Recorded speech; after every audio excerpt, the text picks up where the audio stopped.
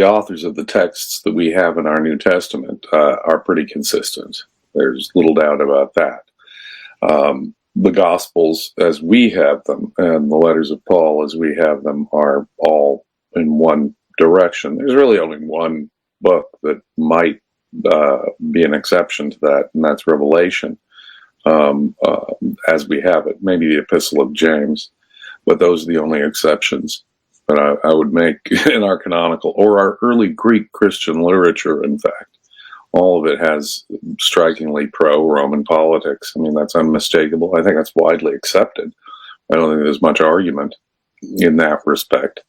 Now, do I think that the original Jesus movement was of the same politics? No, I do not. I think it was of precisely the opposite politics. And so I think there is linguistic bleed through into our Greek New Testament of language from an earlier movement that had the exact opposite viewpoint.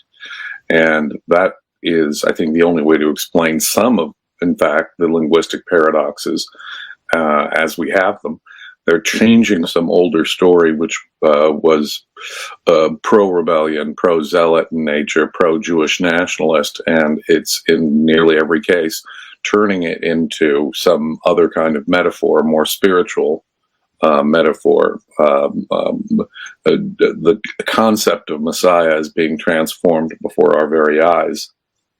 The concept of Messiah itself is being transformed before our very eyes in the hands of early Christian writers. But no, the politics is quite consistent. When Jesus praises a centurion, I mean, this is an age of Jewish rebellion. The great political event is going on, particularly if you're a Jewish person trying to get on in the Roman Empire at that time. The great event going on was this Jewish war and this religious conflict between Jews and Romans in the 1st and 2nd centuries. And in light of that, it's not just a Roman, but a Roman centurion that Jesus praises in the Gospel of Mark. And you can go all the way from the Gospel of Mark to Romans 13, where Paul declares the Roman government to be God's agents on earth, and that rebellion against them and not paying taxes, your Roman taxes, that is a sin, not just a good idea to get along with the Romans.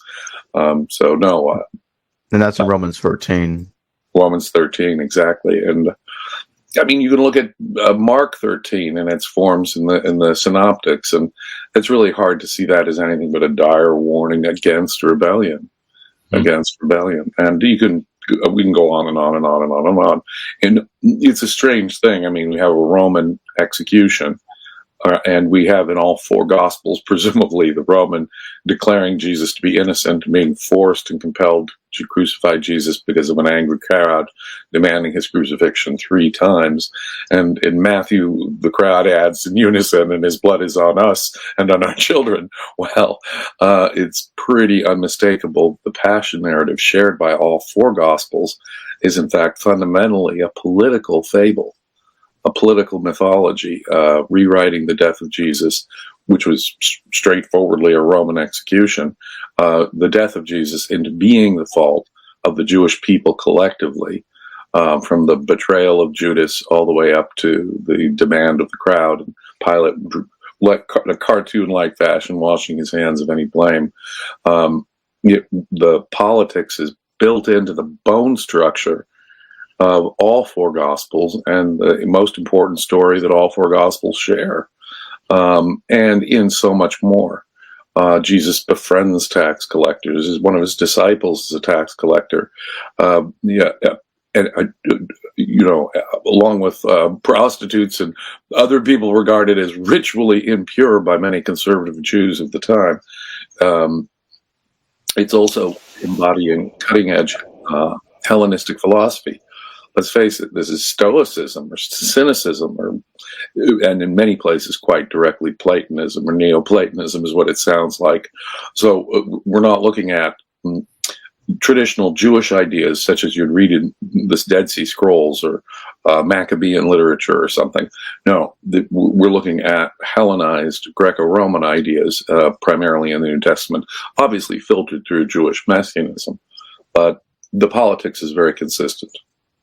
no question about that in the New Testament, and strikingly pro-Roman and strikingly anti-Jewish rebel, pro-peace in that sense. Extreme in its form, actually, that way. If anything, some of the language in the New Testament is hard to understand except in the context of the Jewish war of the first century. Whoever picks up a sword shall die by the sword, or whoever uses a sword or picks up a sword. Now, wait a minute here. Now, there are lots of people who've used swords who died of natural causes in their beds at the age of 80 or 90. And so on the face of it, it's simply a false assertion. And so you say, what is Jesus saying? Anyone who uses or picks up a sword shall die by the sword. What does that mean? Could you mean initiate force? Well, lots of people who initiate force or use weapons or even kill people themselves die of natural causes. No, in the context of first century war context, Jesus is saying if you go to war against Rome, you're going to die. It makes perfect sense within a context of military activity and a specific state of military activity, in fact. And you can go on and on and on and on. I know people heard probably on this channel have probably heard me 100 times. But what's interesting is that within it, I think the paradoxical thing is that it preserves apocalypse. And let's face it, apocalypse, that kind of thing, was the genre of the rebels. They are expecting an earthly Messiah to come. All you have to do is read the Dead Sea Scrolls, and these people are taking the messianic prophets of the Tanakh very seriously, and specifically the messianic prophecies of the Hebrews. And so you can see that they are expecting divine help. An army of angels will come and assist them, but they're expecting a worldly Messiah to come and liberate them from their enemies and bring the Jewish nation to a new height. And that exact attitude is what motivated the Jewish war. But apocalypse and focus on messianic prophecies, that surely was the primary literature of the genre, if you will, of the Jewish rebels, the Zealots, who were expecting just exactly that. And we're told messianic prophecies were the main cause of the Jewish wars by both Jewish and pagan sources, ancient sources. And so what we see is an interesting blend, if you will, an interesting takeover, if you will, a rebel apocalyptic messianic movement, stridently built on Jewish nationalism, militancy, sectarianism. You'll see all that turned on its head in the New Testament with Christian universalism and peace and internationalism.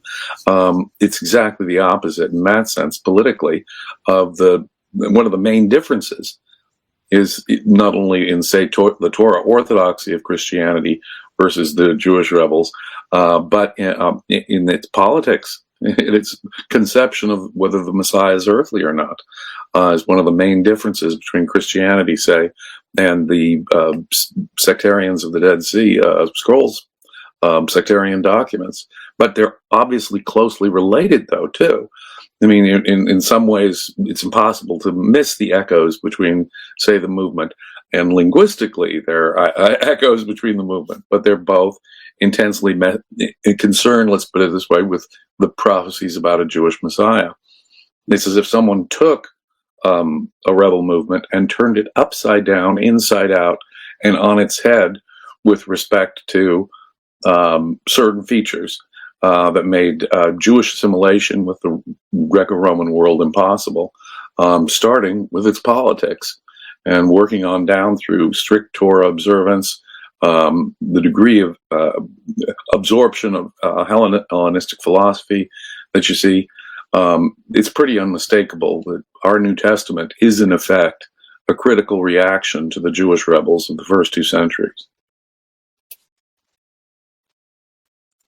It's no accident Christianity emerged at that very moment in history during the Jewish wars. Can't be an accident. I mean, because what we're looking at is an X-ray image, sort of a photographic negative of the rebel movement, politically speaking. in the Greek New Testament. I think there are different ways you can understand it. It's very difficult to understand in some ways because obviously it is giant metaphor. And there seems to be directly anti-Roman metaphor. And many people have observed, the 7 hills of Rome are there. The metaphors for Rome are absolutely unmistakable. But what is meant there? What is meant there is hard to understand.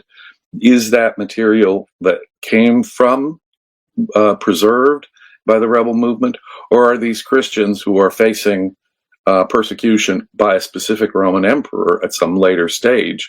I don't know, a Domitian or, some emperor who actually is cracking down on Christians and persecuting them.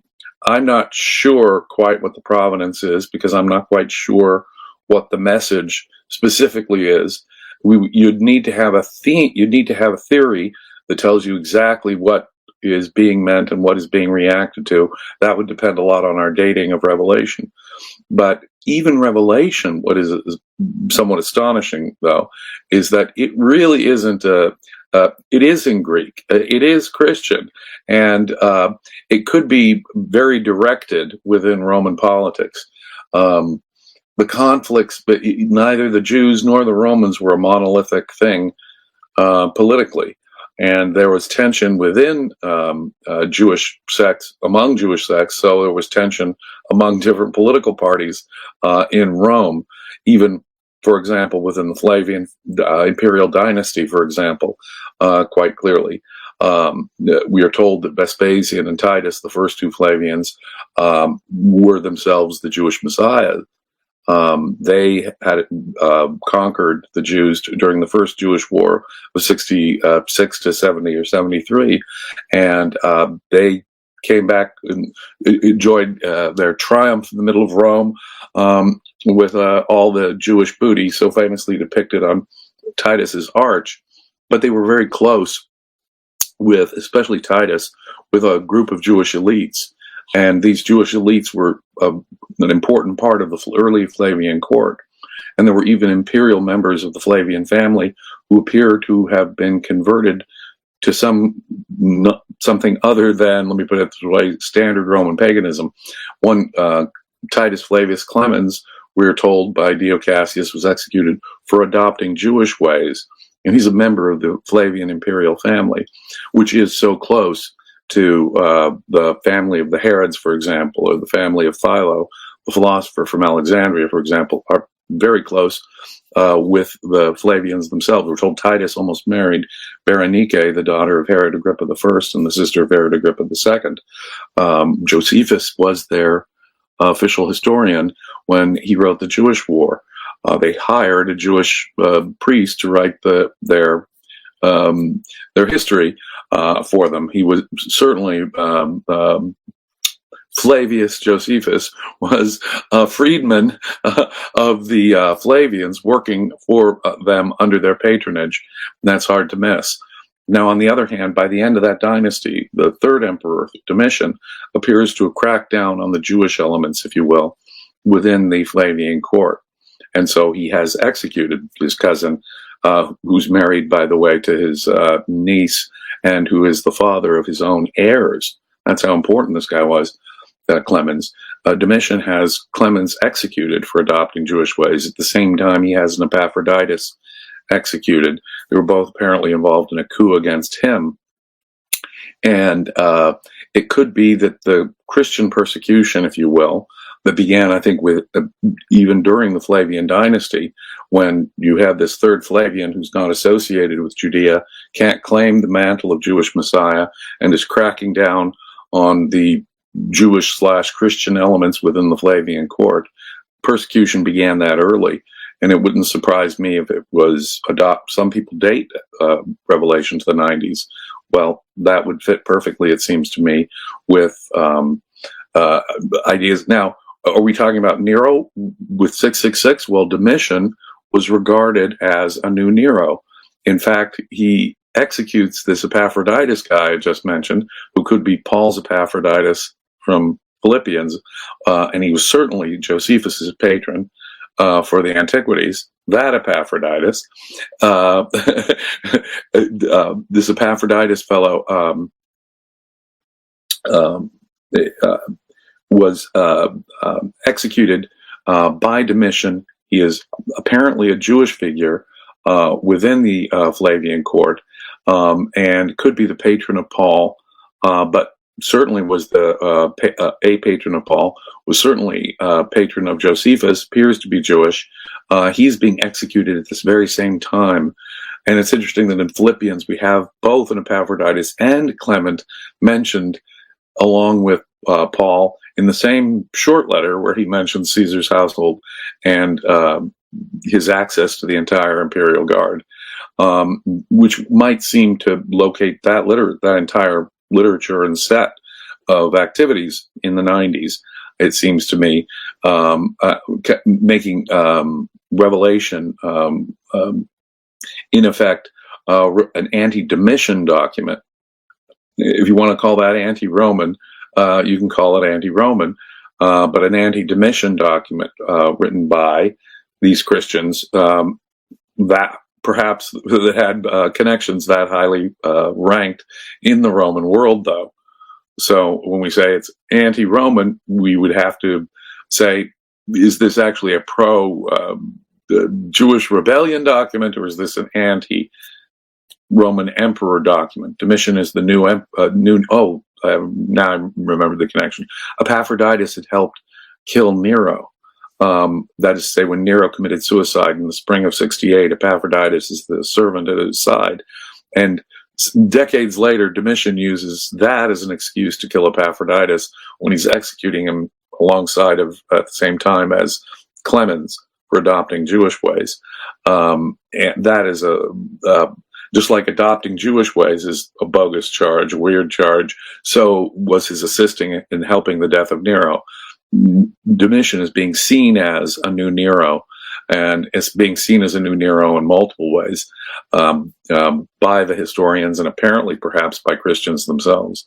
But would it surprise me if parts of War of Revelation itself has stuff that comes back to the time of Nero, who, don't forget, was the emperor during the First Jewish War?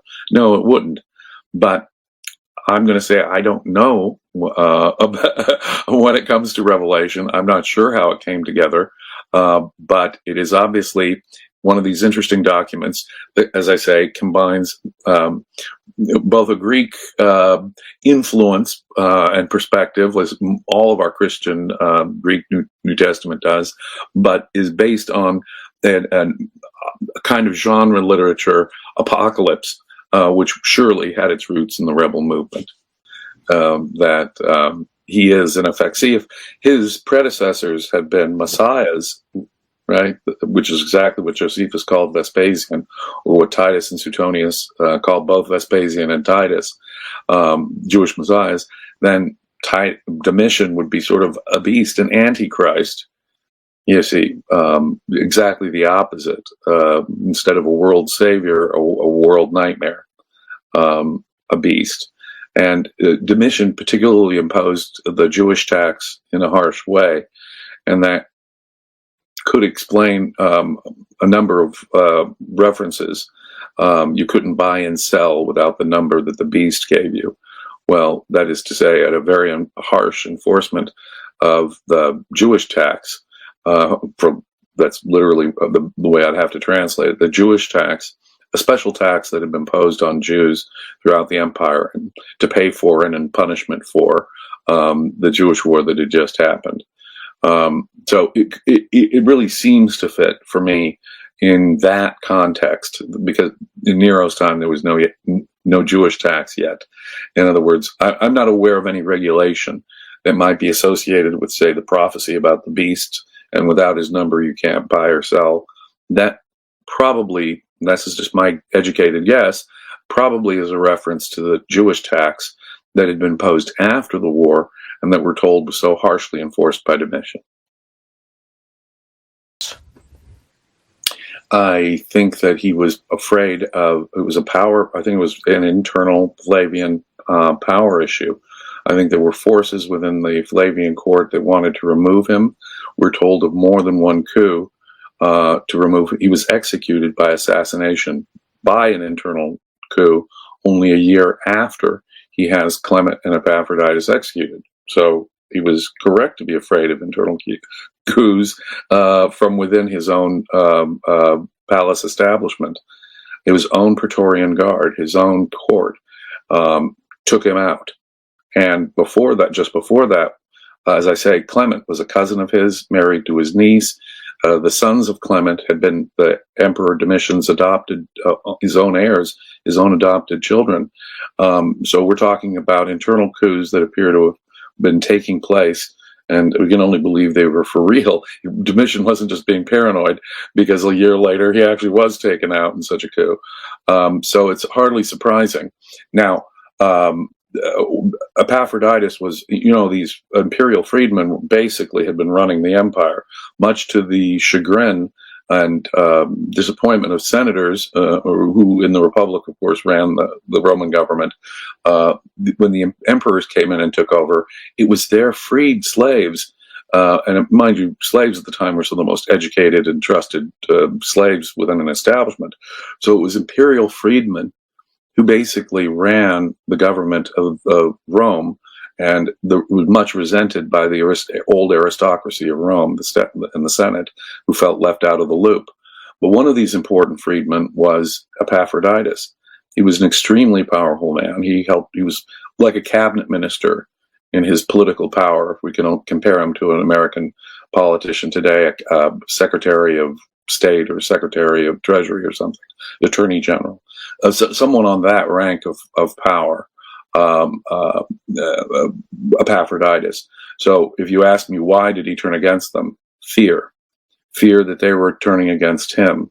If Clement was adopting Jewish ways, perhaps he was adopting the mantle of Jewish Messiah, which would be the mantle of Jewish leadership and a direct threat to him. We're told that Domitian changed religion back to the old ways. Now, what the heck does that mean? The repeated references that somehow Domitian is returning Rome to a religious condition that his father and brother had changed. And let me suggest it is the degree of Jewish influence within the Flavian court. There was a tremendous, ugly anti-Semitism among Romans, especially Roman aristocrats at the time. And I can imagine there was a great deal of resentment there. But I'm thinking Domitian is feeling the threat from his relatives, who could be itching to take over his spot. He wasn't a terribly popular guy. He himself was claiming to be a living god, which was something his father and brother had not done. And the only other emperor before him who had done that was Caligula, claiming to be a living god. He demanded, we're told by Suetonius, to be called Lord. In Rome, that, only slaves call their masters Lord, or you, when you go to a temple and pray to a god, call that god Lord. To call the emperor Lord was not in Rome, was definitely not cricket, and Domitian demanded it. And what's interesting is that we hear of echoes in, like, Josephus, where he tells us that the Essenes could not be tortured into calling any man their lord. Calling any man their lord. Very interesting how our extreme Jewish sect, the Essenes, they were so sincere about their religious beliefs about God, they refused to call any human being Lord.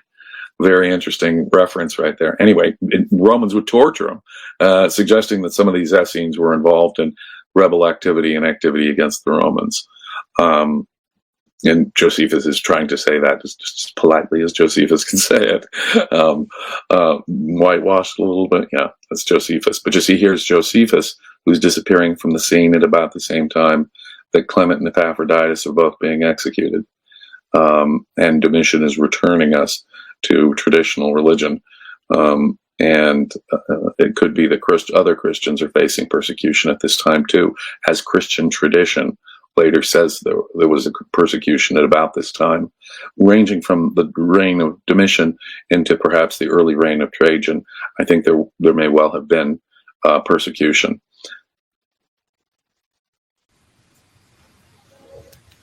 It's an interesting thing because the Roman government would have a positive, negative, on again, positive versus negative relationship with Christianity for the next 200 years until Constantine comes along and legalizes it, makes it official, and starts building it in, and soon it's the official religion of the Roman Empire under his successors.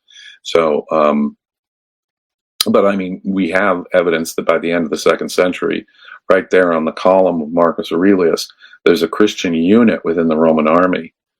And we think of Christians being unable, for example, to meet the test of Pliny the Younger and Trajan laying out in their correspondence. Christians couldn't pray before these pagan idols at all. Well, to get into the Roman army, young man, you have to do that. You have to take oaths before pagan idols and stuff. And so there had to be thousands of Christians who could pass Pliny's test and who would have met the test that Trajan and Pliny set out.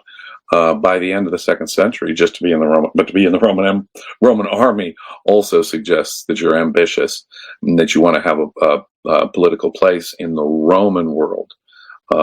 If you're fighting for the Roman army and the Roman Empire, and we have a whole unit of Christians in the Roman Empire by the end of the 2nd century. We're told by Tertullian. By the end of the 2nd century, Roman governors are frequently working to protect people privately accused of being Christians.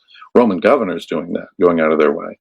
So the politics of the New Testament that we began with is consistent with what we hear about in terms of general practice. The Roman government wasn't out to hunt down. In fact, Trajan says this himself in his correspondence to Pliny. Don't hunt down, don't pursue, don't make it an active quest to find Christians. And most Roman emperors did not.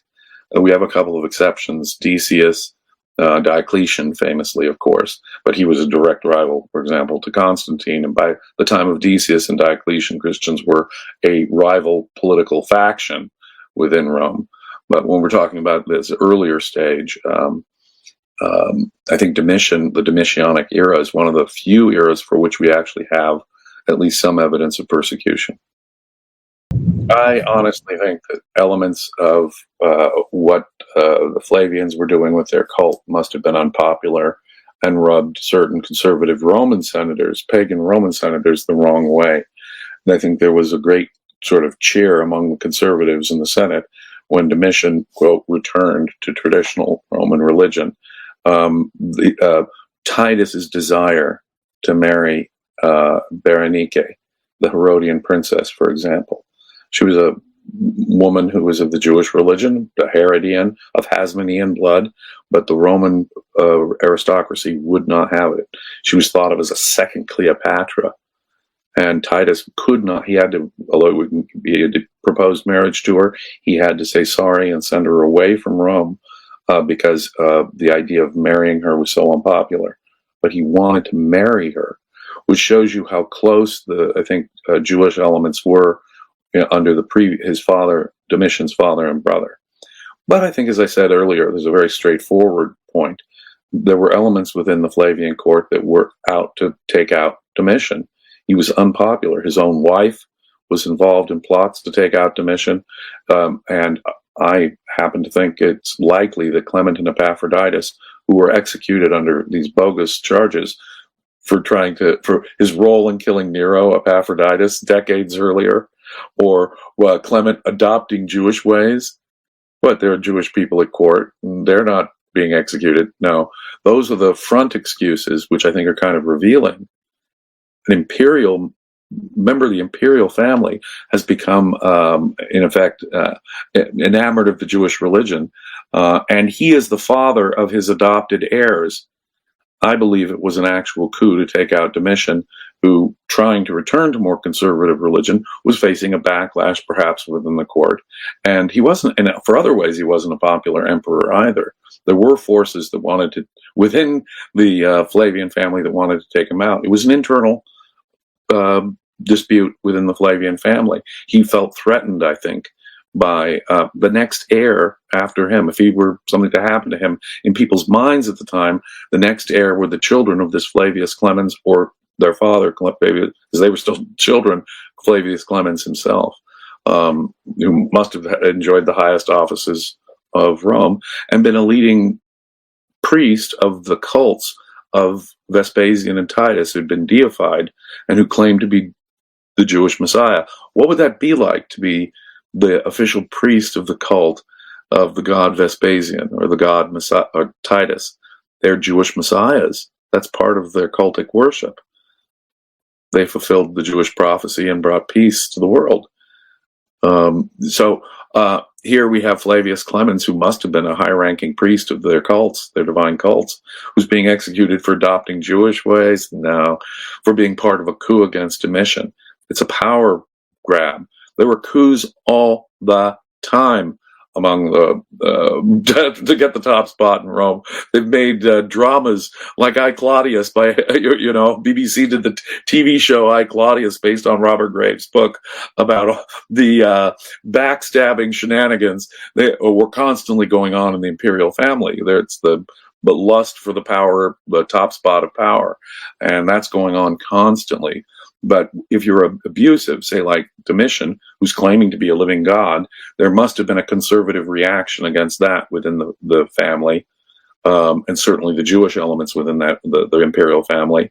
And we know there was a coup that finally shortly did take out Domitian, that was within the family that took another palace coup, just as it had been a palace coup that had taken out Caligula after he claimed to be a living god, or so we're told. We're told that it was the fourth wife of Claudius, Agrippina the Younger, who poisoned Claudius, and then poisoned his natural son Britannicus, so that her son Nero could be emperor. This is the kind of stories that were being told by the ancient Roman historians. Whether all those poisonings are true or not, I don't know. But I think I'm pretty sure Domitian got killed by an internal palace coup, led by his wife, after he executed one of his top advisors, Epaphroditus, a top Flavian minister of state, Epaphroditus, and a close relative of his, Clemens, as he's returning Rome to these older religious ways. So I think they're connected. I think that the Jewish elements within the Flavian court are part of the coup against Domitian. I think it's an easy inference when Domitian's excuse for killing his cousin Clement is that he has adopted Jewish ways. Why would that matter much? No, he's part of a coup, and he was caught. And a year later, Domitian would not catch the coup. He would get killed. You ask me why? Well, those kind of things are happening all the time in the quest for the top spot. I have a super chat question. Nasser Karose, thank you for your super chat. Can you discuss the presence of a saffron rosetta on the top, yet elsewhere could Hersag, both Azukuru or saffron and Hersag, be Har Zion? Yeah, I mean, obviously, it's very interesting to look at the things you'll find on Jewish tombs, whether in Jerusalem or in the Jewish catacombs of Rome. Very interesting, the kind of imagery that's used in those settings. Obviously, you can't have graven images, and so there's no representations of God, nothing like that. What you'll have are typically temple metaphors or nature metaphors. Stars, pomegranates, anchors, which they kind of inherited from the Seleucids, but they would leave the fish off because that would make it a graven image. But mostly temple ritual stuff, a menorah, a table, things like that, stuff that would be associated with the temple or temple ritual. So we've got two Jameses, and then we've got a James the brother. So just within New Testament literature, we have what appear to be three distinct characters with the names James. There's a James, son of Zebedee, who's one of the principal three disciples, the brother of John. Then we've got a James, the son of Alphaeus, sometimes called James the Less. And then you've got James, the brother of Jesus. And in Galatians, he's the brother of Jesus and appears to be leading the Jerusalem church. In the what's sometimes called the pseudo-Clementine literature, there are definitely references to this James being leader of the Jesus movement. And Jesus, in fact, in the pseudo-Clementine recognitions, Jesus giving this guy, James, his brother, the mantle of Christian leadership, rather than Simon Peter, which we're used to in our canonical Gospels. And this James guy, if we go by Galatians, we go by the reference in Josephus, he does appear to be the leader of the Jesus movement before the war and after the death of Jesus. And so James, scholars have noted, many scholars, such as Eisenman, but he's certainly not alone, in saying that the book of Acts appears to be downplaying or overriding this James, the brother of Jesus, who was the leader of the Jesus movement. James, of course, his brother might well have been the leader of Jesus' movement after his death. And the book of Acts is intentionally downplaying this figure. If Galatians is any indication, he was strictly Torah orthodox and enforcing it, and was involved in a conflict with Paul over issues like circumcision and kosher diet, and how we can spread the word of the Jewish God and the Jewish Messiah to the Gentiles. How do we do that? And Galatians reveals an intense argument between Paul and James and Cuius over this matter. And so it could be that the Paulines, those who agree with Paul in this debate, have sort of taken over after the war, and they will dominate the Christian movement afterwards, are downplaying or writing out James from the Gospels and from the book of Acts, which appears to be what's going on here. But we have multiple figures named James just within the Gospels. We have two disciples, and including one of the big three important disciples. And we've got the brother of Jesus, who's apparently leading the Christian movement after the death of Jesus up to about 62, when Josephus, he's so important, Josephus tells us about his death, which suggests, again, he's the leader of this movement until his death in 62. Now, in that argument in Galatians, they're arguing, as I say, over Torah orthodoxy. And one of the big things that Paul is famous for is his doctrine of salvation by grace. No one can be saved by works of law. That ain't going to do it. You've got to be, grace is what does it. And the Epistle of James has been noted to be sort of an ideological answer to Paul's letters, where Paul says it's not by the law that we're saved, but by grace. Here in James, we're being told, no, the law is important. Every aspect of the law is important. No part of the law has been changed. It is by works of the law and by grace that we are saved. And so it appears to be a theology directly in contrast to that of Paul.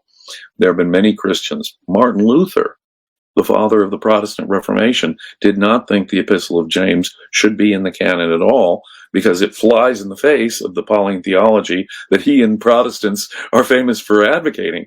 So he wanted that pro-law thing out of his Protestant Bible.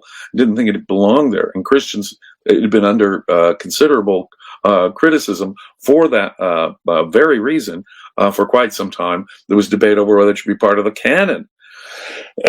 So James does appear to be on the James side of the Galatians argument, if you will, that Paul is having. But it seems to me that it's more likely that this is a document from we know that even after the war, there is a pro-circumcision party within Christianity. And I think the document appears to be in Greek. The document appears to be using interesting language. Some of it is distinct to, I hear Dead Sea Scrolls, and so did Professor Eisenman in the language. I also hear Christianity in certain turns of phrase that we'll read elsewhere in the New Testament. So I think it's much more likely to be something to have been composed in Greek after the war, but by a pro-circumcision Christian. Perhaps in the name of James, but perhaps by some later fellow named James, part of the circumcision party within Christianity that must have looked back to James as an ideological leader. But that's the best I can do for you.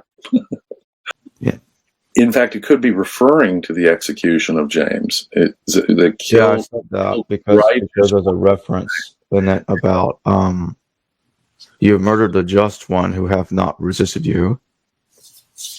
And James, of course, the just one or the righteous one, and normal terminology, that's his title, James the Just, or within Qumran terminology, a righteous one.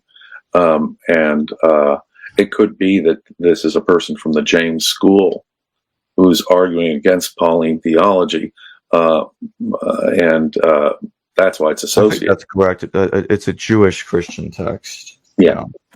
It's in James chapter 5, verse 6. I'm trying to find it right now. It has that wonderful Ebionite type language, woe to the rich, which is part of the negative beatitudes that we only find in Luke. Matthew cuts out the negative the curses, blessed are the poor and all that. Well, Matthew leaves out the cursed or you cursed to curse to the. You have to go to Luke's version of the beatitudes where you get blessed are the poor, then you get cursed who are comfortable down. I'm going to read verses 1 to 6 in chapter 5 of the letter of James. Go to now, you rich men, weep and howl for your miseries that shall come upon you. Your riches are corrupted, and your garments are moth-eaten. Your gold and silver is cankered, and the rust of them shall be witness against you, and shall eat your flesh as it were fire. Ye have heaped treasure together for the last days. Behold the hire of the laborers who have reaped down your fields, which is of you kept back by fraud. Crieth and the cries of them which have reaped, and are entered into the ears of the Lord of Sabaoth. Ye have lived in pleasure on the earth, and been wanton. Ye have nourished your hearts as in a day of slaughter. Ye have condemned and killed the just, and he doth not resist you. That could describe either the martyrdoms of James or Jesus, but James is the one. I think it's more like James because of Clementine recognitions. Yeah. He's the one called the just or the righteous one. And it was really interesting. Within the Dead Sea Scrolls sectarian documents, the concept of the poor is almost a term of art for the sectarians themselves. And we're told by Josephus about the poorer priests, as if this group of priests is code for the ultra-conservatives, the rebel-leaning ones, the ones who don't want to work with the Herodian high priesthood and the Herods. And, of course, in any rebel situation, it's going to be the poor and the disaffected who are most likely to join the rebellion. Those who are fat and wealthy and happy under the Romans aren't likely to join the rebellion. So poor is sort of code word for the Jewish rebels. It's code for the early Jesus movement, I believe. And did they take care of the poor? Yes, we're told that the Essenes, for example, by Josephus, held their property in common and took care of the poor, just as we read in the New Testament, in the book of Acts, the apostles held their property in common, and they were concerned about the poor. That is a direct connection between the Essenes and the Christians, for example, and in my view, a direct connection between the Dead Sea Scrolls sectarians, the Qumran sectarians, and the Christians as well. Poor is a connection, and it's a rebel connection, and we have it even in the early Christian movement known as the Ebionites. The very word, the etymology means the poor. And I think that it's very interesting the way Matthew or Matthew's source changes the Beatitudes that I just mentioned. I think some of this language may go all the way back to the original Jesus movement. Blessed are the poor. And it was the that was the language. You are lucky because you're part of us, the poor. So fortunate are you poor, because the wealthy are going to suffer come the revolution. And that's the rebel talk, obviously. And cursed are you rich, we will hear in Luke's version of it. And I think since Luke also has the more pure blessed are the poor versus blessed are the poor in spirit, look at what Matthew or Matthew's source, as I say, has done. They've neutralized that. It's not the poor who are the fortunate, but the poor in spirit who are the fortunate. In Luke's more original version that contains the curses, it's simply the poor. So blessed are you poor, cursed are you rich, because trouble's coming for you rich people when we rebels take over. That gives me sounds a whole lot to me like original Qumran type language, pre-war Jesus movement language, rebel language, that is anti-rich, pro-poor, pro-this poor priest party that Josephus talks about, and the poor who are spoken of, I think, as themselves in code in the Dead Sea Scrolls sectarian documents. So, yeah, it sounds to me like this James guy this is authentic early Christian movement language that I think we're reading in the Epistle of James. This could be real, authentic Jesus movement language. We hear it in what we call, whatever you think of Q. We hear it in the Q material that pops up into the Gospels in Matthew and Luke. We hear it here in the Epistle of James, and it seems to be an echo of still earlier rebel or type language. I think authentic to the pre-war Jesus movement.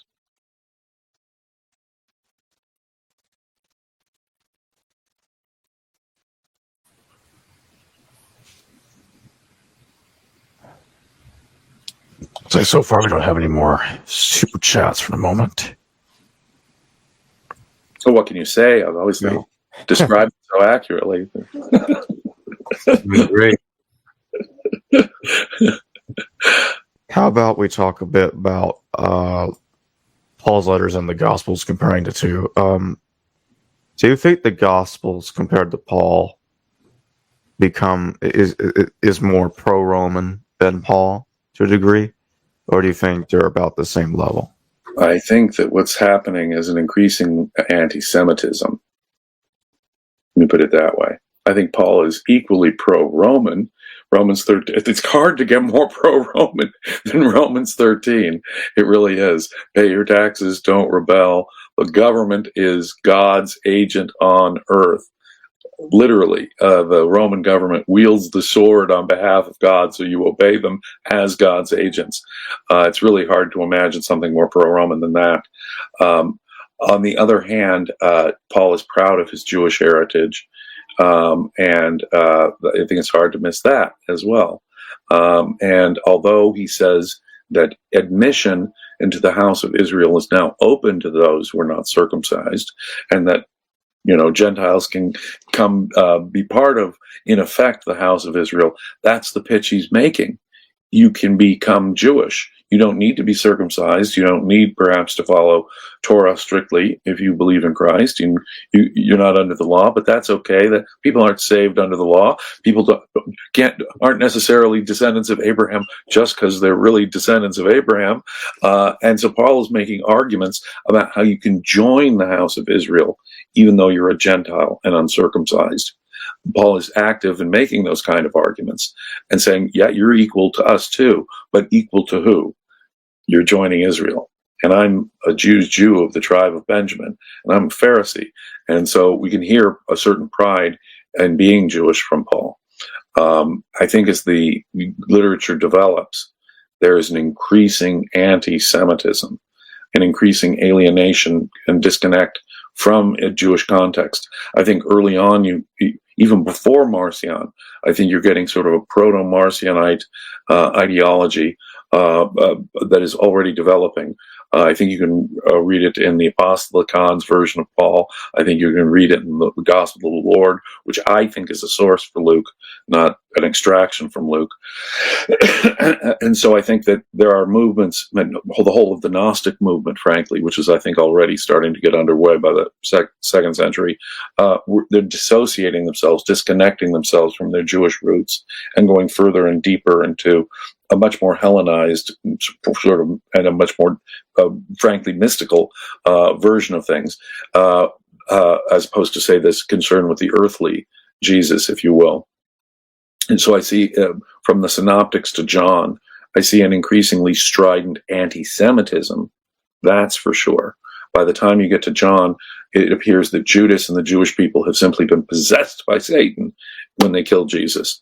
And the Jewish people as a whole appear to be the agents of Satan as far as the gospel, as our canonical John reads, it seems to me. Judas and the Jews have been possessed by Satan and they've come to kill Jesus. So it's hard to get more pro-Roman as you go through it from Paul in Romans 13, but it's possible to get more anti-Semitic. And I think that's what you see in Christian literature, is an increasingly strident anti-Semitism Now, don't get me wrong, all the Gospels are blaming the Jews collectively for the death of Jesus. Jesus curses the entire generation. He says a Roman centurion has more faith than any of them. You know, his closest disciples, he's saying, you guys don't get me. You got it all backwards. The first shall be last, the last shall be first. It's not an earthly Messiah at all. ... and on we go. So he's dissing, even Jesus of our Gospels is dissing the disciples and that whole generation of Jews, frankly. But I think you can detect an increasing anti-Semitism within the development of Christian literature. It's all pretty much pro-Roman. I mean, from the moment that Luke depicts in the Nativity Joseph and Mary complying with the Roman census, it's almost as though they're standing on the Gospels stand on their head to prove to us that Jesus and his family are good, compliant Romans, going along with it, and that Jesus would have, if it were up to him, would have nothing to do with any kind of rebellion. Pay your taxes, render unto Caesar. I'm happy to touch unclean things, cohort with prostitutes, make friends with tax collectors.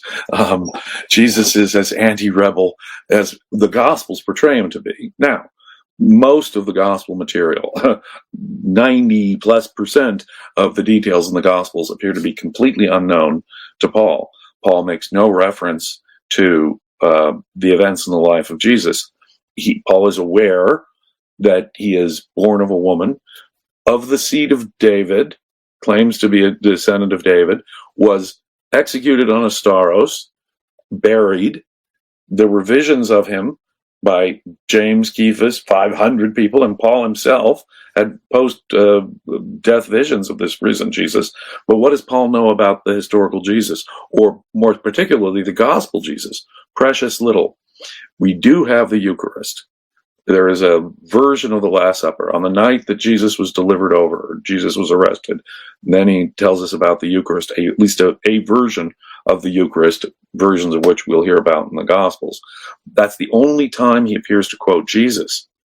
That's the only time he really directly appears to quote Jesus, is in his account of the Eucharist. He seems to dismiss miracle stories, and he appears to know basically nothing else about Jesus. He certainly doesn't know of the events in the Gospels.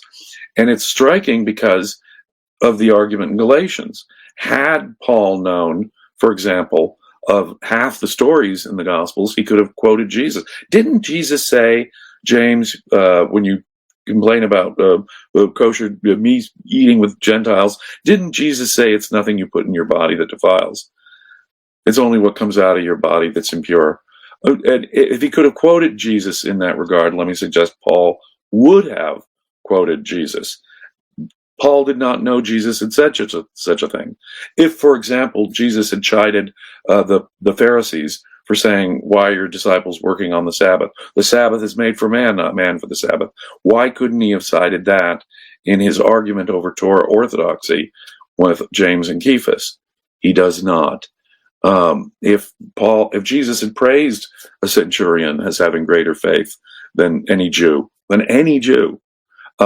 why didn't Paul cite that in his arguments about circumcision, and so forth and so on? If that gospel material had been in existence, Paul could have surely cited it.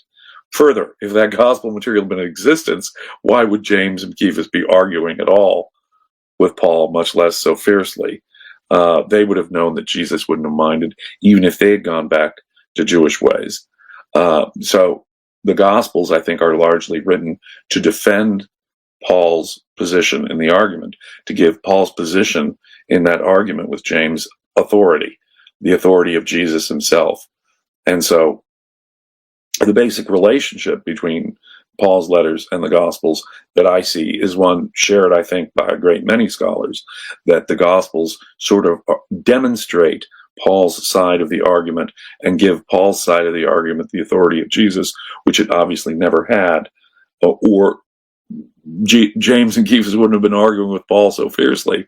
Note that Paul in Galatians emphasizes that he got his special message from no man, but from his own revelation. Especially these things I'm about to talk about, the things he's arguing with James and Cephas about. That has suggested to many scholars that Jesus and the original Jesus movement was Torah orthodox. I believe that to be the case. So anything in the Gospels that suggests otherwise is there as a post-Paul invention, inserted into the mouth or the life of Jesus to prove Paul right. So the Gospels must be written after Paul's letters, or at least the bulk of it, because Paul is simply unaware of gospel details and facts. More than that, the portrait of the Gospels would have been extremely useful to Paul in his arguments with the circumcision party, the kind of argument we read about in Galatians. And he nowhere cites Jesus, the life of Jesus, or those events which show Jesus to have been Torah critical, pro-Gentile, etc. Jason Kukolo, thank you for your super chat. Paul was an imposter. I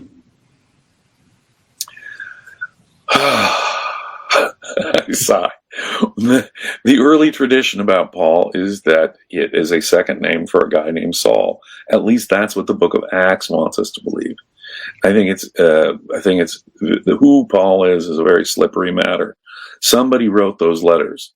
Now, it could have been written by different guys, multiple people, written over time. It could be redacted. I don't know, because what we have are those darn letters. And then we have some very slippery tradition, like in Acts. But we also, fortunately, have some other hints and clues, mostly within Paul's own letters, but say from the Clementine recognitions. It could be that two people are being conflated here, Paul and the later Saul. It could be that more than two people are being conflated here. But we're talking about, even with the tradition, it's someone who takes on a different name, a Saul who becomes a Paul. So make of that what you will. I don't regard Acts as reliable history. I think that there are characters being changed and overwritten. I agree with Professor Eisenman that the martyrdom of Stephen is likely to be the martyrdom of James, overwritten and changed, just as the rest of Acts is sort of downplaying James's leadership role, precisely because of his argument with Paul. Paul's the hero of Acts, and so James and the argument with James is being downplayed and overwritten. James himself and his leadership role is being overridden. So I don't trust Acts. I don't trust Acts as history. But according to Acts, a fellow named Saul takes on the name Paul after he interacts with a Roman governor of Cyprus, whose name happens to be Paulus. Now, that's an odd story. Make of it what you will. I don't think Acts is real history. I think Paul's, in my view, now I may get argument from Jacob here, in my view, the material within Paul's letters is written over a long period of time, perhaps from the 40s all the way to the beginning of the 2nd century. That's more than the lifetime of one man.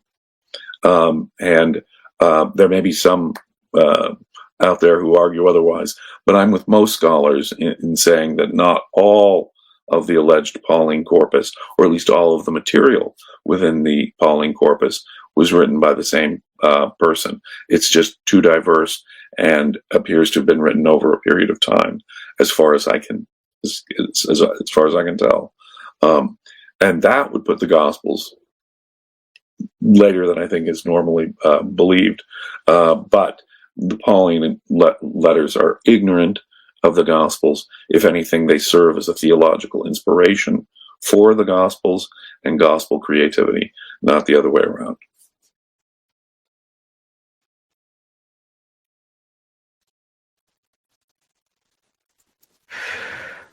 Queen of TX, thank you for your super sticker. Appreciate it.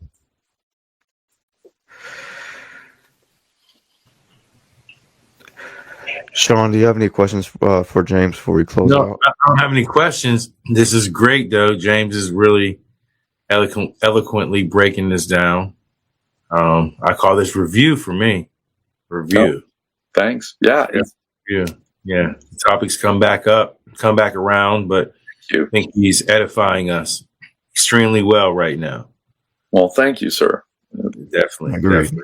I mean, any hard questions. The questions would be more about linguistic stuff, and that's not kind of on topic. So keep going, James. Yeah. The unfortunate thing about our Greek New Testament is something that your friend Jack Bull has pointed out, Jacob. We have to wait until well into the 2nd century to get any physical fragments of New Testament material, much less whole copies of books. We have to wait until well into the 2nd century to get attestation from other authors about the contents of the New Testament. And in other fields of ancient history, that would be considered a serious problem and the terminus of when we can consider the material in terms of dating it. But I think and otherwise all we have are these texts, the actual language within the text. And when we look at that closely, I do think that suggests a mostly 1st century provenance to the Pauline epistles. Let me put it that way. And it's obvious to me that the stories about Jesus are one thing, but that the character of Jesus also belongs to the first half of the 1st century. I'm reasonably confident of that from the texts, even though all we've got are highly mythologized, perhaps highly edited texts that are not attested until the 2nd century, well into the 2nd century, and which are not quoted by other authors that we have, at least, until well into the 2nd century. Nonetheless, I do regard the Greek New Testament as having been written before the middle of the 2nd century AD, and the Pauline epistles in particular, I think, are 1st century in provenance, and the Gospels happen sometime shortly, and the Gospel sources happen sometime shortly after the bulk of the Pauline material. That's, again, we have but the texts, and that's pretty thin evidence in one sense from a historian's standpoint, but I think there are clues that can give us some confidence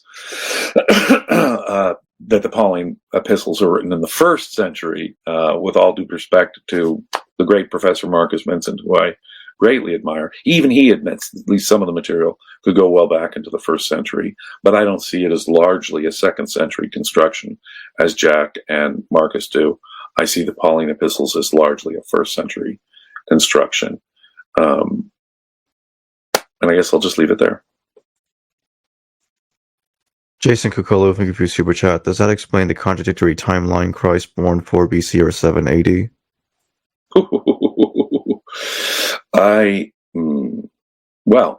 I think that it is no accident that Luke's nativity has Jesus being born in association with the census and tax that Josephus tells us starts the whole Jewish rebellion. The tax rebellion of Judas the Galilean, we're told, begins because of that census.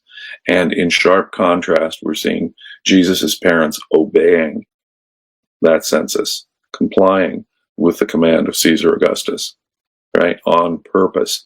Now, it doesn't make sense within Luke's own framework, because Luke tells us that it's in the 15th year of Tiberius that the missions of John the Baptist and Jesus start. That's in 29. That's in the year 29. And traditionally, we're told, in fact, that Luke implies it, Jesus is about 30 years old when everything goes down. Well, that would take it all the way up to 37, which is beyond probably the time of the governor Pilate, even.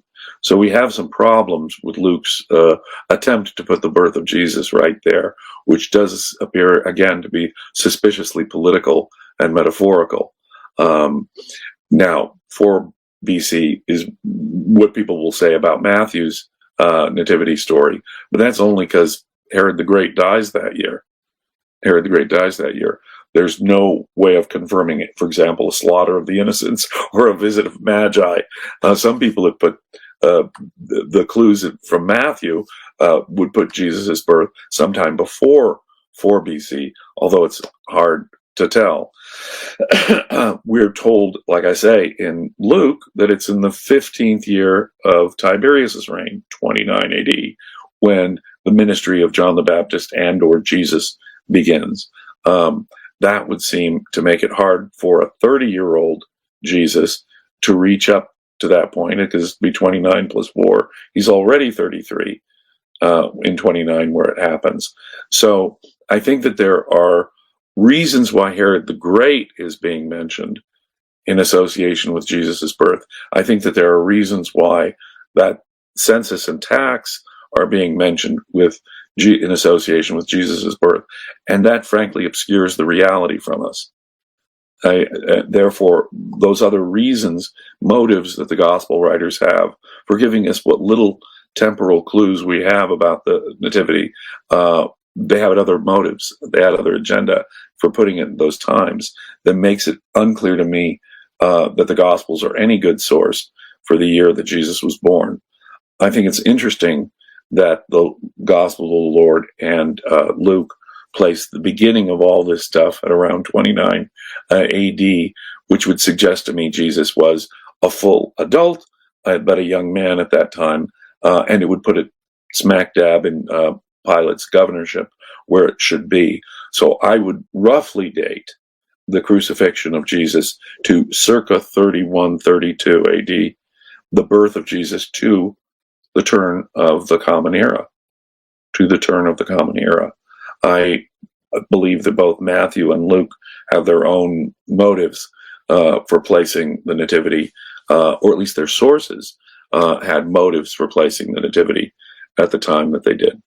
They put this quote from the great Greek philosopher Aristotle in memes all the time on social media. You can see them all the time. They'll have a picture of Aristotle and they'll have this meme because it's such a wonderful piece of wisdom.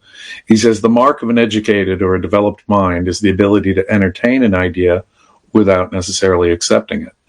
And I guess the way we usually say it. And that really does mark an intelligent, educated mind. When we're trying to figure something out, and when we're talking about the ancient world and ancient history and the origins of Christianity and the provenance and date of these documents and so forth, this is ancient stuff. These are 2,000-year-old documents, and our evidence is relatively fragmentary. And so our best way of going about it is to test out a valid hypothesis, test drive it, see how it works, see how it integrates with all the other evidence, see if it makes sense across the board and with terms of everything else we know, not just within the text, but within other texts and more than that, other authors, later Christian authors, the wider historical context, things of that sort.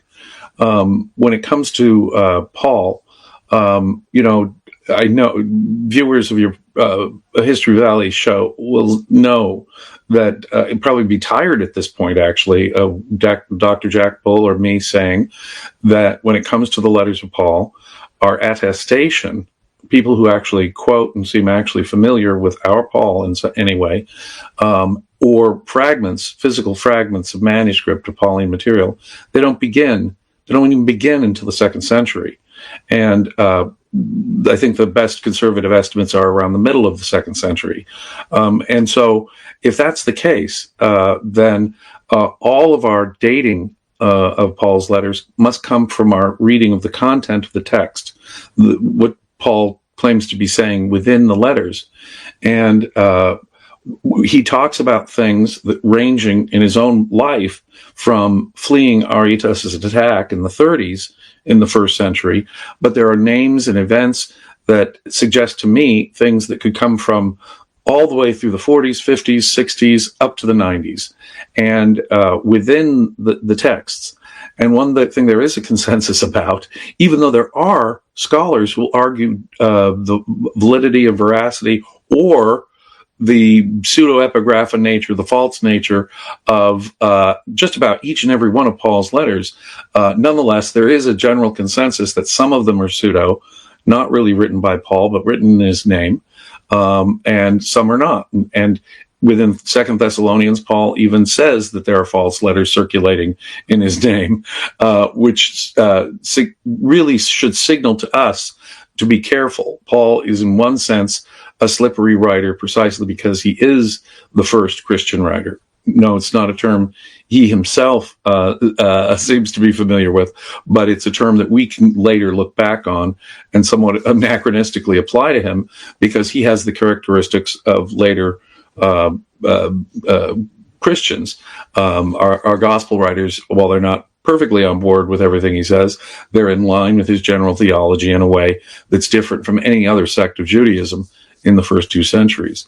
So there's a wide range of ability to argue the dates, the content of these letters, and changing one's mind about these things is to be expected from an honest person looking at this evidence. If you've got an agenda walking in the door, which unfortunately a lot of scholars who are trying to figure this stuff at that level of fine detail do, they have sort of an agenda. The obvious one, obviously, is if you're a sincere Christian. I'm not meaning to imply that there aren't good scholars who can be objective about this who are Christian. I think there are. And whether I agree with them or not, I think they're doing their sincere best to understand this in a rational way, as well as a secular scholar might in many cases. But nonetheless, if we come into it with an agenda, or, say on the other extreme, you're a mythicist and you're committed to your mythicism, you're going to read any kind of earthly references out of Paul insofar as you can and interpret the others in such a way that it makes sense from your perspective. And it may even affect what you regard as an interpolation in Paul, or what is pseudo or genuine Paul, and the dating of Paul. If you walk in with an agenda, it will affect the way you interpret this material. And it is material that does appear to be, from the content, first century in provenance, because that's what he's talking about. Nonetheless, one can really argue a lot about each of these letters and the range of whether it's the mid-first century or later in the first century, whether it's really the original Paul, whether it's multiple later authors writing in his name, even into the 2nd century. Of course, there are people writing in Paul's name, and that cottage industry of writing in Paul's name or other Christian authorities' name, like Peter or John or something, and giving it the authority of some earlier Christian is so important. We should be cautious. That's all I can say about, we've even discussed Paul's credibility in a recent interview with Rabbi Tovia Singer. We discussed Paul as sort of a con man, someone whose credibility, he's all things to all men. He's defensive about being a liar. He's defensive about his Jewish background, it seems to us. And for all those reasons, as well as some tensions and contradictions within the letters themselves, if they can't be explained by pseudo-epigraphical writers or interpolations, then Paul himself has some tension within his own thought that's significant. If you are arguing that it's all written, all of our canonical Pauline letters are written by the same guy and are largely intact from this guy, then he must indeed have some really serious tensions within his own thought. But for all those reasons, it makes Paul, the interpretation of Paul, the first Christian author, the oldest of our New Testament authors, a slippery business. It really is. Compared to, say, the synoptic problem, which there is, so far, among the standard scholars, there is no good viable solution, I think, to the synoptic problem yet arrived at by these scholars. Nonetheless, I think Paul is even slipperier, if that's a word, even harder to try and figure out with clarity and certainty. Boy, I'm sorry to go on like that, but I just wanted to say that I admire your bravery in your willingness to test out different theories, and the theories that you've tested out and the ideas that you've, probed are pushing yourself in one direction and another, testing out extremes, testing out, a more moderate compromise view. Your willingness to test out every variety of possibilities, of reasonable possibilities, of what clearly is obviously, at least in bulk, first century material, where there's obviously room for reasonable minds to clearly disagree, I think is admirable. You want to know, and to do that, you really have to drive out certain theories. My own view has largely remained the same. I think there's authentic Pauline material that dates from the middle of the 1st century. When exactly that is in terms of the years in question, I don't think people can know with absolute certainty, although such claims have been made.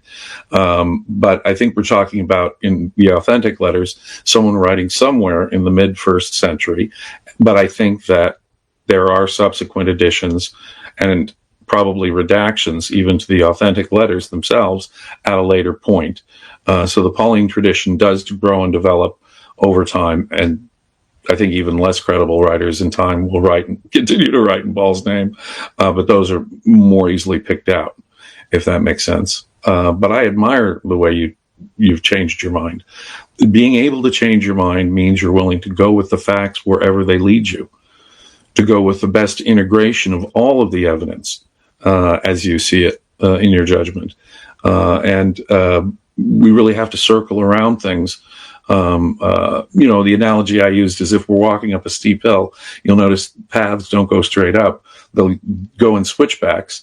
And there's really an analogy there when you're reaching for a high-end sort of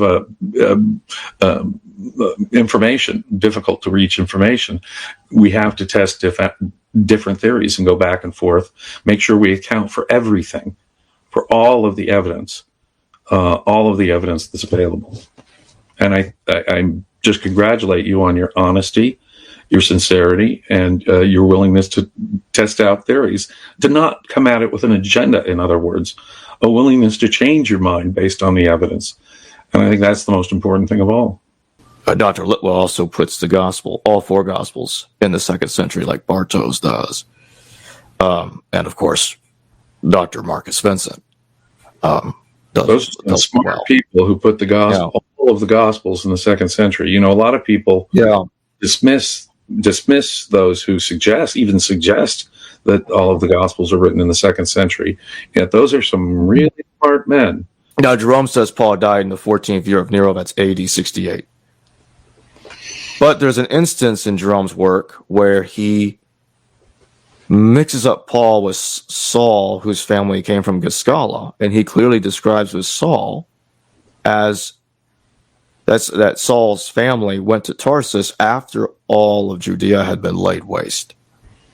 That's the way Jerome pretty much puts it. Something just about like that. I'm like, whatever you think of Acts is irrelevant. Like, I'm talking about Jerome. And Jerome definitely, in my view, confused somebody else with Paul. Jerome definitely suggests Saul is just getting started when Judea has been laid waste, that the land has been laid waste. Now, obviously, it's a curious thing. In the book of Acts, which is the canonical source of information about the life of Paul, there's no mention of Paul's letters. And yet there's mention of a fellow named Paul who travels around the same general areas in Judea, Asia Minor, Greece, that the letter writer does, and he's got the name Paul. So it's clear that the guy who's being spoken about in Acts is supposed to be the same Christian missionary to the Gentiles who wrote these letters. I mean, 2 missionaries to the Gentiles named Paul who were traveling around in the Eastern Mediterranean. So whoever Acts is talking about, they mean us to believe that it's this guy who wrote these letters. Now, Bartos Adamczewski is very skeptical about the historicity of just about anything we read in Acts. Not all of it, and he will get clues from Acts, but he is very skeptical about material that we get in Acts. It is true. What's interesting in Acts, for example, is that you mentioned the incident in Cyprus when Paul does have this interaction. The governor there, the consular ranked governor, Sergius Paulus, has the ex-consul of the Roman Empire, Paul has interaction with, and it is around this time in the Acts narrative that Saul starts taking on the name Paul. So that's just an interesting thing. We have 2 names. He's nowhere in the letters. That Paul is a Herodian, I think we need to start with the letters, and we need to start with the famous little autobiography that Paul gives us of his sufferings and travails in 2 Corinthians, where he tells us that he'd been beaten and arrested and so forth, shipwrecked multiple times, right? And one of the curious details that he gives us in some detail is that he had to flee from the attack of King Aretas on Herod Antipas. Herod Antipas was divorcing the close relative of Aretas to marry his own niece. And within the Jewish world, Antipas came under a lot of criticism for what is clearly incest under the Mosaic law, marrying your own niece. But more than that, because his own relative had been divorced, Aretas is offended and attacks Herod Antipas. It is precisely from this attack that we're told that King Aretas's governor has the city that Paul is in put under guard just to get Paul, and that Paul is lowered by a basket to facilitate his escape, obviously from a wall or a significant structure for the first century AD that he's being lowered in a basket from. And it's elaborate. We're told specifically that the governor is after Paul, and Paul has to escape. Now, it is, on the face of it, this is an interesting story because not everyone needs to flee from King Aretas. King Aretas has a very personal beef against King Herod Antipas, the Tetrarch of Galilee. And it's a very personal beef. And so not even all the Jews in the area would need to worry or flee. In fact, those Jews who had been critical, as I say, of Herod Antipas might have been seen by Aretas as allies. And so someone like John the Baptist, who is actually someone where it is suggested was a critic of this niece marriage of Herod Antipas, the whole famous story of why Herod Antipas kills John the Baptist is based upon his criticism in one of the Gospels, based upon his criticism of this marriage, in effect. And so someone, if you were in the John the Baptist movement, much less generalized Jewish critic of Herod Antipas, you would not need to flee from Aretas. In fact, you might be an ally. But let's just say you're an ordinary Jewish person in the area. Why would you need to flee? Only those who were associated. And the more closely associated with the Herods you are, the more important it is to get you out of Dodge. You might be a hostage. You might be used in Aretas's attack on Herod Antipas over a very personal beef with that guy. So there's really no general reason for a Christian or a Jew. Then the word Christian has not yet been applied to anybody. But there's no reason for someone in the Jesus movement, or much less any other Jew, other than those closely associated with Herod Antipas or the government of Galilee, to flee at all. So the first suggestion is that somehow Paul is being personally singled out by the governor of Aretas for being captured and arrested during Aretas's attack on Herod Antipas. Why would Paul, in specific, be being sought out, as we're told specifically by Paul in 2 Corinthians? And why would there need to be such an elaborate and just for Paul, escape plan? Lower him on the basket, and from a significant structure, mind you, to get him out.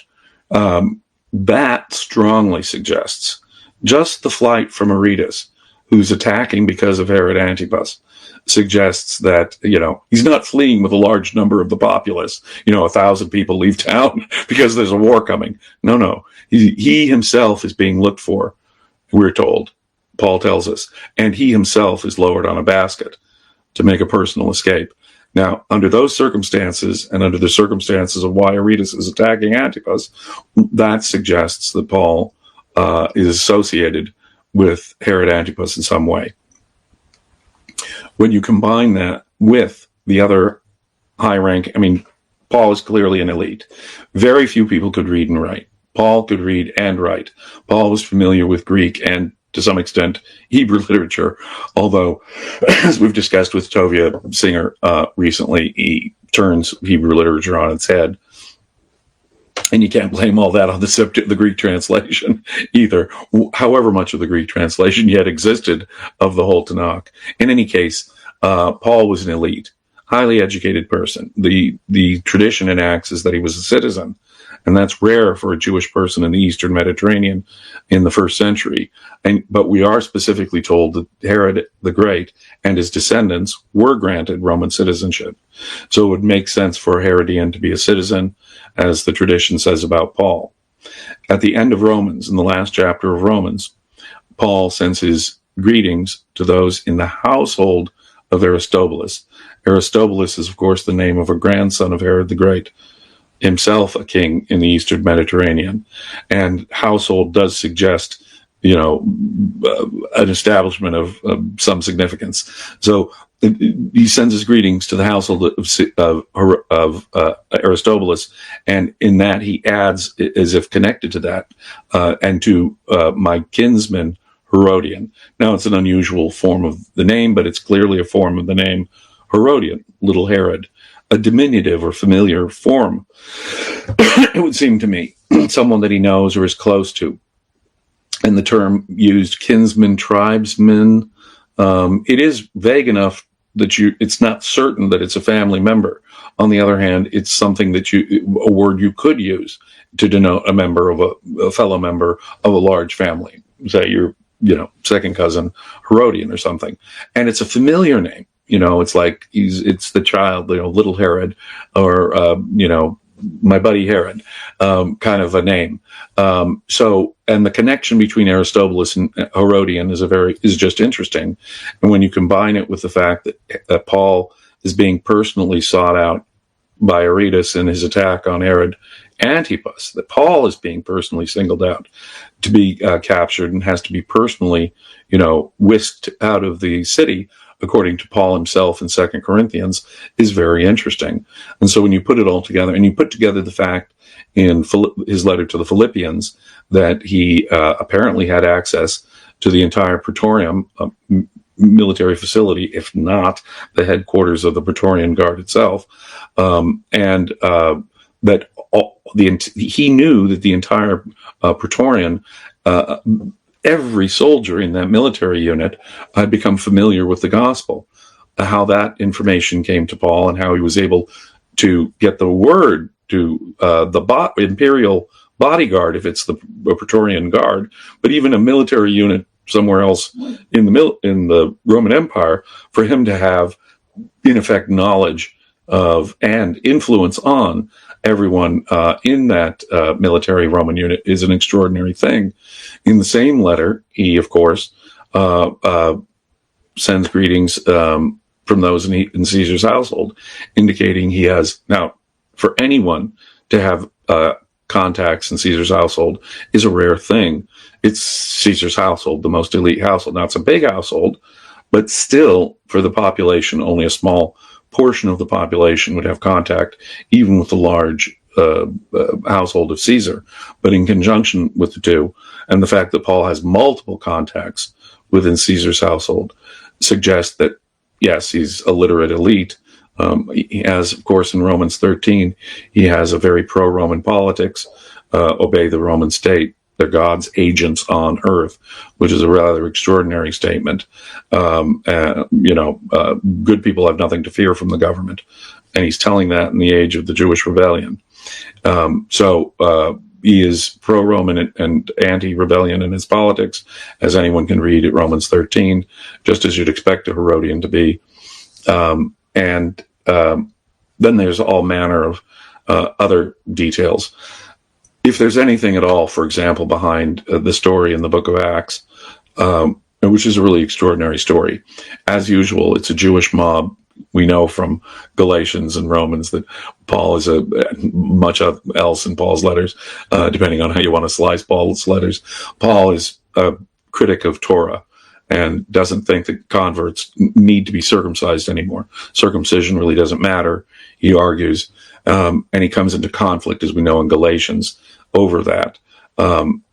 His friend Titus at first didn't need to be circumcised, and apparently he's getting mad at the Jesus movement for forcing circumcision on converts, as you can read in Galatians. And so it makes sense, the basic portrait in Acts, that it's basically a Jewish mob that's constantly dogging and chasing Paul and being angry with Paul because of Paul's Torah critical message. And of course, when he gets to Judea, the mob is downright murderous.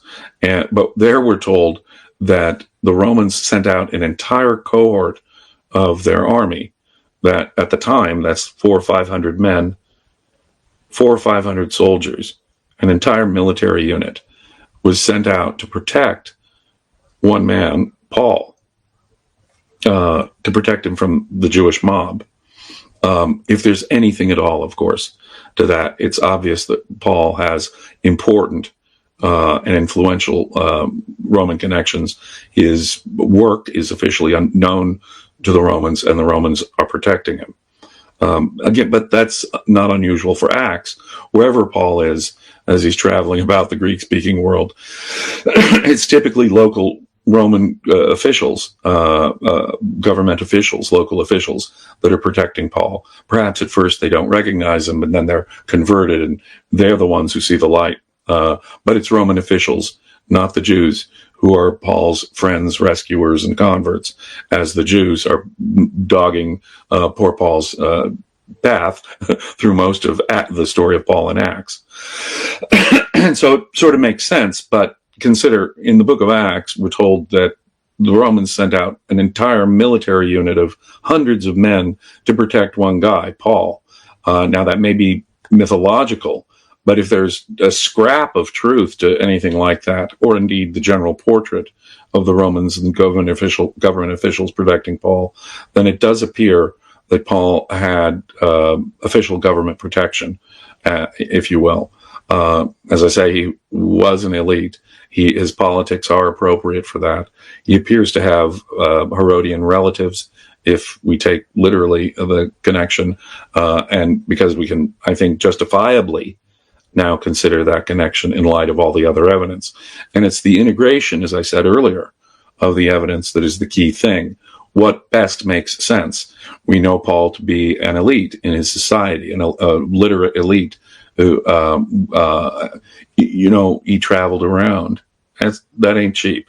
We know he's raising money, but he's sending it back to the Jesus movement or the temple in Jerusalem. So you ask yourself, what are his resources? How did he get so highly educated? His parents must have been well-to-do. Probably not tent makers, given Paul's level of education, given Paul's the depth of Paul's literacy and education. Now, maybe he's not Philo, but he is a well-educated elite, and the tradition is he's a Roman citizen, and he is exposed to Greek philosophy and literature, just as he is well exposed to Jewish literature and law. That's obvious. He's trying to quote the Tanakh repeatedly. He's not an uneducated man. If there's anything at all to an entire Roman cohort being sent out to protect him when he's in Judea, we're looking at an agent of Rome, and they would trust Herodian. It really makes good sense. There is a character in Josephus called Saul, who was a troublemaker in the 60s, and he is clearly called a relative of Herod, and he is the only human being given the name Saul in the entire work of Josephus. The only Saul in Josephus is a Herodian. It might be a Herodian name, or it might be the very same person.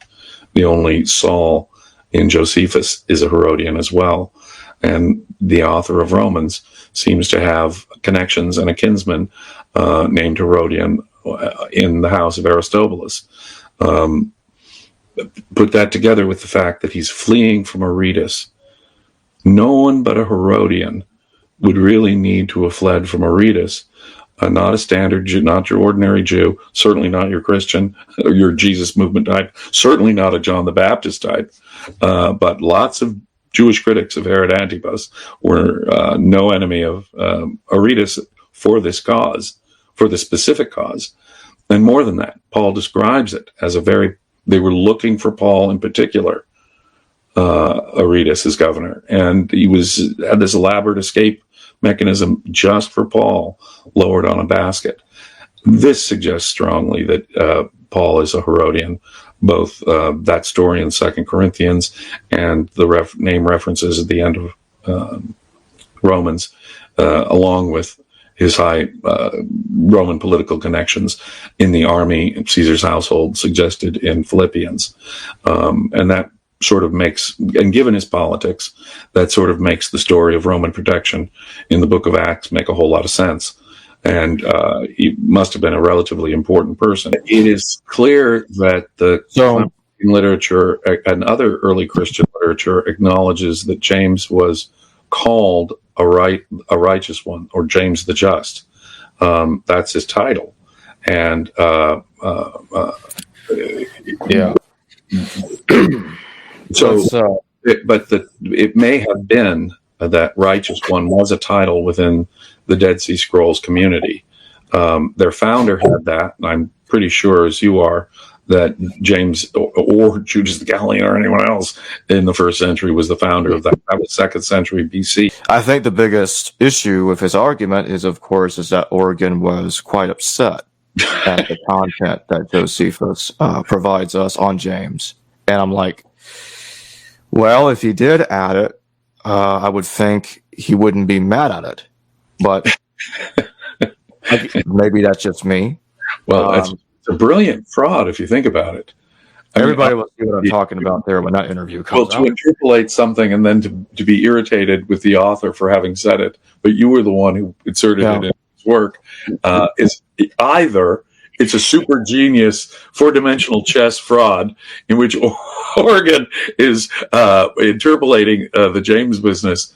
No, but clearly for those who think that the James passage had to be interpolated, they have to suggest that there's 2 interpolations of Josephus, and one is probably before Origen at least, and because it doesn't make sense for Origen to be complaining about his own, because he does get angry at Josephus for saying it. Besides, if you're a Christian interpolating Josephus in the James passage, you're going to take much greater advantage of it, aren't you? You're going to make it sound more like a testimonial or something anyway. So the claim, yes, I agree. So the claim is that some make in order to substantiate the claim that the James passage was added into Josephus is, okay, so when it gets difficult to try to argue that the James passage was added, then the argument shifts into suggesting that the Clementine tradition conflicts with Josephus. Unfortunately for them, it doesn't, because what happens is, okay, it's not until the 4th century that we actually get the claim that Paul actually murders James. It's from Dorotheus of Tyre, who seems to be very confused himself. And when he's reading Clement, he seems to exaggerate what Clement's trying to say, because Clement says he's writing at the end of the 90s AD, right at the end of the 1st century CE, and he says that Saul attacked James. Now, this is in the it's in the margins because of a manuscript, because in Tyrannus Rufinus omitted Saul's name from the text in an attempt to erase Saul's attack on James, but it was preserved in the margins. As it says in this translation right in front of me. Saul attacked James. He does try to kill him. It was attempted murder. The problem for Saul is that James survived the attack. He could also be different Jameses. It could be a confusion of Jameses. I mean, in the Gospels, we have 2 disciples named James, including one of the all-important 3. But also those 2 Jameses, the son of Zebedee and the son of Alphaeus, are distinct and separate from James the other. Don't forget about James, the son of Theudas, in the 2nd apocalypse of James. And so when he, a bunch of Jameses here floating about, don't we? And so it could be confusions about more than one James who had been in the early Jesus movement, who had been attacked, or so forth. Or it could be 2 attacks on the same James, but one was not fatal at all. Yeah, I think it's simpler to believe that. But the point is that the Clementine recognitions and homilies, for that matter, the pseudo-Clementine literature, is interesting for the reason that it does have emphasis on James. And that is obviously something that is being downplayed in relative of Acts, but it's clear from the letter to the Galatians. Paul makes clear that the pillars, those who are somebodies before him, someone who has the power to spy out his freedom in Christ, is this James guy. And then when James sends men, that's when folks back down. Right, okay. Galatians, yes. Right. So James can be the leader, and we have Jerome saying that James, the brother, led the Jerusalem church for 30 years after the crucifixion. We have all this Clementine literature. We have, and if one were to believe that, that would put the crucifixion in 32 AD, that's the year I follow as for the day of the crucifixion. Right after his death, the Jerusalem is conquered, the temple is razed, the whole business goes down, and I'm like, okay. I'm thinking to myself, could Hegesippus, forget Origen being confused, what about Hegesippus? Could he be confused? Could he be aware of the apocalypsis of James and is mixing up that James with with the brother of Jesus in the New Testament, the brother of Jesus that Josephus is talking about? Now we have the interpolation guys say, the James passage is added to Josephus. Now we have 2 Jameses. We got somebody putting in a fake brother of Jesus into Josephus. Then we're speculating about an earlier death date for James. You see where I'm going with this? Consider how a death in 49 compresses all the possibilities. If Paul is telling us the truth about the 14 years and 3 years that he spent places, he barely has the 17 years from the time of the crucifixion to 49. I mean, just squeeze it in. Right. And here's everything. Squeeze it in, right? His attack on James, whenever that happened in the 30s, the conversion has to take place after that, or it doesn't make any sense. Yeah. It doesn't give Christian theology much time to develop and evolve, and it gives Paul very little time. He has to be converted the year of the crucifixion or something, and if he dies at 49, that's it. Yeah, and don't even get me started with text written hundreds of years later. That's actually, yes, there is evidence of Paul getting confused with other people in much later text. Dutch radicals talk about that, and although they take it too far, in my opinion, with Paul being semi-magism, I don't buy that. But the thing about that is like that gets into the pseudonym theory, because there's a list of theories that we can go through.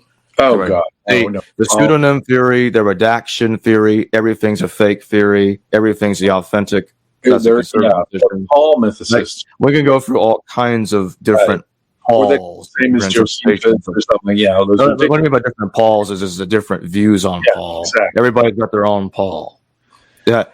That's just why people are. This guy's got his own Jesus. He's got their own Jesus. It's all over the map. Yeah. I mean, but it's true. Yeah. Yeah. We could do an Albert Schweitzer. It can get messy pretty fast. Paul. The quest for the historical Paul, right? Because if you think about it, it is the text of these letters that is guiding everybody in all of their interpretations of it. Yeah, that's true. Mm-hmm. That's what we've got.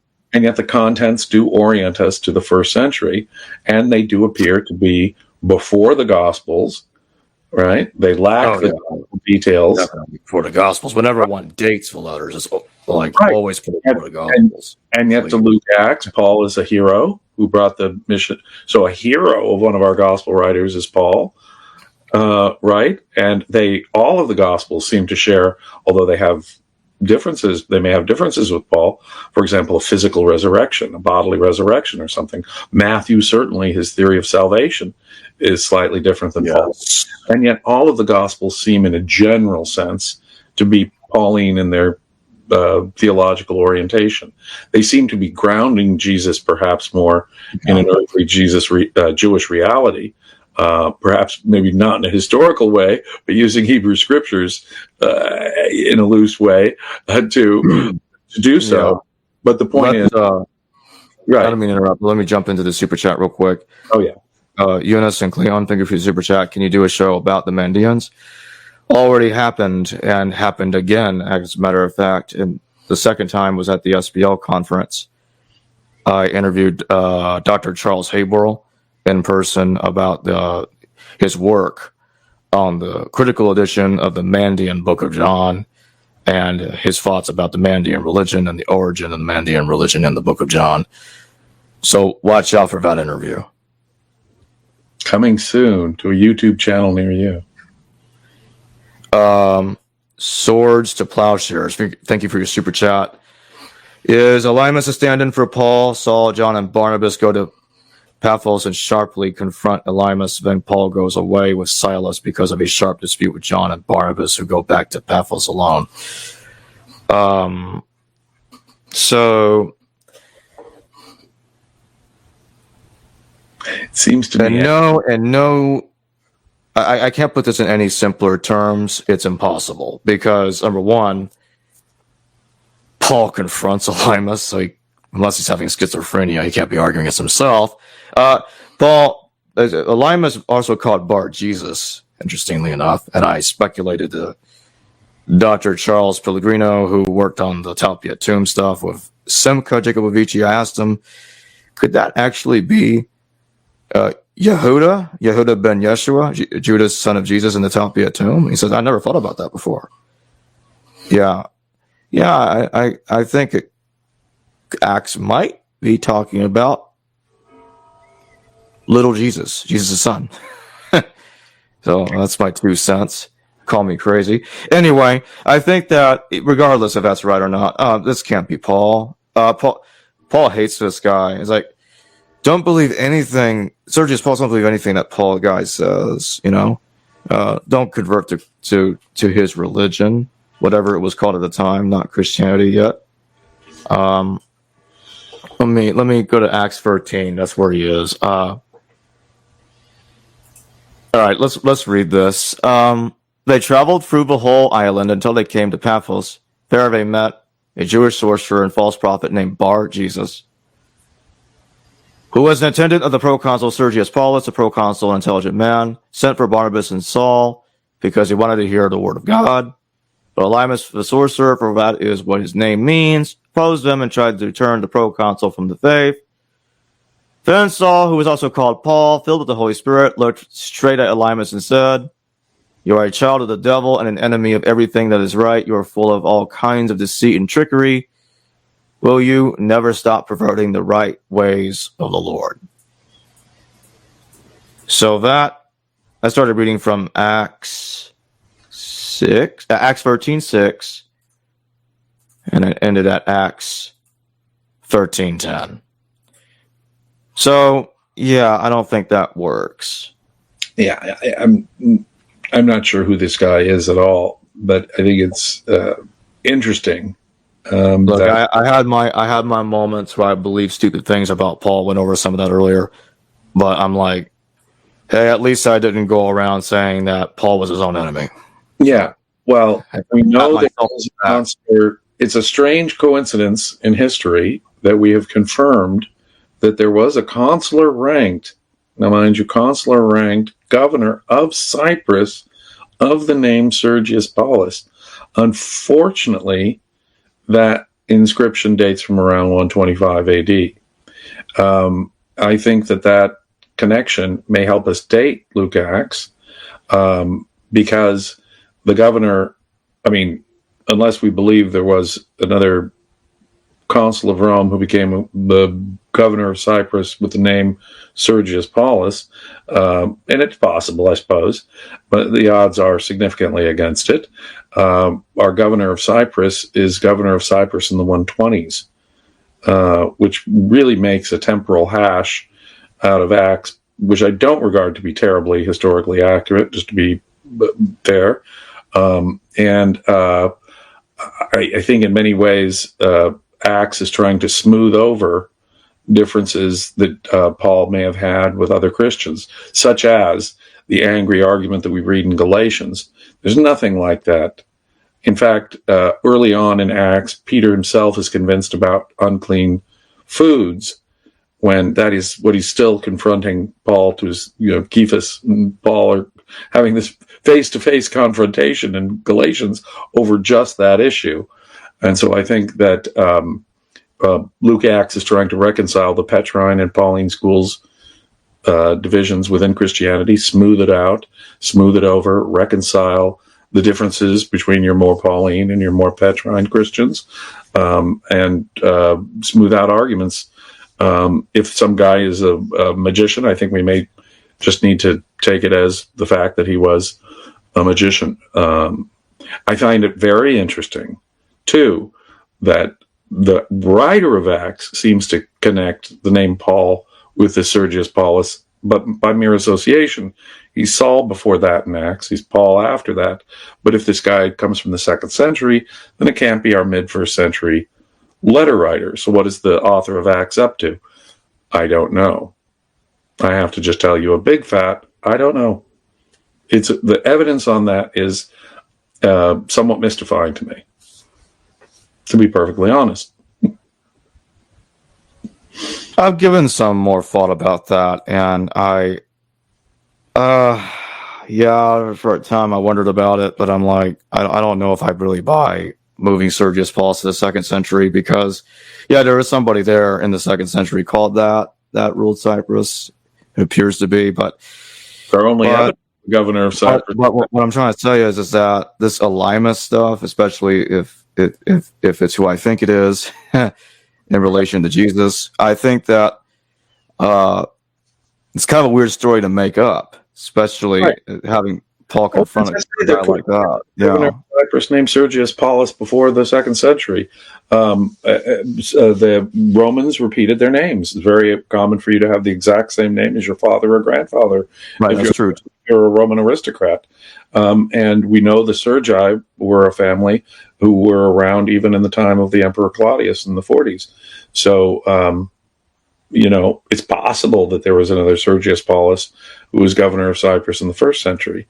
But our only actual physical evidence that confirms that through an inscription is this 2nd century dude. And it's confirmed. That's Hadrian era concrete. So that's a firm identification of a governor named Sergius Paulus in 125 in Cyprus, who is an ex-consul, by the way, consular rank, as you can tell from the inscription. He's a consular rank governor of Cyprus of that name. The Sergii really had, let me interrupt you for a second. Jonas and Cleon said, I'll go watch it after your show tonight. It's not out yet. I thought I made that clear earlier. If I didn't, you better apologies. It's not out. Apologies, but it's not out yet. It's going to be a bit. Promised people now, Jacob. You've got to get it out. People are anxiously waiting. Of course it's going to come out. Just got to wait. Right. One thing I will not say is when, because exactly. Not a good idea. But finish your thought, please.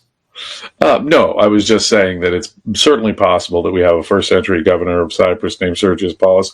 It's just strange that, his son or grandson should be the governor in 125. And if that is helpful to us dating Luke Acts, that would put Luke Acts in the 120s. But obviously, right? Yeah, I suppose it would if there is a connection. Assuming there's a connection. I think there can be other reasons for dating it in that time, besides the whole Paulus business. Someone like Professor Vincent might argue that shows that all the Pauline epistles are 2nd century. Well, that would be more like, Vincent goes with the redactional hypothesis. Right. So I wouldn't say that's his position. Go back to the first. But it would be more like the position of David Trobish. He believes that. Right. I did an in-person interview with him as well, and he's like, I think people will enjoy the interview. It's a very fascinating, different look. He'll say like, all of Paul's letters are like Moby Dick. Right. I'm like, wow, that was not a view. It's a fascinating view. I don't agree with that, obviously, but I'm like, okay, I want to hear this out. But like I said, I don't agree with that, with putting all the letters in the second century, because it's like it can't. He doesn't make it any. He can't make it any clearer than when he says that the gospel, the evangelion that Paul talks about, he says that's Marcion's gospel. I'm like, oh, okay. We got to put everything in the midst, all Paul's letters in the second century, then if you're going to go with that. Right. That's definitely a full-scale Dutch radical. Yeah, that is. There's no first century Paul at all. Right. That's a radical Dutch radical. No Paul. Whatever. But that, of course, as I was saying in the interview the other day, that makes little sense. I mean, where would the authority of this guy, random dude named Paul, have come from if there wasn't some authority to those letters?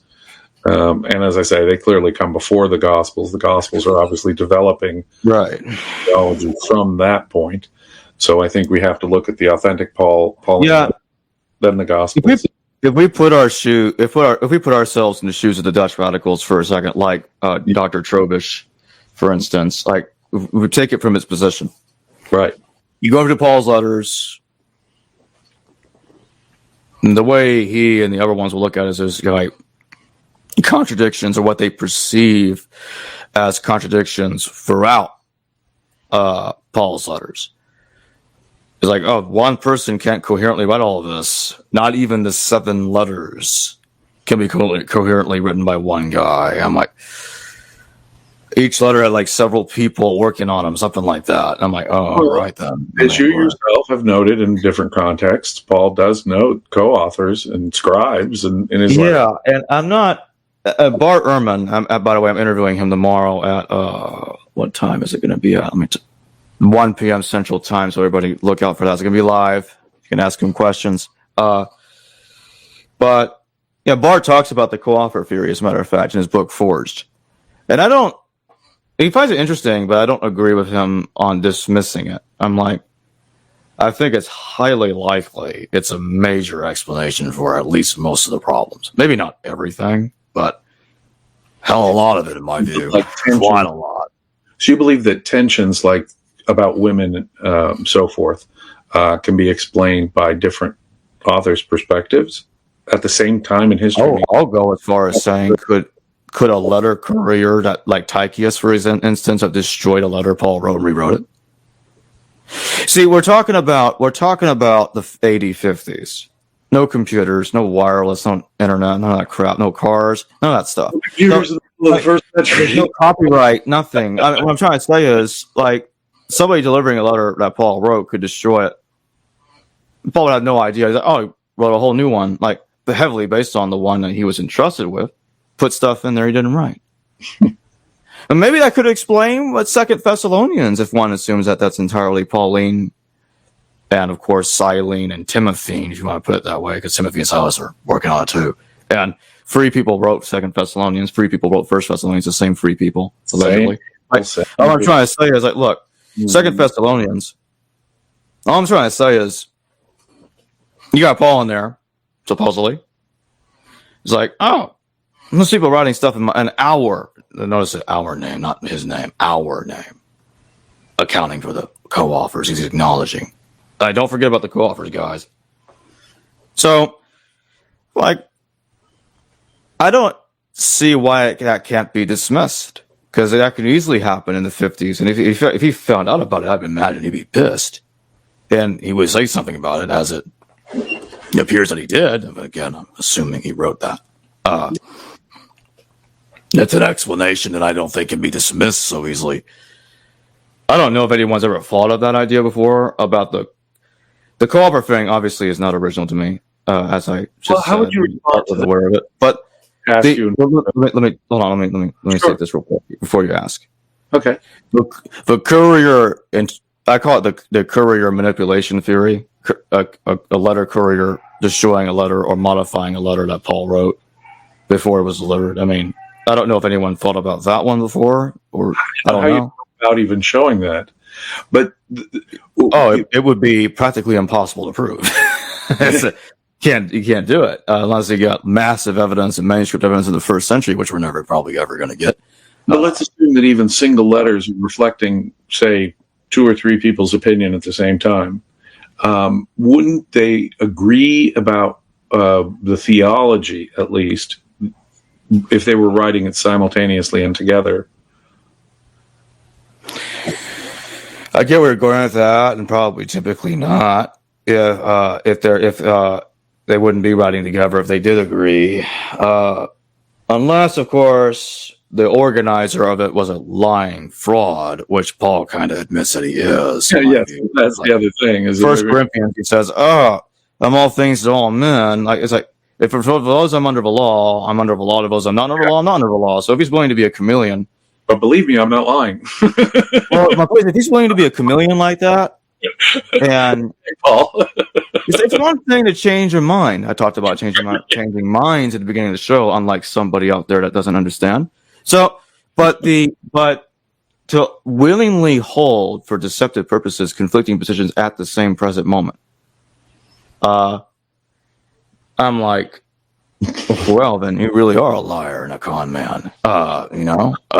Well, Paul says, I'm not a liar. I'm not a liar. I'm not. Galatians and somewhere in the Corinthian letters, I'm not a liar. So what I'm trying to say is, multiple times, and the all things to all men business really is quite a confession. Well, that's my point, James. I'm like, I don't think we're taking that seriously enough. Like, that could potentially explain everything in Paul's letter, all of them, all 13. Because what I'm trying to say is, like, he's willing to deliberately include, hey, write in my letter, I don't care if you say stuff that disagree with me. Like, I'm all things to all men here. I'm like, I think if we take him more at face value, I mean, right, I don't really see the problem here. I mean, right. Well, and he says that his vision followed the visions of others. You know, King James Cephas, 500 people, others saw him. He, as one untimely born, implying he's the last one to have visions of Jesus after his death.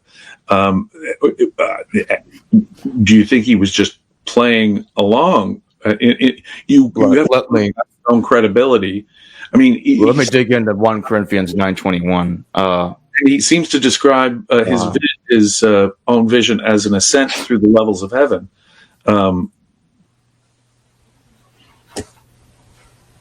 Different indeed than, say, the vision on the road to Damascus, famously in Acts. Yes, let me read this real quick if you don't mind. To those outside the law, I became as one outside the law, though I am not free from God's law, but am under Christ's law, so that I might win those outside the law. That's 1 Corinthians 9:21.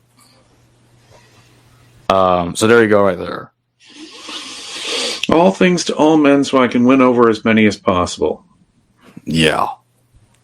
I mean, what does that tell you? Really quite a statement, isn't it? Before anybody tells me, oh, this was added, that's forgery, I'm like, are you sure? Or is that Paul acting literally the way I just read? Hey, all things to all men, so I can win over.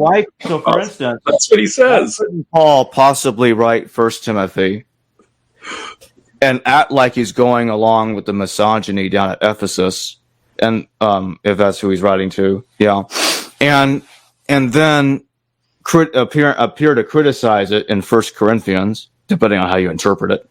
I'm like, so he can be a misogynist in one place, telling women to shut up and not to speak in church, then telling them in another place, like, women can talk, Galatians, Romans, whatever. I'm like, okay, so he's a misogynist over here, he's not a misogynist over there. He's against the law over there, he's for the law over there. I'm like, it's the same kind of logic. Like, I'm all things to all men. Well, yeah, exactly. And he specifically names women as deacons in his letters. He has female associates in the, it's hard to deny. There could be, James, there could be different audiences that we're dealing with here. And I mean, that's another point that needs to be drawn out. That, like, okay, some of them could be misogynists and some of them are obviously not. And that's something else that remember we got, I take Paul very literally when he said in 1 Corinthians that he really is a lying fraud. I am all things to all men. I take that very seriously. And I feel like it's easier to read Paul that way. Very easy, much easier. That's all I'm trying to say. Yeah. That's all I'm trying to say. Yeah.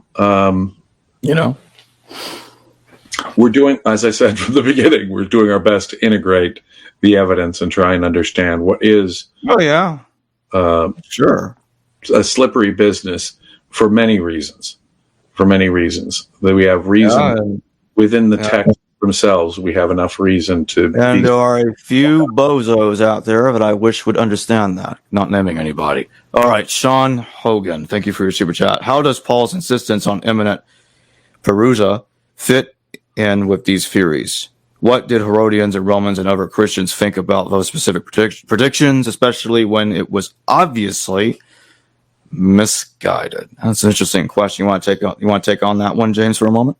Well, we were just talking about 1st and 2nd Thessalonians, and you're arguing for the authenticity. Well, Bart Ehrman and several other scholars say 2nd Thessalonians is pseudo-Paul, precisely over the issue of the timing of eschaton and whether we get. Let me interrupt for a second. I mean, technically, parts of it would be pseudo-Paul because co-authors are involved, or people.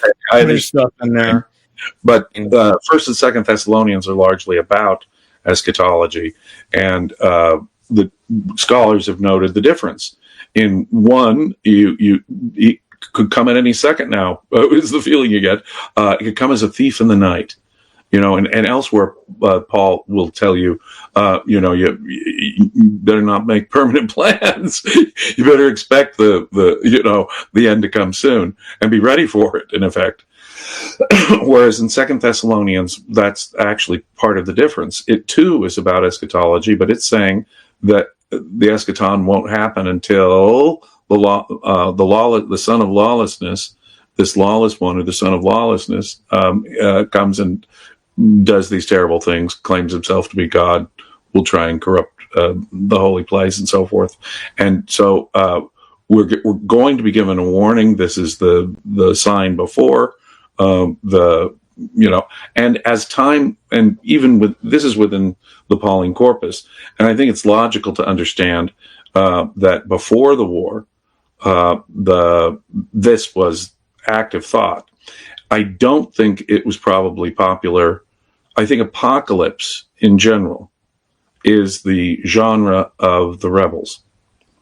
Now, whether we view their spiritual talk literally, or they believe that armies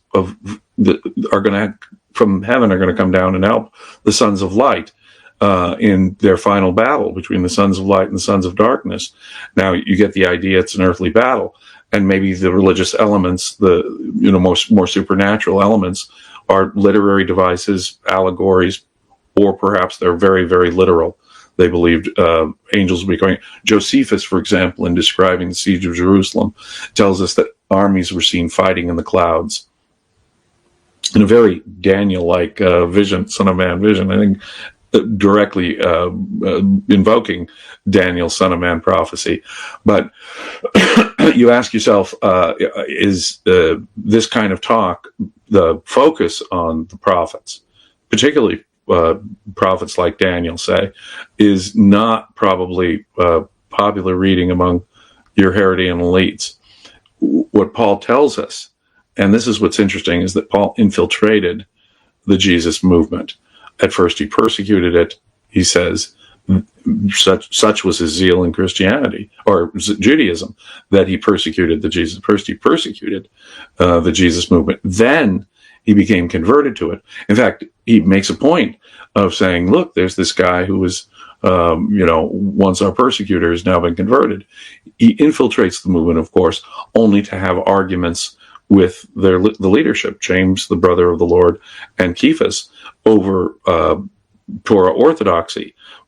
Something you'd expect, say, from a Herod in terms of Torah orthodoxy, just like you would say is politics, and something you might expect from someone who'd been hostile to the movement all along.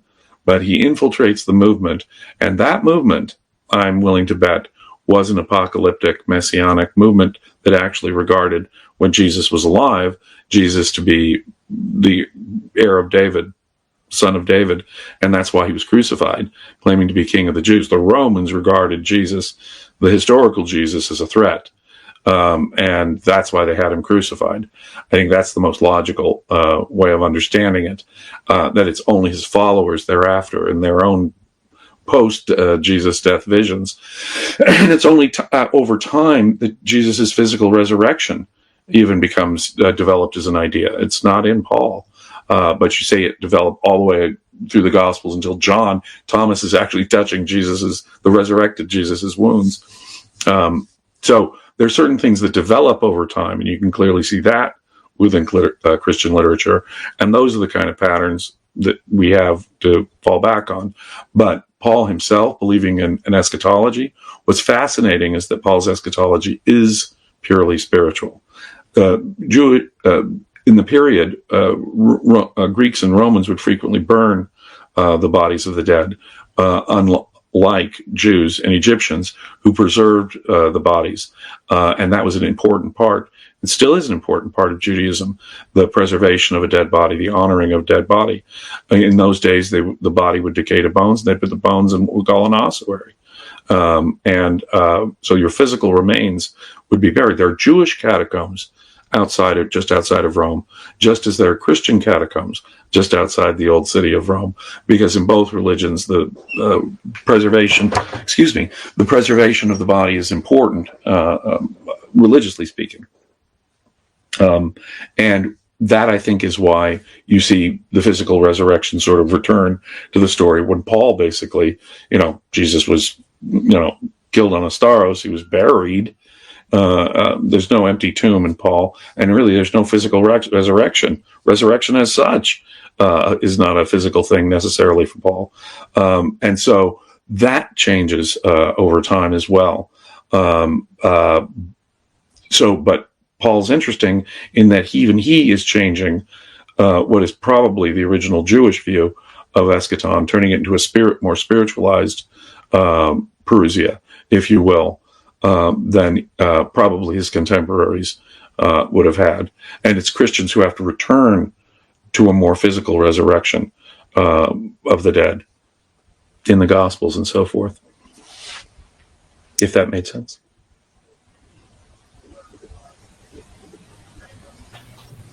Eunice and Cleon, thank you for your super chat. Was Paul batshit crazy?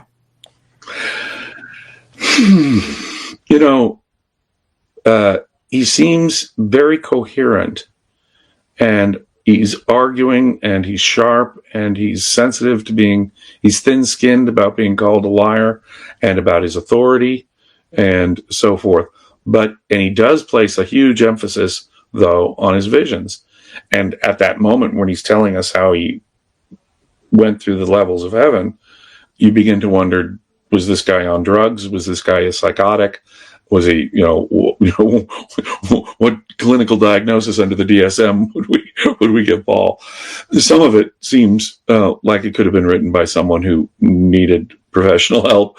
Other reasons you'd have for saying, no, this guy is intentionally painting a picture here. And as I say, the material is theologically coherent. He's not a dumb man, Paul. And most of it is coherent, and it's following certain philosophical themes, the relationship between flesh and spirit, action and faith, works, deeds, action versus faith, say, or flesh, particularly, say, if he's talking circumcision. There's a great excuse for him to use his classic flesh and spirit talk. So there's a Paul that I can detect, a philosopher Paul, if you will. And others may have picked up the same themes, and it may be hard to see but we know this, say we have the same problem, say, with Socrates and Plato. Detecting what's Paul from Paul's students or people after him may be a little tricky, especially for the older stuff. But there's a definite Paul philosophy, theology. It's the foundation for Christian theology that can be detected there. And some of the language is famous and beautiful. Some of that material in the Corinthians is famous for a reason.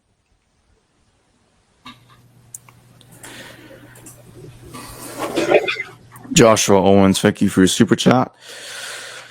Thank you for your work. It inspired me to get back to the books and complete my degree. Truly, I am in your debt. Well, thank you, Joshua. Yeah, That's great. Quite a compliment to you, Jacob. Yeah. Yeah, it sure is. I really appreciate that. It means a lot. I'm glad I'm just doing the best I can here to help out. Even if I have to change my mind a couple of times and It shows. somebody has to be an ass about it, not getting into any more details. Anyway, let's see here. Let's take some non-super chat questions real quick.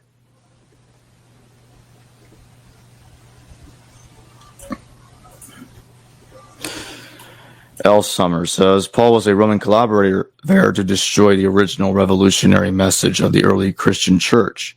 That's why the Romans sent all those troops to protect them. What do you think about that, James? Well, if the Jesus movement was a rebellion movement about the guy who claimed to be the heir of King David and the rightful king of Judea, that is politically a threat to Roman rule, isn't it? The Romans had foisted the Herods on them. If you've got the rightful king and you're claiming him to be the rightful king, you're one of the rebels. And that's why you might get crucified. And you'd be Torah Orthodox, wouldn't you? Torah Orthodox people are the ones who wanted to kick out the Romans so they could make Torah the law of the land and enforce it just as they wanted to. And so the rebel politics goes with certain things, apocalyptic literature, messianic prophecy, closely connected there, Torah orthodoxy, nationalism, separatism, militancy. If you see that bleeding through Christian literature, I think it's because the original Jesus movement was a rebel movement. Like most of the messianic movements of the 1st and 2nd century were rebel movements, all the way up to Bar Kokhba, son of the star, in the Hadrian revolution at the time of the Emperor Hadrian. So is Paul turning something inside out? Yes, he sure is. In Galatians, we can see he himself is using the authority of his own vision to question the Torah orthodoxy of the Jesus movement of his own time. The brother of James, the best friend of brother of Jesus, James, the best friend of Jesus, Cuius, he's arguing with that man's brother and best friend over what the man really meant. And he's using his own vision to claim the authority that we don't need to be Torah Orthodox, think about dietary rules or circumcision, things like that. And that develops further within Christianity. And it's about peace in Paul. It's about being pro-Roman. Well, we see that in the Gospels in spades too, even though there is some bleed through of nationalist militancy. It's the minor element. The major element, such as the Passion narrative itself, as no less a figure than Bart Ehrman agrees with me, the Passion story the shared parts of all 4 Gospels represent a fiction, a political fiction, a metaphor, somewhat like the vineyard parable is a metaphor, designed deliberately to blame the Jews collectively for the death of Jesus, which has had a huge influence on Christian anti-Semitism, as you know, thereafter. The Jews killed Jesus. I mean, they artificially demand Jesus' death 3 times in all 4 Gospels. Pilate declares explicitly Jesus to be innocent in all 4 Gospels. And yet Jesus is crucified, a distinctively Roman mode of crucifixion. If the Sanhedrin had convicted him of blasphemy, they could have had him stoned like Stephen in Acts, or James and Josephus. No, Jesus is crucified, which strongly suggests that the Romans thought him a threat. And the Romans were sensitive. You'll notice that when James gets stoned by the Sanhedrin, they're taking advantage of the absence of the Roman governor, just so they can do that stoning, because the Romans would be sensitive to the execution of a politically popular or influential person. The Romans were politically sensitive. Why else take advantage of the absence of the governor? And if they crucified Jesus, they may criticize Pilate for being too harsh, but Pilate must have regarded Jesus as a political threat and a traitor. And, the charge above him was King of the Jews. And even Paul, the early Christian writer, identifies Jesus as a descendant of David. to be known to be a descendant of David in the first century, an age of rebellion, is, I think, a political statement and could help explain why Jesus got crucified. The one strongest fact we know about the historical Jesus. You put all that together, and I have to agree with you. Paul is changing what is politically a militant nationalist movement, the pre-war Jesus movement, doing his best to change it into a Torah liberal, internationalist, pro-peace, pro-Roman thing, which is paradoxical for Messianic apocalyptic Judaism of the first century. How is it that Jesus is turned inside out? Or even just more generally, how is it that a Messianic apocalyptic form of Judaism, the most resistant to foreign assimilation of all the cultures of the Mediterranean, is being explicitly Hellenized with a semi-divine man-god and Neoplatonic and Stoic philosophy, and even, if you pay attention to Dennis MacDonald, even the influence of Greek literature itself on the New Testament. That's something paradoxical for a nationalist Jewish rebel, you might agree with me, from the first or second centuries.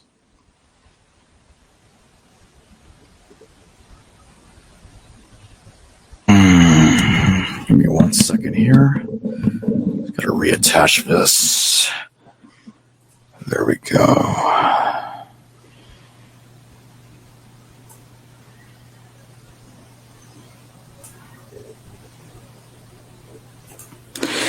James Apperson says, I think Paul was faking divisions, but Dr.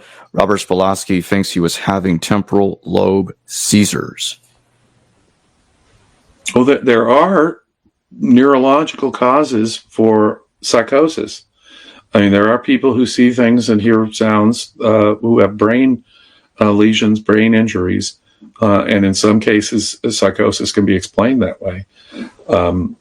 Perhaps that would also explain some of Paul's psychological tendencies. Being distrusted. I mean, if you have visions, people might call you a liar and you're just having visions. Those are the choices we have. He's an intelligent man who can put together a coherent theology, who can quote various literary sources. He can read and write. He's no dummy. So the basic choice we have is, does he have psychotic episodes that he's trying to justify, or he's just an outright liar? You know, they used to have that Christian apologists would have the tomb question, right? Well, did they lie? Or are they crazy? Or are they, well, people do lie and people are crazy. I believe there was a historical Jesus and I believe he was crucified, but I think that visions of a risen Jesus became resurrected zombie physical Jesus that Thomas could touch over time. The empty tomb developed as a tradition, and so forth. I think the historical Jesus came to take on religious forms that the contemporaries were comfortable and familiar with, such as those suffering savior gods in so many of those Orphic, what's commonly called, perhaps miscalled, those Orphic mystery cults. Serapis, Asclepius, Dionysius, the list is rather long. But I think Jesus was put in, the historical Jesus was put into that mold. And he was turned into a middle Platonic, maybe an early Neoplatonic philosopher with some Stoic and Cynic elements. Talk about Greek philosophy entering in. But that was happening with Philo and Josephus, too. There were well-educated Jewish writers at the time who were very frequently preferring their Greek sources and Greek ideas to their own Jewish heritage. And Philo and Josephus clearly come to mind. Paul was of that same ilk. Only he went obviously much further in the way he developed the metaphysical significance of the death and resurrection of his Christ Jesus, which changes our relationship to the law, changes the Gentiles' relationship to Israel, and changes the future of our soul. So that it's the death and crucifixion and resurrection of his Jesus Christ that is all important to Paul. That laid the foundation for Christian theology, as I see it. So was he crazy? Was he a liar? You tell me. He's claimed to have had visions.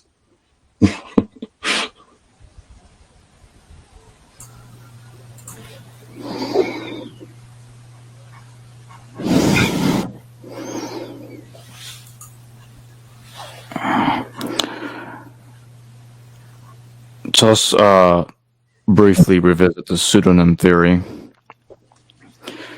Yeah, there's some idiots out there that think that, okay, we got Paul being Sam Magus or Paul being this guy or that guy. I explored some of that when I was younger, a long time ago, and I'm like, nah, this is stupid. This doesn't make any sense. Then you have some like hardcore insanity, like, oh, Paul is Josephus or some crap like that. So yes, eye rolling right there. I'm sorry, I had to. That was perfectly natural. No, I agree with it. It's awful. I want to have an aneurysm when I hear it. It's ridiculous. I mean, Jerome's Saul may have been born around the same time as Josephus, but not the guy that wrote our letters, not the guy Acts is talking about. While Josephus was inside a uterus in AD 37, while Paul was fleeing for his life from King Aretas, somebody might go along and say, oh, maybe he was bilocating, going, in and out. I don't know. But if we at all take Paul's autobiographical story, and there's no reason for him to make up a detail like the flight from Aretas. I mean, it serves no theological end that I could detect. And so for that purpose, the Aretas story in 2 Corinthians is a credible one. In fact, it's probably less mythologized than some of the other stuff. I mean, why Aretas? Why would Aretas be after him when he's attacking Antipas for a very personal beef? It's just a random detail that has no connection to Christian theology. And so you wonder, why would you tell us that? I mean, the fact that he'd been arrested, say, where he's survived earthquakes or floggings. Okay, you've been arrested before. You've been flogged. You've had shipwrecks, but you had to escape in a basket from the governor of King Aretas when he was looking for you. Well, that's an interesting little detail that I don't see any particular reason for it to be there other than it being true. The argument with James and Cephas in Galatians, that's so intense and so heated. No later Christian is going to invent that. That's embarrassing. By the time, as soon as Acts, they're already trying to quiet that down. There's no argument like Galatians going on. No, and Peter was convinced about unclean foods early on, you see. And so Acts is completely covering up the argument in Galatians. It's already an embarrassment to Christians that St. Peter and St. Paul should be having, where Paul is damning Peter outright. That's intense. Yeah. And so Galatians strikes me as authentic. I think that the original letter writer, therefore, was a contemporary of the brother of Jesus, which definitely puts it in the first century, and which definitely helps the argument for a historical Jesus, for example. I think brother of the Lord there is very revealing because it coordinates with Josephus. And I think because of that coordination, people want to read both out. Some people will say that it's just because Christians called one another their brothers in Christ. But brother of the Lord is a specific title. And it's a specific title that's echoed in Josephus about the death of this James. And there's no reason in either case to doubt the authenticity of those references. They're used by Christians soon thereafter. We do have to wait for Origen before we get a direct reference to the James reference in Josephus, but that's hardly surprising. That's hardly surprising. And Origen himself, as a Christian, is rather irritated at the passage, which gives it some credibility. And for those reasons, I think that James, the brother, in addition to what might be in the James ossuary. We have physical evidence that might be here conclusive. But even leaving aside the physical evidence of the Talpiot tomb and the James ossuary, I think that we have enough reason to believe that the references, the first century historical references within 2 Corinthians and Galatians, are enough to be credible in terms of Paul's authenticity, and that strongly suggests the authenticity of the James passages in Galatians and Josephus, which strongly suggests a historical Jesus, and that Paul was interacting with people who knew a historical Jesus, even if he was having intense arguments with them and trying to change aspects of the ideology from within.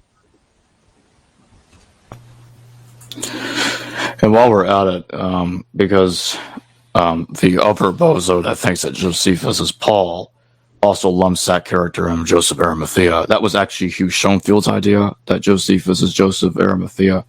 Well, see, now, at least there's a similar... Let me finish for a second. Yeah. For a time, I wrote along with that idea, but I'm like, as I thought about it some more, I'm like, it might be that one stupid, because number one, the stories are actually very different.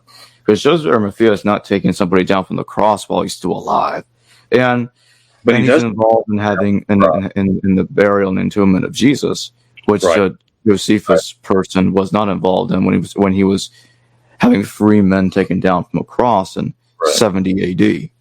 And there is such a place that might be what we're talking about, but Bar Matthias is, of course, Josephus's, father's, identification of his father.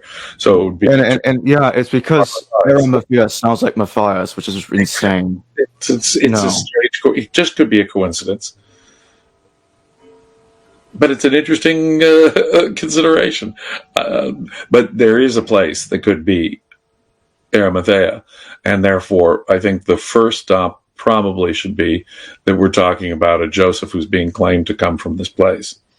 So, but in fact, I'm more inclined to believe Eusebius on this one, because he mentions that Arimathea is Ramathum,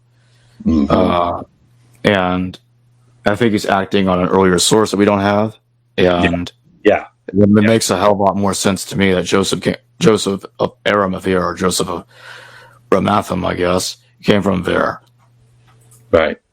I mean, it's a weird thing, and I can't claim to know with certainty, but I guess that we're being told that it's this Joseph from this certain place that really did exist.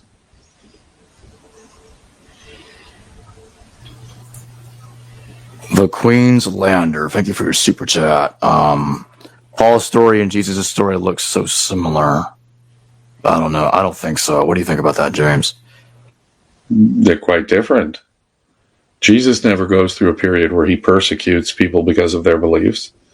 He never has intense, heated arguments with members of... I mean, the kind of argument that Paul is having shows him, in effect, to be worried about authority. That Jesus, as presented in the Gospels, is confident of his authority. And he's born of a virgin. He's of royal birth, although he comes from a humble background. I mean, Paul's family are tent makers, I guess. Jesus's are carpenters, but I don't believe either of those ascriptions. Tecton, with respect to Jesus, when Jesus is said to have predicted that he would rebuild the temple within 3 days. He's a temple builder. He's a tecton. And so it's a little more than just an accident, I think. Again, tent maker is, for various reasons, also a curious description for Paul's background. But I suppose that's somewhat similar. Jesus doesn't write anything. Paul is probably, his whole reputation is based on the things he wrote. Jesus didn't travel outside of Judea. We're explicitly told that in the Gospels. He probably didn't, Judea and Galilee. But I know he went to Tyre and Sidon according to one of the Gospels. But that's as far as he ever went, and that's just one of the Gospels. but he stayed in the area of the Holy Land is the key. Paul went all over. Paul visited Cilicia and Asia Minor and Greece. Paul eventually ended up in Rome, may have gone to Spain. Paul was widely traveled. Jesus remained in the Holy Land, and even just one of the Gospels has him even leaving the area of Galilee and Judea. So there are differences, significant differences. I suppose, in one sense, the gospel portrait is certainly designed to give Paul's answer in the argument in Galatians the authority of Jesus. I know it's not true of Jesus, for example, that Jesus ever said, it's not what goes into your mouth that defiles, but it's what comes out that defiles, because that seems a direct attack on kosher diet. And Paul could have very much used that in his argument in Galatians, and he never quotes Jesus. In fact, there are several things Jesus says that are Torah critical. There are several things Jesus does that are Torah critical that Paul could have cited, but Paul doesn't cite the words and deeds of Jesus, which would help him in his own arguments, that the arguments he's making, various arguments he's making in his letters about opening it up to Gentiles, about loosening up on circumcision, things of that sort, would have been very, very helpful for Paul to have cited, say, Jesus' praise for the centurion that's so fulsome in Matthew. That would have been very convenient for Paul, but he doesn't do that. And in fact, if Jesus had said or done any of those things, why would James and Peter be arguing so intensely and vehemently with Paul over those things? No, obviously, Paul, in saying he got it from his own revelation, is admitting that he didn't hear about those things Jesus had ever done. No, those gospel stories were written in order to demonstrate that Paul was right in the argument and give Paul's side in the argument the authority of Jesus himself. That's quite obvious to me. So it's a long answer, but yes, Paul is altering what was a Torah Orthodox militant movement, trying to, and before the war didn't get anywhere. After the war, I think that's when it has chance, because there's a sort of a psychological crisis among Jewish people anyway. They've been defeated in a horrible war. Thousands upon thousands have been slaughtered, crucified. Thousands more have been enslaved. The temple has been utterly destroyed. The whole redemptive mechanism, the animal sacrifices that propitiate Yahweh, the Yom Kippur plea for the forgiveness of the sins of the people made by the high priest on Yom Kippur, on his knees. The one time it's not blasphemy to say Jehovah out loud. You can't do that anymore. The temple's gone. So if you believe in the resurrection of souls, as Josephus says, 2 of the 3 main Jewish sects of the time did, the destruction of the temple presents a crisis, a theological crisis. How do we get right with God? How do we ensure our immortal souls at the time of eschaton, as the spiritual eschaton, or the final judgment of souls, or however you saw it in those days? The destruction of the temple is a spiritual crisis, in other words. And so we need a new redemptive mechanism, and Jesus himself becomes the new temple. We see that in Paul. We see that very explicitly developed in the Gospels. Jesus is the new temple, the new redemptive mechanism that gets our souls right with God.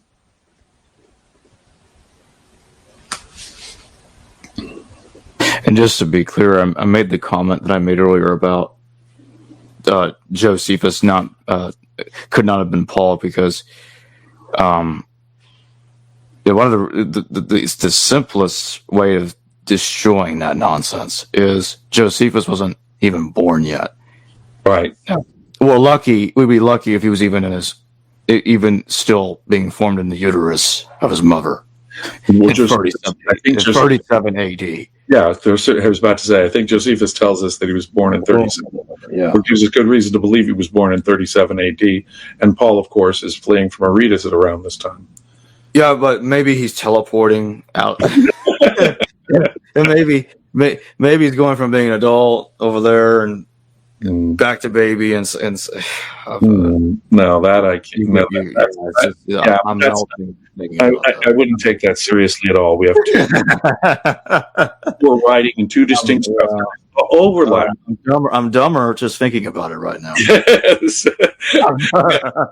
But there are theologically similar overlaps.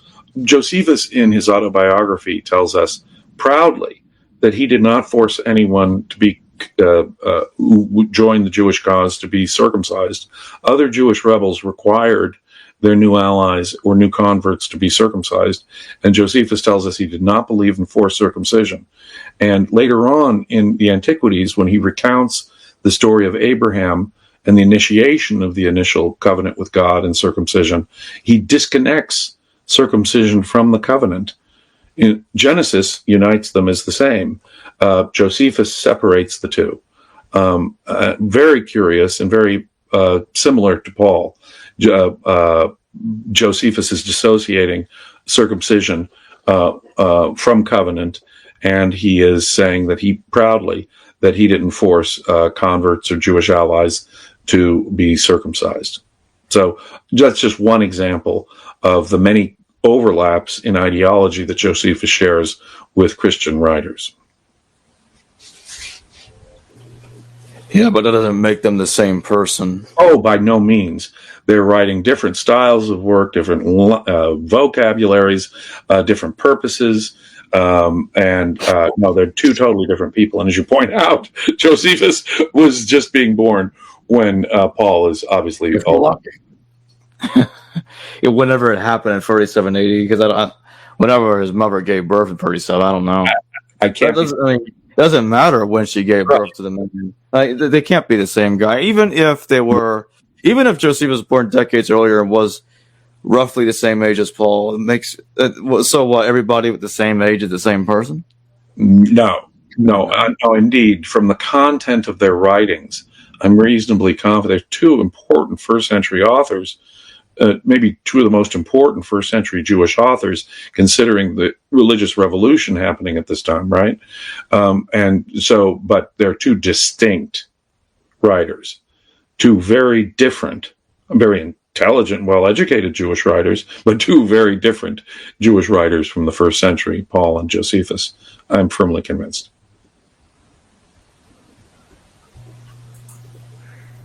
Yeah, and if I didn't state this earlier, because we're getting close to closing, and yeah, the redactional theory about Paul. I once embraced that at one time, and I abandoned it. That's another thing about Paul. I used to believe in abandon. Because to me, it's just too much speculation about how many redactions each letter went through and how many stages they went through. There's certain information that I want very strongly, want is the wrong word, that my mind tells me wrong word. Well, but this is what I'm saying is that when you go by the evidence, you want to go by the evidence. Part of your evidence in Paul's letters take me to before the war, clearly. Yes. And some of it clearly takes me to after the war. Like the idea that Philippians has been redacted in stages, or this other text was redacted in stages, and Paul's letters, or this and that. I'm like, it's just way too much speculation. I would like, at this point, I want manuscript evidence, because we can just claim anything's added to Paul endlessly. No consistency. Based on and viewers perhaps should know, based on my many private conversations with Jacob, I think he and I have still some differences between our approach. I still see, as I said in Creating Christ, I still see some of Paul's letters as showing evidence of being compressed, several letters being compressed into one or two. I think 1st and 2nd Corinthians and Philippians are the clearest examples. That's not what I meant by redaction, though. Okay. But I think there can be compression, and at that time, sort of cherry picking, editing, and maybe even... Yeah, I was talking about layers, alleged hypothetical layers of interpolations and heavy editing and addition. Okay. No, I think there's a fundamental, authentic Pauline core from before the war. And in that, I think we agree.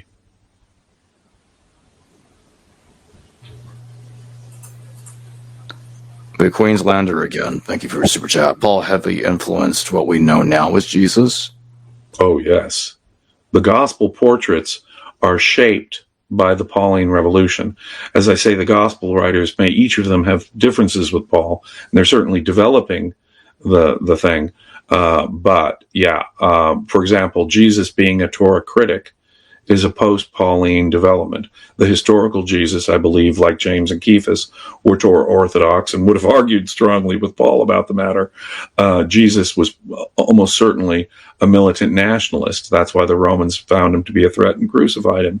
When I start putting the circumstantial evidence about Jesus together, he appears to be one of these Torah orthodox, militant, nationalist, separatist Jews, probably consistent with what James and Cephas also were. At least the Jesus movement before the war is largely this. Paul is something different and is getting in trouble with his fellow Christians, arguing strongly with his fellow Christians about these sort of matters. Can we admit Gentiles? To what extent? How important is circumcision? How do we interpret the crucifixion of Jesus? Did he have valid visions of Christ Jesus? I mean, those seem to be issues that Paul is talking about in his letters. But after the war, when the Gospels were written, the Gospel writers are basically writing Jesus to reflect a Pauline version of things. Most of what we're told in the Gospels is developed either from Hebrew literature or from pagan examples in the religious atmosphere of the time, or if you believe Dennis MacDonald, many of them come straight from Greek literature itself. But the point is that the Gospels are mostly not using a historical Jesus to fill in the details, like the Nativity or the resurrection appearances or the miracles, or so much of what is allegorical later on. The fiction story of the whole Passion narrative, it's fiction. Now, do I think there was a Jesus who was crucified by Pilate? Yes. But I think that the Gospels give us precious little. Perhaps the names of his siblings, parents, perhaps and as I say, the stuff I would be more confident about is anything that shows Jesus to be militant. I did not come to bring peace but the sword. That sort of thing. Something that looks like it might echo Qumran. That's the sort of thing I would think would be authentic to Jesus. So I have no doubt that there's some authentic material, maybe even some authentic sayings of Jesus, but about the life and sayings of Jesus. But I think it's outweighed by the mythological stuff in the Gospels, which are a post-Pauline phenomenon, trying to make Jesus into a Pauline Jesus. Well, how are you doing today, Jim? I'm great. I really am. Thank you so much for those kind words. That's what this is that I'm proposing, is a theory about the origins of Christianity. Yeah. Beautiful. Hey, Jim, let me ask you this, right? What got you, I know Jacob has never asked you this, but what got you into Christianity and studying it and coming up with this theory? What led to this? I was raised a Christian. My parents took me to church and Sunday school, stuff like that. And I admit I was probably more religious than they expected me to be at an early age. I really got into being a Christian. I was hardcore. If you'd asked me when I was a kid at certain points, I would tell you that I wanted to grow up to be a clergyman, maybe a preacher, or maybe a teacher of theology, a professor of theology. Those were the kind of jobs I actually was thinking of being as a kid. So early on, I was deeply involved and exposed to the ideas from the standpoint of apologetics and of Protestant theology. That's how I was raised. Now, when I was in my teens, I had a sort of a conversion away from it, and it was kind of overnight for various reasons. But as I was studying more at university age level, I began to think, well, what am I going to do with all this knowledge I have about Christianity? And because it just is, it's there. So I wanted to continue my studies on it. It's an important subject. It has shaped Western civilization for the better part of the last 2,000 years. And now it's still the biggest religion in the world. And it's inspired some of the most beautiful art. I am not here to diss Christians or Christianity as such. I'm just trying to, as a historian in this context, explain sort of causally where it came from, if that makes sense. Okay, beautiful. Let me ask you a quick question about what version of Christianity did you grow up in? Was it the Catholicism or Protestantism? very much Protestant, like very liberal Protestantism. They were kind of this was back in the 1970s when I was growing up. They were kind of a hippie, liberal Protestant denomination. They took the Bible seriously, and they took their Christianity seriously, but they were very liberal and open-minded and accommodating to everyone in the community. So I grew up in a liberal Protestant context, if that makes sense. Okay, beautiful, beautiful. How did you meet Jacob, by the way? How did you meet him? Well, once Creating Christ got published, I've been working. My co-author and I had a remarkable experience way back in the early 1980s, where I was reading Josephus, and a light bulb kind of went off in my head about the relationship between the Roman use of the Jewish religion and the way Christianity looks. And it seemed to me, in general, that it was no accident that Christianity, a form of Messianic Judaism, should emerge at the same time as the Jewish wars, religious wars between the Romans and the Jews, which were motivated by their Messianic prophecies. The rebels were Messianic Jews themselves. Only Christianity looked like a sort of mirror opposite, where the Jewish rebels were nationalist, militant, Torah orthodox. Christians, famously, are, you don't have to worry about circumcision and kosher diet. They're not Torah Orthodox. They're internationalist. Hey, everyone can join. It's not a special God's chosen people. This is for the salvation for the whole world. And it's definitely not militant, right? We try to turn the other cheek. We try to go for blessed are the peacemakers. We're going for peace, even if it means we have to turn the other cheek. So Christianity is taking a dramatically different view in many ways than the Jewish rebels did, only they're both based on the Jewish messianic prophecies. And so they're different forms of Jewish messianism. And so I asked myself, could it be an accident that the Jewish wars are happening, this political event is happening, and the very differences that are involved in that conflict sort of emerge to create Christianity as a critical response within Judaism to the Jewish rebels. And it seems to me one that's very friendly to the Roman perspective. In fact, one so friendly that Christianity became in time the official religion of the Roman Empire.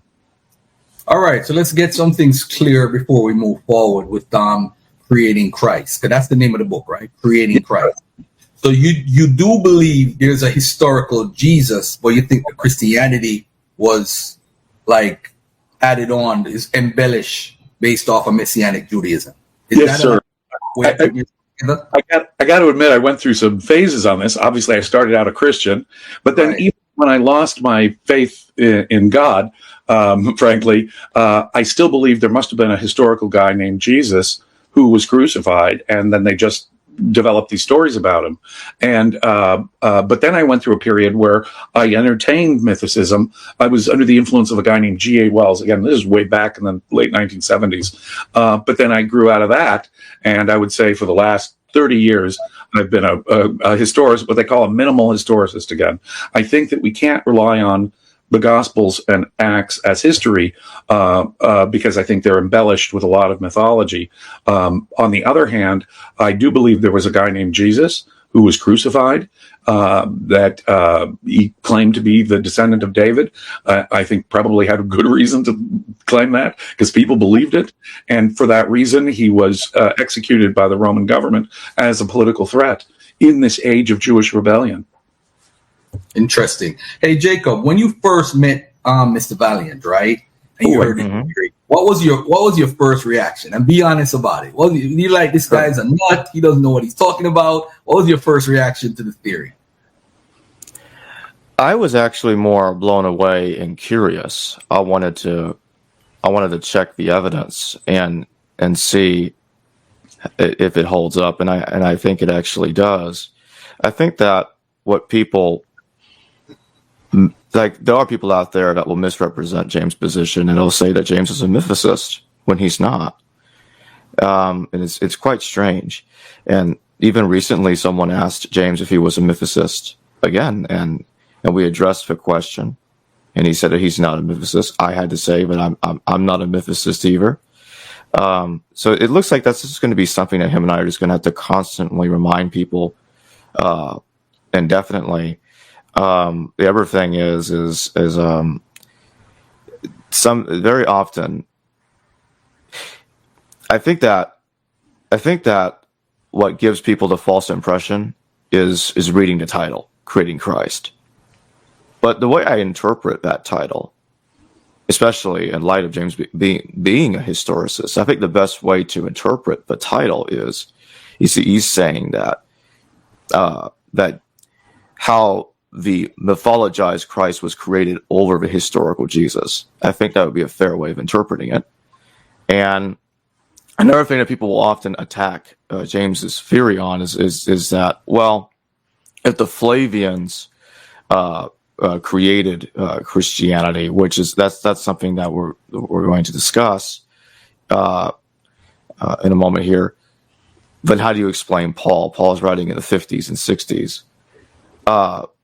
Now, the interesting thing is I want to point out is that Paul never uses the term Christianos in his letters. It's not there. The term Christianity does not exist in Paul's time. That exact branding, that title, comes out a bit later. So I don't think Paul's letters being pre-war is necessarily a contradiction to James's theory. And I would like James to explain all that. And I also want to ask James, did I fairly represent the title of his book? Yes, and that was our motive. In the book, we explicitly say we're not going to discuss the issue of mythicism versus historicism. We did not regard it as relevant to the evidence we were presenting. You could be a believer in our theory and either be a historicist, even more of a historicist than I am, frankly. I'm, in my own mind, adding things that I think are likely to be true about a historical Jesus. So developing more and more, confirming more and more in my own head, if you will, about what a historical Jesus might have looked like, or what is authentic in our Gospels say. But that is exactly the thing. We would distinguish. We didn't call it creating Jesus because we think, no, that's not what we're concerned about. If there was a historical Jesus, and I do believe there was, I think he was different in certain fundamental ways than the Jesus who's presented in the Gospels. And I think that's an important point, because the Jesus who's in the Gospels, that's the guy who influenced people for the last 2,000 years, right? That's the important figure, is that guy in the Gospels. And he is different, I think, in some important ways. From the historical Jesus. Take, for example, now back to Paul. You raise a very important point. In the book as well, we do accept the standard dating for the authentic Pauline letters. In fact, now I think I'm much more generous. If my opinion has changed, I'm much more generous about including things within the authentic Pauline corpus than I was. But we dated it to the 50s and 60s, before the Flavians. We're not saying even that the Flavians invented Christianity from scratch. No. Nor are we saying that it wasn't by its believers and adherents sincerely believed and developed by people who saw themselves as worshipers of the Jewish God. No, unlike other people who have presented theories of Roman provenance, we don't think that it's all some big Roman joke. I came up with this connection long before people like Joseph Atwill published his work, much less the Piso people, as far as I'm concerned. Or Can you mention your paper in regards to that? In the 1990s, even, I published a paper saying that we should explore the connections between the Flavian government, arguing in general a Roman provenance position. And that was years before Atwill's first book came out. And our theory is different in fundamental ways. I don't agree with all of the things that Atwill says, not even on this subject, much less other things where I really disagree with him.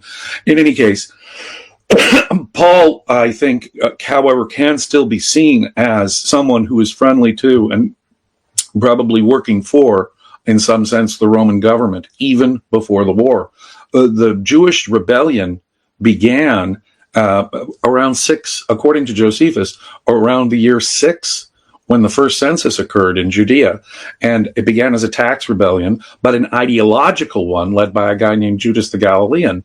And there were repeated incidents of violent disturbances between Jews and others throughout the empire and throughout that century. In the city of Rome, for example, things got so hot, we're told, that all the Jews in the city of Rome had to be expelled because of violent disturbances caused by a guy named Chrestus, somewhat ambiguously, but interestingly. In any case, that was not the first time that Jews were expelled from the city of Rome because of violent disturbances. In Alexandria, there were repeatedly disturbances between the Jews and the Greek, the culturally Greek people there in Alexandria, Egypt. And at the time of Caligula, when he proposed putting an image of himself in the Jewish temple, boy, the Jewish war might have broken out right then, around 39 or 40, frankly. But fortunately, he was gone by 41, and the Jewish war didn't yet happen. But even in the approach to the Jewish war, there's a whole lot more violence. There are rebels like Cuius in the 40s, the sons of Judas the Galilean, the Egyptian in the 50s, and then, of course, the Jewish war itself breaks out in 66, and it is a huge war. According to Josephus, even if he's exaggerating, he says it cost 1 million lives. And in the ancient world, when the world population was much smaller, that's a massive, massive war, even if he's exaggerating the numbers. So surely there were tens of thousands, if not hundreds of thousands of people killed in that horrific war, and tens of thousands and hundreds of thousands, perhaps more, who were enslaved by the Romans as a result. It destroyed the temple. It destroyed Jerusalem. It reduced the temple to the Wailing Wall it is today. In that sense, it was a traumatic event in the history of Judaism as such. And in that sense, cannot be ignored as having a religious crisis effect on the Jewish psyche even. It was such a traumatic event. But we're not done with the violence yet. There'll still be more disturbances in the early 2nd century in Alexandria, and after that, an even more prolonged war under Hadrian, where it takes the Romans all kinds of effort to put down the Bar Kokhba revolt, son of the star, you see, another messianic leader. And all of these rebel leaders saw themselves as the fulfillment of Jewish prophecy, as the true Messiah. And I think historically speaking, Jesus, the son of David, was such a figure who was perceived by the populace as being the rightful king who could lead us to victory over the Romans. And that's how most Jews of the period, most Messianic Jews for sure of the period, believed in their prophecies, and that the prophecies meant an earthly king. You'll notice in the Gospels the contrast where the disciples seem to be saying to Jesus, who's going to be first in the kingdom? And Jesus keeps saying, you guys don't get it. This is not about this world. This is about the kingdom of God, not about earth. My kingdom is not of this earth, Jesus says in the Gospel of John, for example. He tells the disciples, y'all don't get it. The first shall be last, the last shall be first. Don't be seeking prestige or power here on earth in this life. It's all about the next life. And that's exactly, of course, what the Romans would want to transpose the Messiah to being. Take the political teeth, take the military teeth out of the concept of Messiah, which is what most motivated the war.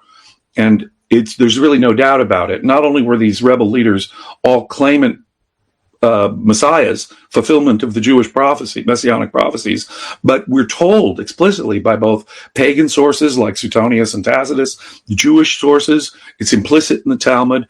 Josephus tells us outright. So both pagan and Jewish sources are telling us that what most motivated all these violent disturbances were these messianic prophecies specifically. And what the Romans needed desperately to do was to redirect Messianic Judaism into a peaceful, non-violent, a form of a culture that could be assimilated. In other words, we could pacify this militant group of people who were causing disturbances throughout the empire. So they needed an empire-wide ideological reaction, if that makes sense. And the Romans were very good at normally the normal policy. One of the reasons why the Roman Empire lasted so long was that when they conquered a people, they didn't force any religion or culture on them. They allowed them to continue pretty much doing the things the way they were doing them and worship their own gods. And what you'll see is side-by-side inscriptions. Powerful political Romans, wealthy Romans, will have an inscription to the local deities. And this is whether it's in Northern Europe or in the sands of the Middle East or North Africa or Turkey. You will find this throughout the Roman Empire. Side-by-side inscriptions with Roman gods, with the local gods, with the distinctly local gods being honored, so that the Romans are trying to co-opt, in effect, the local religions. Famously, that's what they did. They co-opted the Greek religion. They identified their own gods with the Greek gods in an almost one-to-one correspondence. There were huge fads of Egyptian religion that came into. You could go to the temple of Isis and Serapis in Rome, where it was fashionable to worship Egyptian gods. Similarly, from Phrygia, which is in modern-day Turkey, the Great Mother worship became very popular in Rome. Even the Roman enemy god, the Parthian or Persian Mithras, the Roman version of the Parthian religion, but even their enemies' religion became a popular vogue within Rome. So they were tolerant of other religions. They tried to work with them, accommodate them. They even absorbed them like sponges themselves.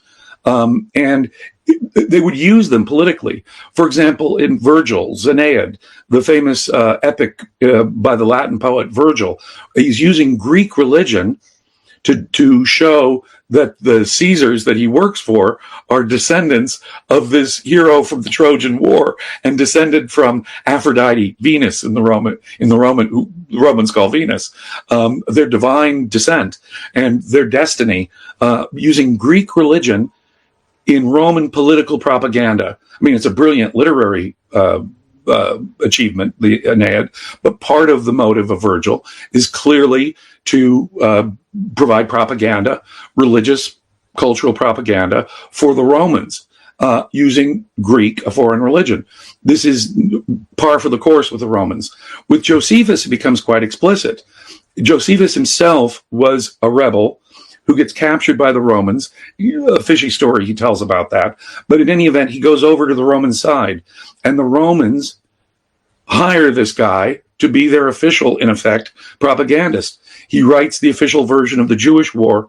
It's published shortly after the first Flavian becomes emperor, from the Roman perspective, in effect. But he's a Jewish from a Jewish priestly line, a highly educated Jew who was once a rebel. He's now gone over to the Romans, and the Romans are going to use him as their official voice. And he tells us, this Josephus guy, that God has gone over to the Roman side. He tells us that, yes, the messianic prophecies are true. I still believe in messianic prophecies, only they apply to my new boss, the Roman Emperor Vespasian. Vespasian is the true Messiah of prophecy. He is the fulfillment of Daniel's Son of Man prophecy. He even cites Daniel's Son of Man prophecy at the siege of Jerusalem. When Jerusalem falls in the year 70, he says there are armies seen fighting in the clouds, which clearly evokes Daniel's Son of Man prophecy. Just as, and then this is the light bulb that turned on in my head as I was reading Josephus 30 years ago. Jesus predicts the destruction of Jerusalem, predicts the destruction of the temple, and he does so in detail that makes it seem like in fact, many scholars date the Gospels to after 70 because the prediction is such a good, detailed, accurate prediction. And he furthermore says it'll happen within the lifetime of people listening to him. And of course, if Jesus was crucified around 30, 32, something like that, within the lifetime of some people, about 40 years later, the temple will be destroyed. And he also says that within the lifetime of his listeners, the Son of Man will come in glory and power. And he then describes the armies in the clouds over the siege of Jerusalem. He's saying that Jesus' prophecy fully was fulfilled. It all happened. It all came true. And otherwise, we have a problem. Jesus seems to have made a mistake. within the lifetime of people who could have heard Jesus, within the first century, there was a glorious coming of the Messiah, a successful, not a crucified Messiah like Jesus, but a successful in glory and power coming of Daniel, son of man, Isaiah's Messiah. Really? That's what Josephus seems to be saying. And the candidates for the glorious coming that Josephus fills in are the Flavian emperors themselves. And so the thought occurred to me that if the Jesus prophecy was in fact, as many scholars believe, written after the Jewish war, then they understood perfectly well the Flavian claims to being Messiah, and they're the only ones who could be the plausible candidates. And so therefore I argue that the earliest version of Mark 13, which is repeated in the other synoptics essentially, was in fact a proof text written to demonstrate the claims that the Flavian emperors were using, that they were the true messiahs. To make the claim for these pagan Roman emperors to be making the claim that they are the official fulfillment of Jewish prophecy, they are the messiahs, is clearly to use Roman propaganda using Jewish religion in an effort to pacify as much of the Jewish population as they can, utilizing the Jewish religion for their own propagandistic purposes, just as Romans had used other religions for literary and propagandistic political purposes, other foreign religions, just using a Jewish priest like Josephus, a Jewish scholar like Josephus, for their propaganda in the Jewish war, tells us that's their intent. And furthermore, there can be no doubt that this was an important part of the Flavian claims. Tacitus, Suetonius, pagan Roman historians writing in the early 2nd century state outright that Vespasian and his son Titus were the true fulfillment of the Hebrew messianic prophecies. They say that was the motivation for the war, but the Jews misunderstood things. It's really Vespasian and Titus. Now, once Vespasian and Titus are gone, that connection between Jesus and the Roman emperors is sort of broken. And in fact, the last of the Flavian emperors, Domitian, turns on the Jewish elements within the Flavian court, which sort of divorces the Roman government early on from this Jesus thing. So, but Jesus has been promoted.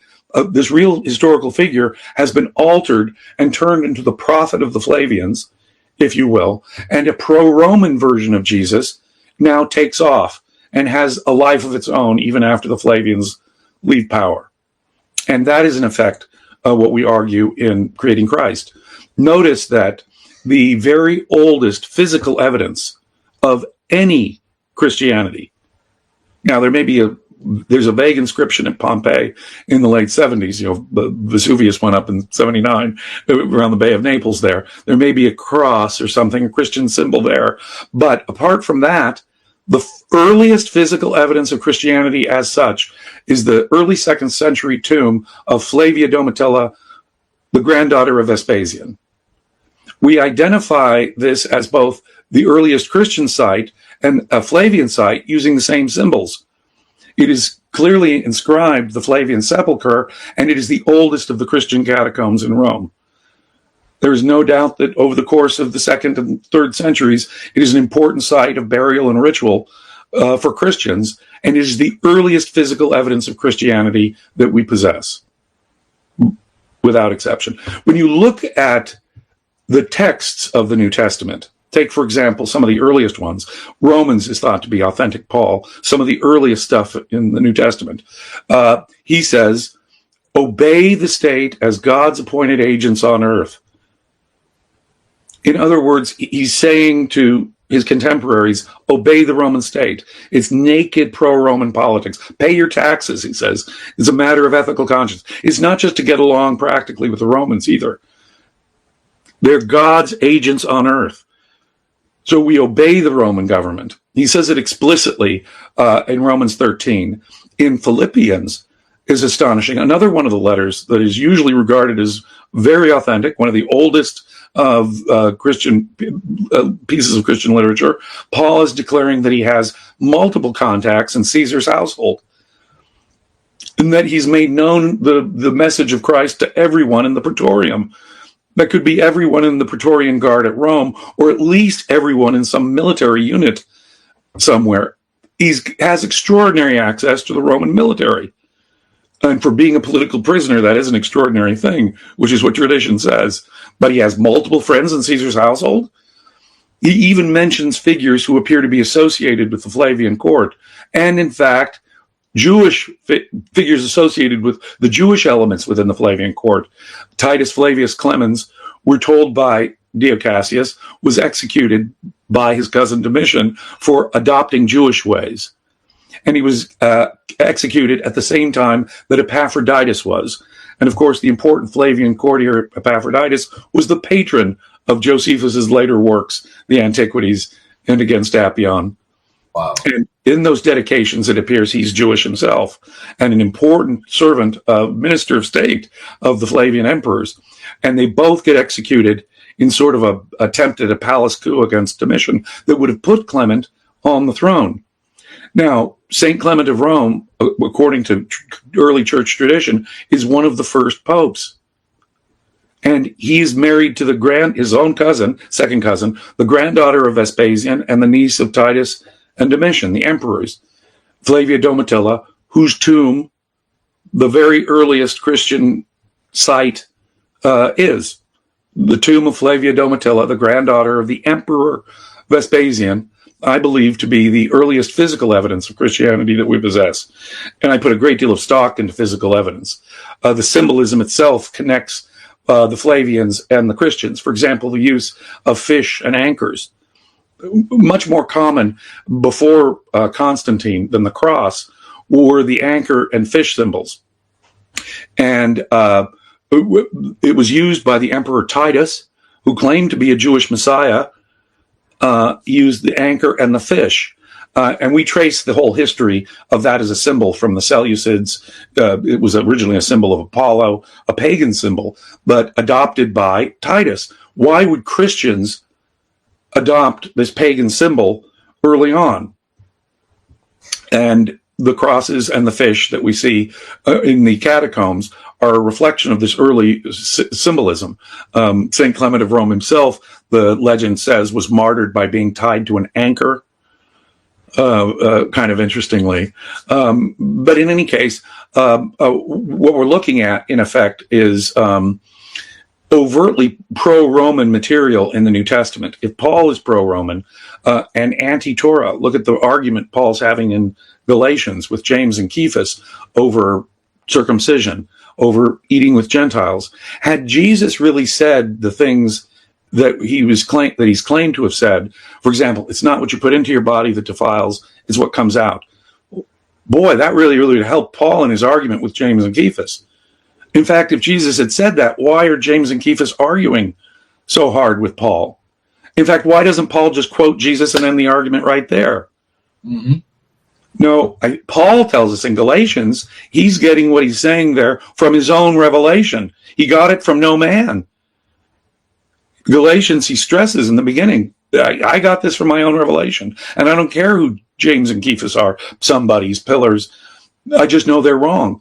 And yet, James is spying out our freedom in Christ, and he has to confront Cephas to his face over, because I know you ate with Gentiles before people from James came along.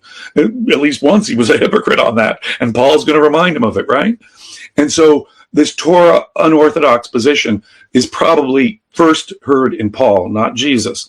And the Gospels, which are written after the letters of Paul, are reflecting Paul's view and putting the authority of giving Paul's view, the authority of Jesus, by putting Torah critical comments and behavior into his mouth.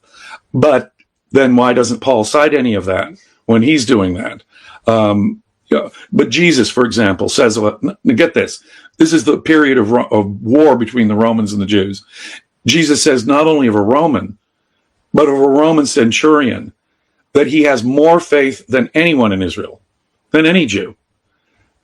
Not just a Roman, but a Roman army officer. I mean, imagine a Muslim extremist, a jihadist, saying an American GI is a better Muslim than any Muslim out there. That would be the equivalent today, you see. And so that paradox between what is normally a militant thing, Messianic Judaism at the time, and this pacifist internationalist version that we read in the New Testament is rather striking. Jesus is advocating loving your enemy, turning the other cheek, going the extra mile for the Romans. The Romans would make you support the army within the milestones within which you lived. If you lived in that area, you'd have to bring food and water out to the Roman soldiers and horses and stuff if the Roman army happened to be passing by your home. That was part of the taxes.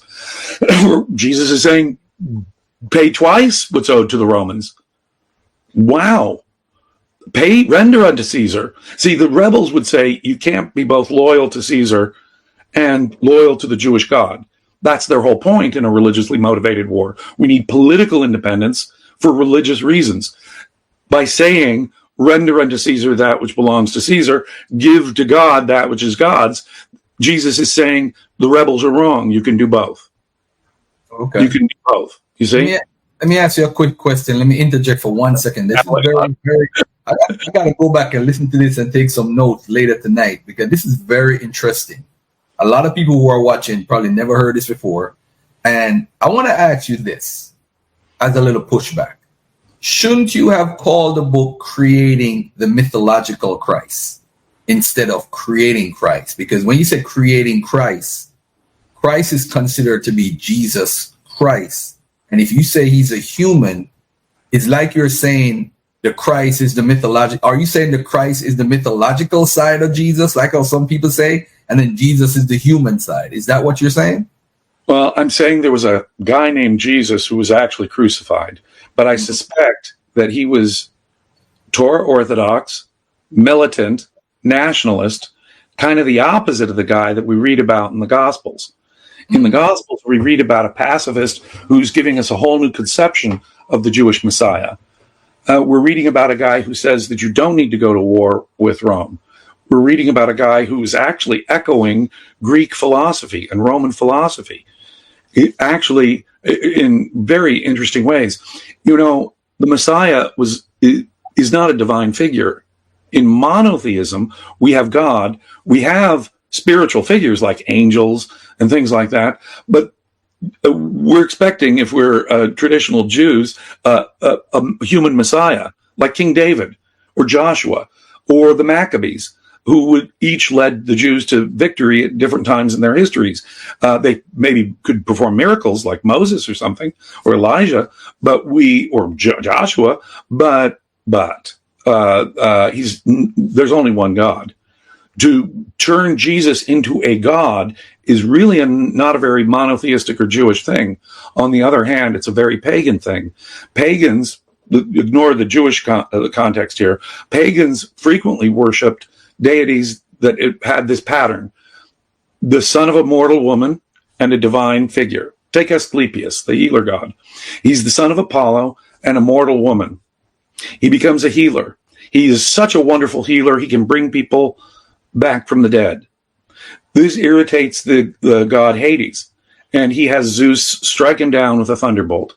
And he's therefore martyred for being such a good guy and healing and resurrecting people from the dead.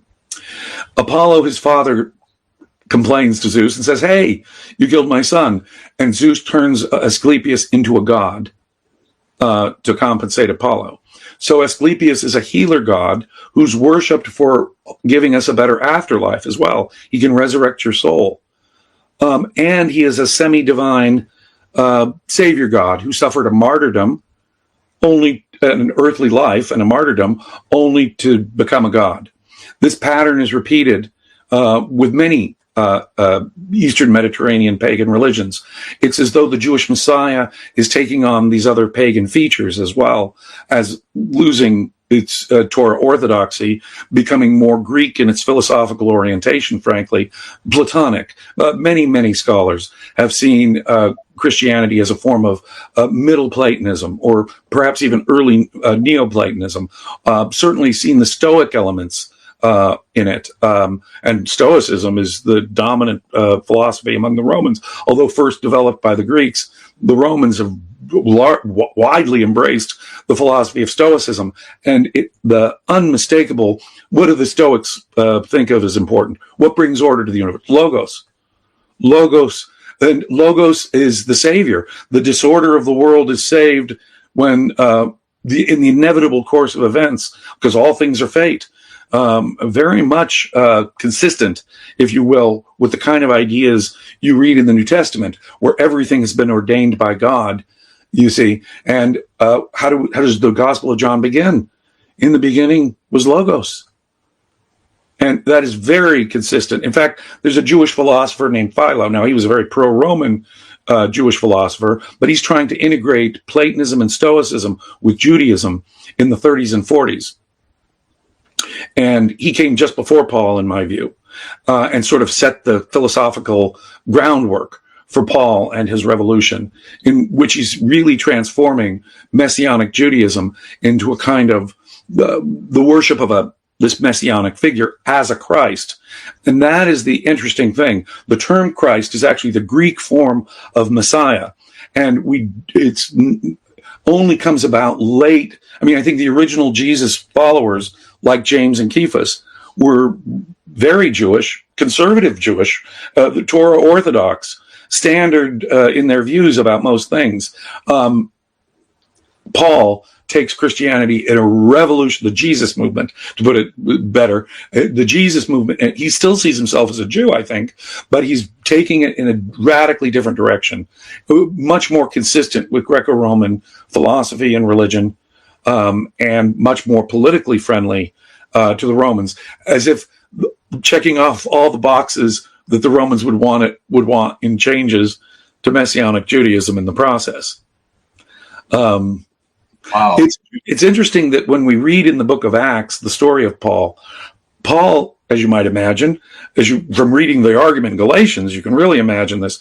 It's Jews who are constantly dogging Paul as he's going from place to place. It's Jewish mobs who are attacking him, Jewish crowds objecting to him.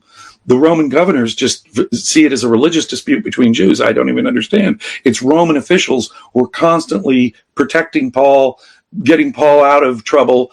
And by the end, in Jerusalem, if the book of Acts is correct, in order to protect Paul from the Jews, the Romans send an entire cohort of their army. That's hundreds of soldiers to protect one man, Paul. It sounds to me like he was a Roman agent.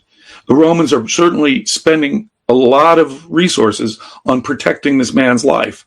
If the book of Acts is true, the Romans used an entire cohort, at the time that's 400 or 500 men, 400 or 500 soldiers, just to protect Paul from his Jewish Torah Orthodox opponents. The Romans are interested, and the Romans are protecting this guy, Paul. And Philippians makes it sound like Paul really does have connections, high up connections in the Roman government. His politics are sure anti-rebel, and yet he's a Messianic Jew, which is a paradoxical thing. How do we square that? Someone has to be doing this on purpose. All right, let me get Jacob in here. So Jacob, you got to give him some pushback, man. He's beating us up right now, man. This is a lot of information to take in at one time, and I've never really sat down and listened and write this stuff out. But boy, I gotta listen to this again tonight and go over it, because I can't allow Mr. Valliant to just come on my channel with this information and don't challenge it. So I might have to bring it back for a part 2, man. I might have to, man. I'd love it. Now you're beating me up. So Jacob, what do you think about this whole theory? And do you have some pushback from Mr. Valliant right now? No, I really don't. I can only add more to it, because Robert Eisenman, Professor Robert Eisenman advocated that Paul is a Herodian. And I think that's right. And I think it only serves to help reinforce the idea that Paul's a Roman operative. In Romans 16:11, Paul says he's a kinsman to Herodiana. And it can be translated as kinsman to Herod.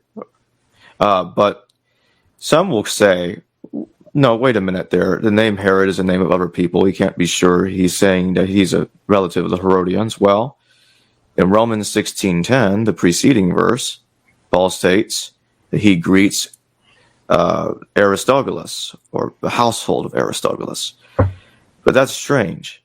Aristobulus is mentioned in the preceding verse. In the Herodian family, you only see a combination of the use of the name Aristobulus and Herod in the Herodian family. I do not think you can find such a combination anywhere else. Now, someone else that might choose to be really picky about it might say, that may be true, Jacob, but you have to look at the fact that Paul doesn't specify that Aristobulus is a kinsman to Herod, who is said to be a kinsman to Paul. Perhaps so. But you want to explain to me 2 Corinthians 11:32-33? I don't think you can. Because this one is what really supports the theory and confirms that it's not just some freak coincidence. So Paul says he has a relative called Herodiana. In 2 Corinthians chapter 11, verses 32-33, he tells us that he fled from King Aretas of Nabatea. By the way, King Aretas had the entire city at Damascus that Paul fled from under guard just to arrest him. Why? King Aretas, if you read Josephus, at that same time he's trying to get Paul apprehended. King Aretas launched a war against the Herodian Tetrarchy in the late 30s AD. At the same time that Paul is fleeing for his life from King Aretas. Why is Paul going after Aretas at the same time he's going after the Herodians? Perhaps it's because it's exactly as it looks. Paul says he's a Herodian, and he fled from King Aretas. So he says he has a relative called Herodiana, and he greets the household of Aristobulus, and he has the same opponent that the Herodians do. I think he's a Herodian, and I think it's quite clear. And that would make sense why he was being protected so much. He's an asset. Robert Eisenman suggests that this Paul is the one mentioned as Saul by Josephus. At first, I wasn't completely sure if that were correct, but I came around and I've come to believe that, yes, that's correct. It makes sense. You've got a Saulus, who is called a Herodian by Josephus, who appears to be a descendant of a Herodian called Costobarus. So he seems to be more like perhaps a distant relative of the Herodians, not part of the main line, but he's related anyway. So he's not up to be heir. So he would be, I suppose to them, he would be the perfect person for the job to risk his life infiltrating the Jesus movement in the way that he did. And that's why he needed to be saved by Roman troops, because his job is very dangerous, and the Jews wanted to kill him, so he needed to be protected. Being a double agent is just about the most dangerous thing you can do. Being an agent provocateur infiltrating the enemy camp is about as dangerous work that a spy can possibly be engaged in, and Paul certainly felt that, I think.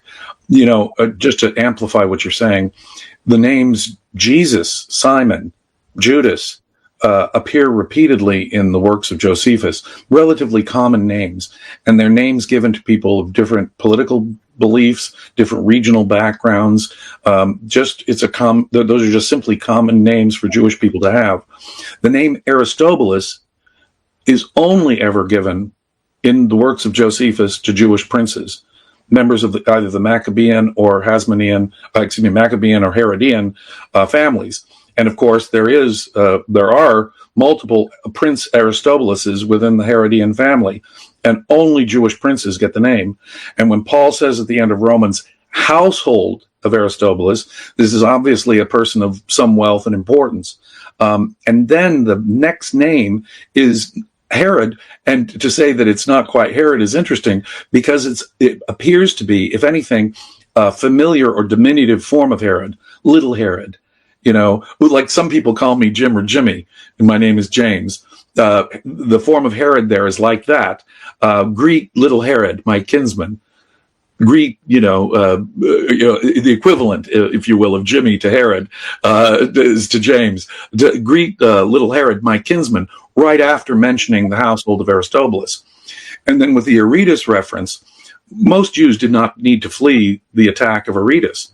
Indeed, John the Baptist himself was a critic of Herod Antipas's marriage, and it was that marriage that caused Aretas to attack Antipas. So if you're associated with John the Baptist, if you're just a Jew in general, there'd be no reason for you to flee King Aretas when he attacks the city. But as Jacob correctly points out, Aretas' governor has the whole city watched just to catch Paul. And they have to take elaborate steps just to secret Paul out. He's lowered in a basket from a high place so they can secret Paul out. Paul especially. The special steps are taken just to get Paul out of the city, which indicates that he might have been a hostage to Aretas, who is an enemy of Herod Antipas. Aretas' whole attack is to get his revenge on the specific Herodian king, Antipas. So only Herodians would need to worry, and it looks like very special steps were taken, according to Paul himself in 2 Corinthians, special steps were taken to get him out. Again, repairing to Acts, we're told that shortly after his conversion, Paul became associated with someone who had grown up with Herod Antipas, was a childhood friend of Herod Antipas. We're told that point blank in Acts. His politics, the tradition is Paul's a Roman citizen. All of the descendants of Herod the Great were made Roman citizens, and that wasn't a common thing for Jews in the East to be. Although citizenship was technically open to everyone eventually. It was rare at that time for Jews in the East to be Roman citizens, but the descendants of Herod the Great were all Roman citizens, just again, as Acts tells us Paul was. Furthermore, Paul is an elite. He can read, he can write. A very small portion of the population can read, maybe 10%. Even for the ancient world, Rome was a pretty sophisticated place, but still only at that time 10% could read, and a much smaller percentage of that could even write. Paul can read and write. Paul is familiar with Hebrew tradition and literature. Paul is familiar with Greek philosophy, it seems to me. He's educated. He's elite. He can travel about freely. He has resources, can raise resources, has contacts.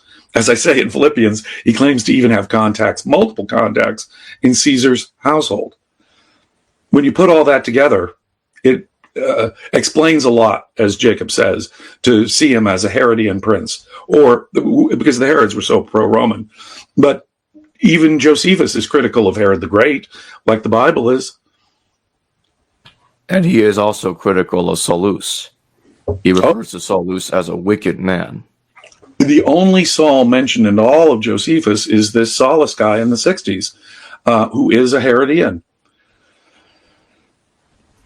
That's very interesting. Hey, let me ask you this. I'm going to flash your book on the screen a little bit, Creating Christ, How Roman Emperors Invented Christianity. Can you also go over why this is different than the work of how the Romans invented Christianity by, I forgot what the gentleman's name is. You're talking about Joe Atwill? All right, Joseph Atwill. What's the difference? Can you go over it again? Because a lot of people are going to compare you again, and this is the second time you're going to mention it. Go ahead, my brother. A whole bunch of differences. Atwill, in his book at least, articulates that he's a mythicist.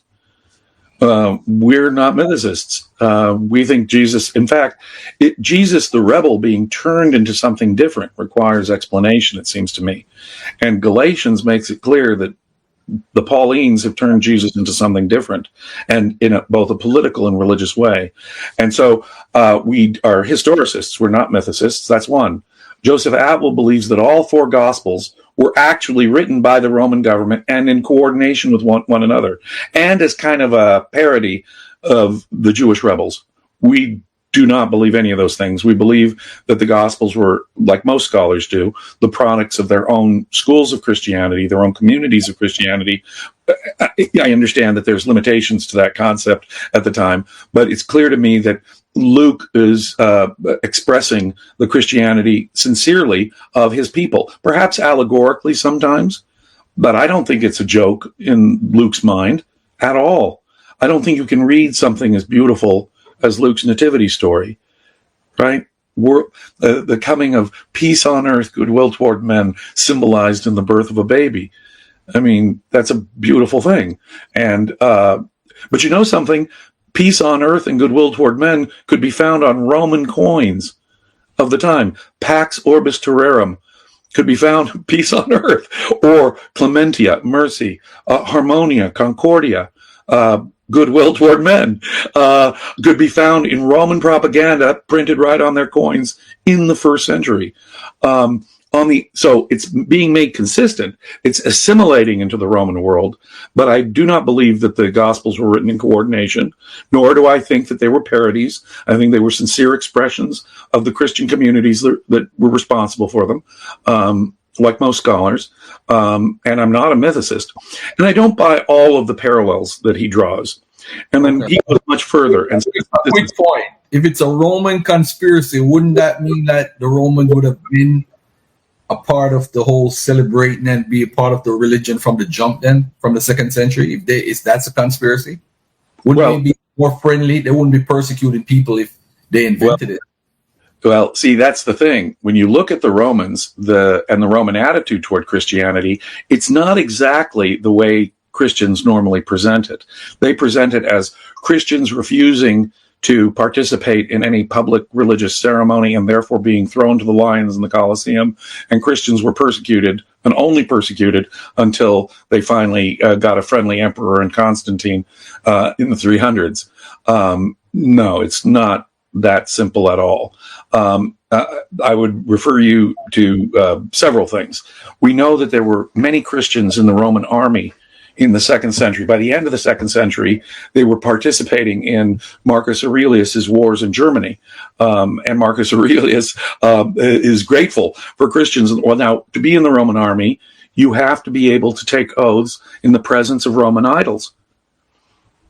And so the very first reference we get from any pagan, any non-Christian or Jewish source about Christianity is a letter that Pliny the Younger wrote when he was the governor of Bithynia in modern Turkey to the Emperor Trajan early in the 2nd century. And he says, what the heck are we to do with these Christians?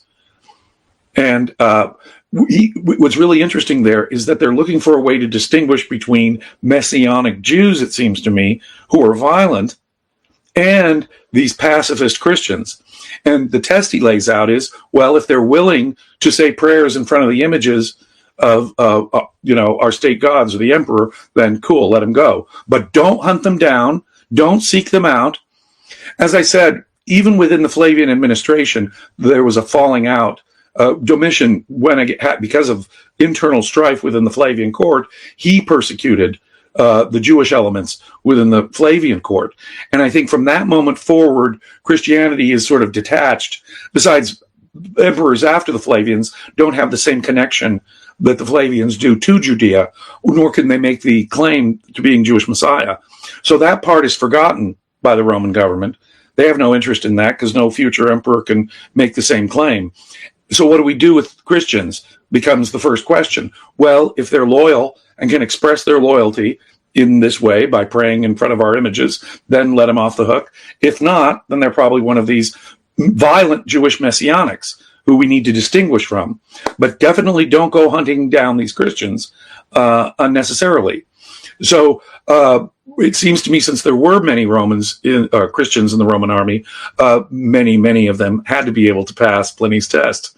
And Christianity obviously becomes very popular. It starts taking off among Gentiles far more than among Jews in the 2nd and 3rd centuries, especially. But they become a political constituency.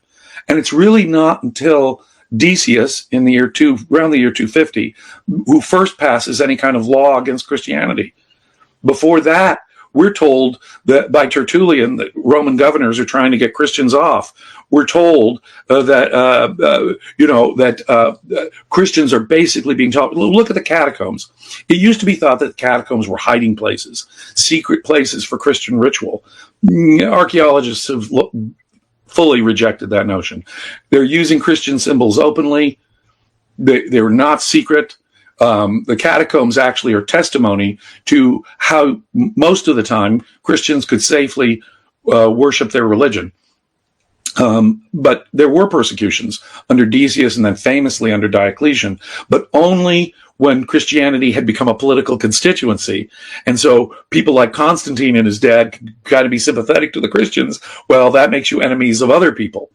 So when Constantine becomes emperor, defeats Diocletian and becomes emperor, he can now favor his political constituency, the large number now of Christians throughout the empire.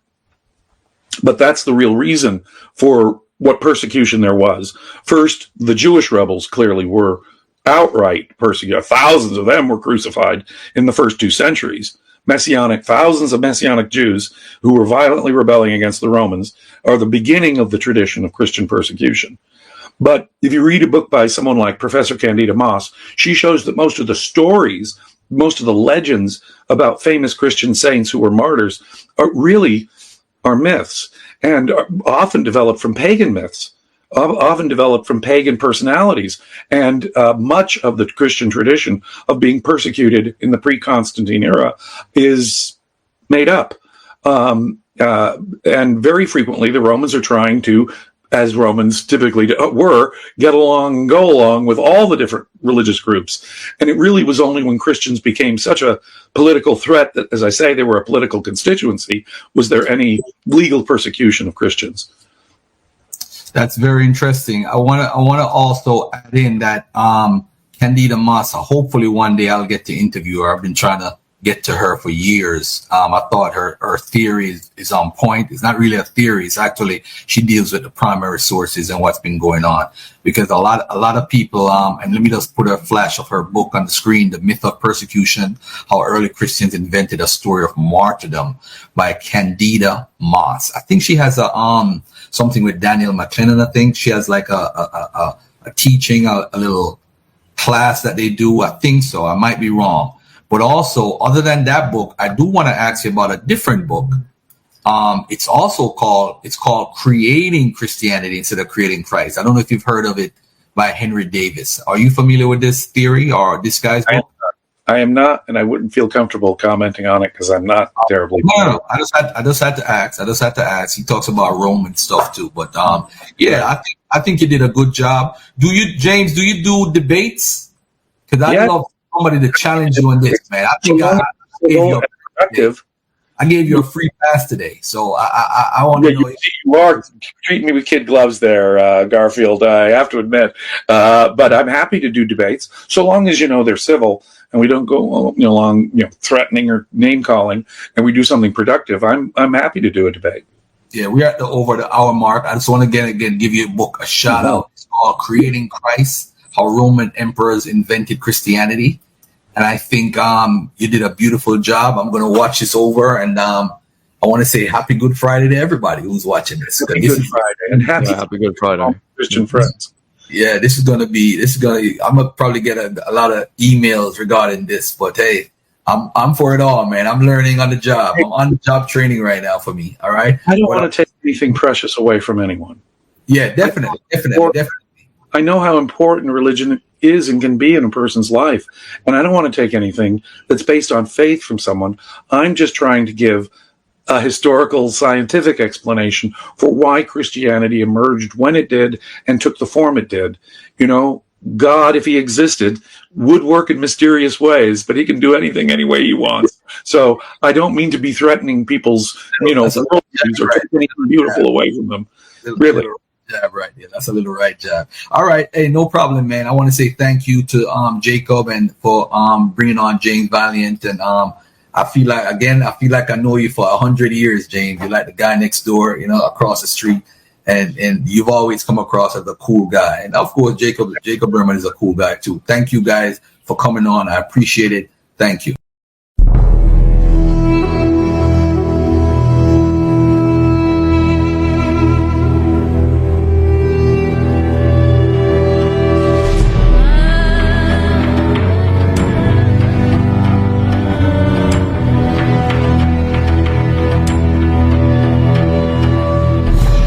Back to Gnostic Informant. I'm here with Jacob Berman from History Valley and our special guest, world-renowned author James Valliant, author of Creating Christ.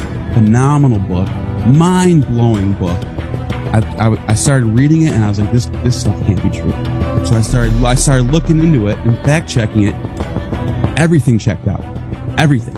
I'm not even kidding. Everything. I'm like, dude, there's truth. Like, this is a Roman invent. But anyways, today we're going to talk about the Pauline dating of the Pauline epistles. So, Jacob, take it away. All right. So, as I discussed last time and in many other videos, Paul refers to two events in his letters several times: the wrath of God upon the Jews and the wrath of God upon the Gentiles. But he also talks about division in the church. Now, it's implausible for Paul to have been able to set up these churches before AD 70 when the Sicarii zealots were all over the Middle East. The Romans were still clearing them out. The war was still going on. The Sicarii would have destroyed these churches as these churches were Hellenizing Judaism and trying to make it into a more of a Roman-friendly religion, kind of like how Rabbinic Judaism was doing just that. So it would have wiped them out. And the Romans the Romans were also not going to give the Christians a time of day. They're too busy fighting the Sicarii. They're not going to trust them yet. And the other thing is, Paul refers to Clemens and Epaphroditus in the Epistle to the Philippians. They are part of Caesar's household, which is something that is also discussed in the Epistle to the Romans. You know what else I noticed is in the book of Acts. I know this is not the Pauline epistles, but he mentions these Agrippa and what's her name? I think Bernice and if you actually look into the genealogy of those two people, they're real historical people. The woman traces her lineage back to Philo of Alexandria. And if you read Philo of Alexandria, it's like Christianity without Jesus. Her sister was married to the nephew of Philo of Alexandria. There you go. She herself was a descendant of the great Maccabean Jewish kings of the 2nd century BC behind the Hanukkah revolt. Okay. So she, and the Herods as well. So she was a daughter of Herod Agrippa I, who a Jewish king in the 1st century and a friend of the Emperor Claudius. She was the mistress of the Emperor Titus and nearly married the Emperor Titus. Wow. Which shows how close the Flavians were with high up Jewish figures. And her sister was married to the nephew of the famous Alexandrian Jewish philosopher Philo. And the reason why I brought up Philo is because you're seeing this. I mean, we talk about this being a Flavian invention, and Josephus was a Flavian. I mean, he took the name Flavius Josephus, but Philo, I think, like, Josephus has the history there, but I think Philo has the what's the word? The philosophy of philosophy. Yeah, that, you know what I mean? Like, if you actually his great achievement was to integrate classical Greek philosophy with Jewish thought. And Alexandria, Egypt, is just the place to do it.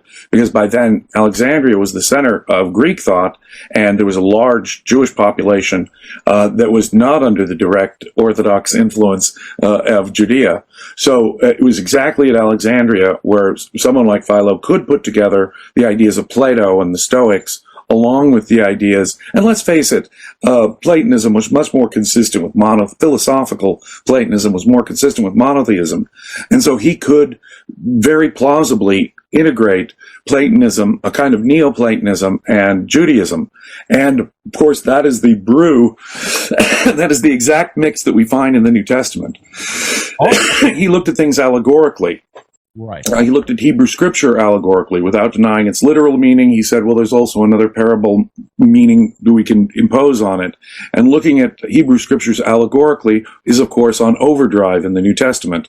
So for many reasons, Platonic dualism reasons, the whole theory of Messiah as he integrates it between Stoicism and the Jewish Messiah, all of that is a necessary groundwork, I think, for Christianity.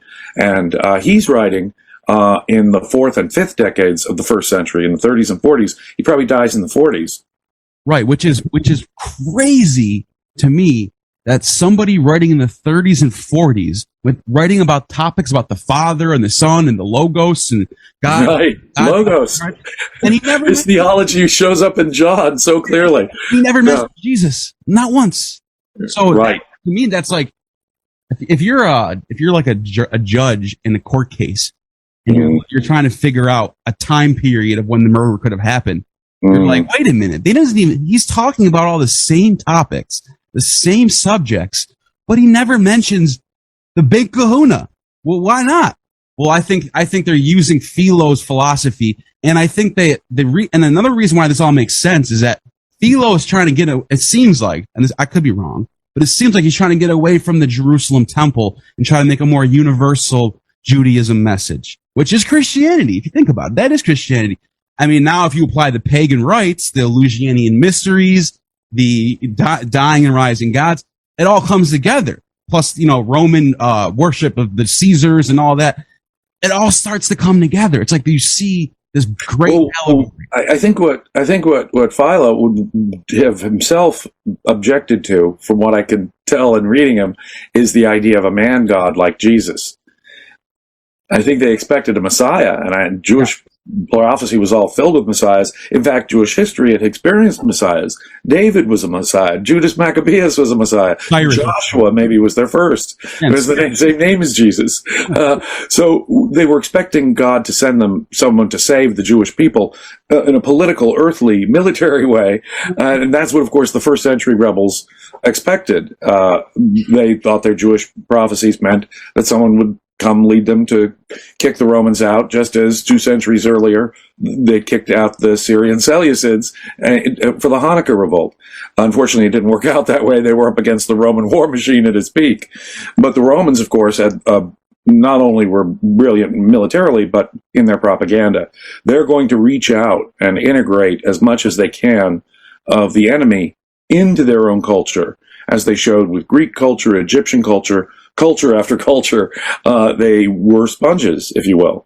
And so we should expect to find a Roman response, if you will, to the Jewish Messianic rebels of the first 2 centuries. On the face of it, though, the New Testament is a critical response to the Torah orthodox, nationalist, militant Jewish rebels of the first 2 centuries who were deeply messianic.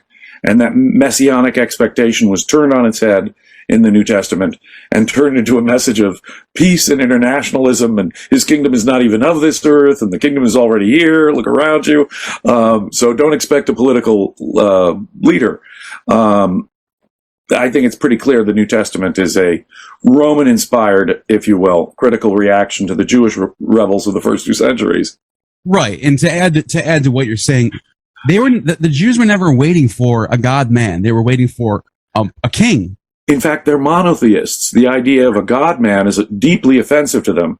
In the Talmud, abomination. They consider it a violation of the First Amendment, or the First Commandment. No other gods, and no other gods before me. The whole point of post-exilic Judaism is monotheism, strict monotheism. You can't even symbolically represent God in a graven image.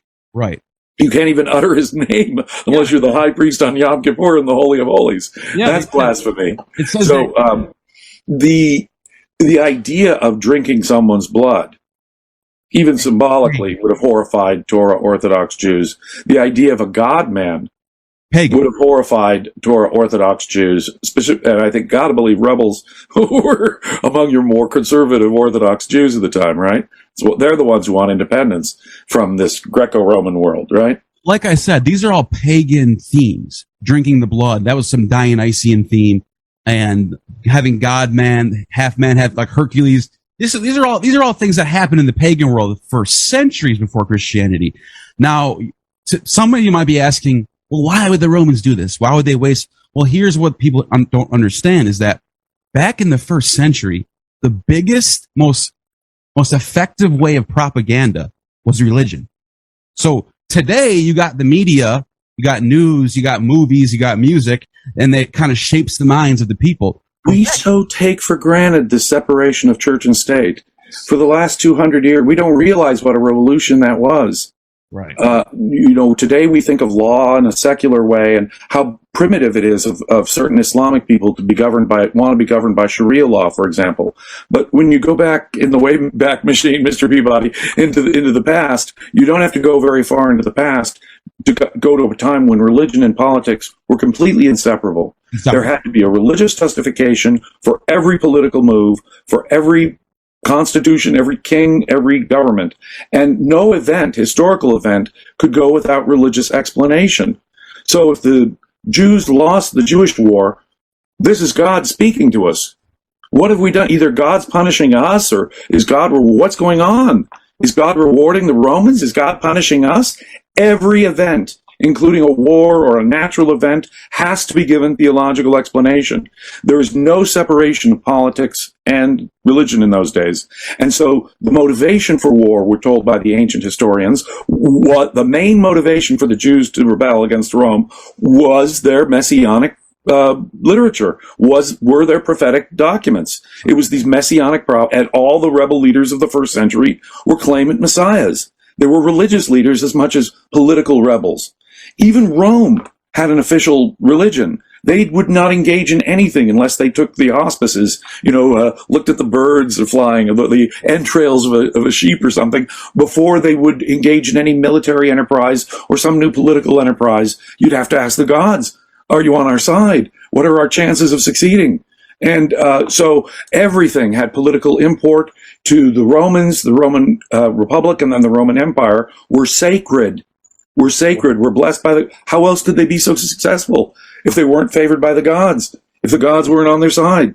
And the same is true with Jewish politics in the first century. We are God's chosen people, the one true God's chosen people.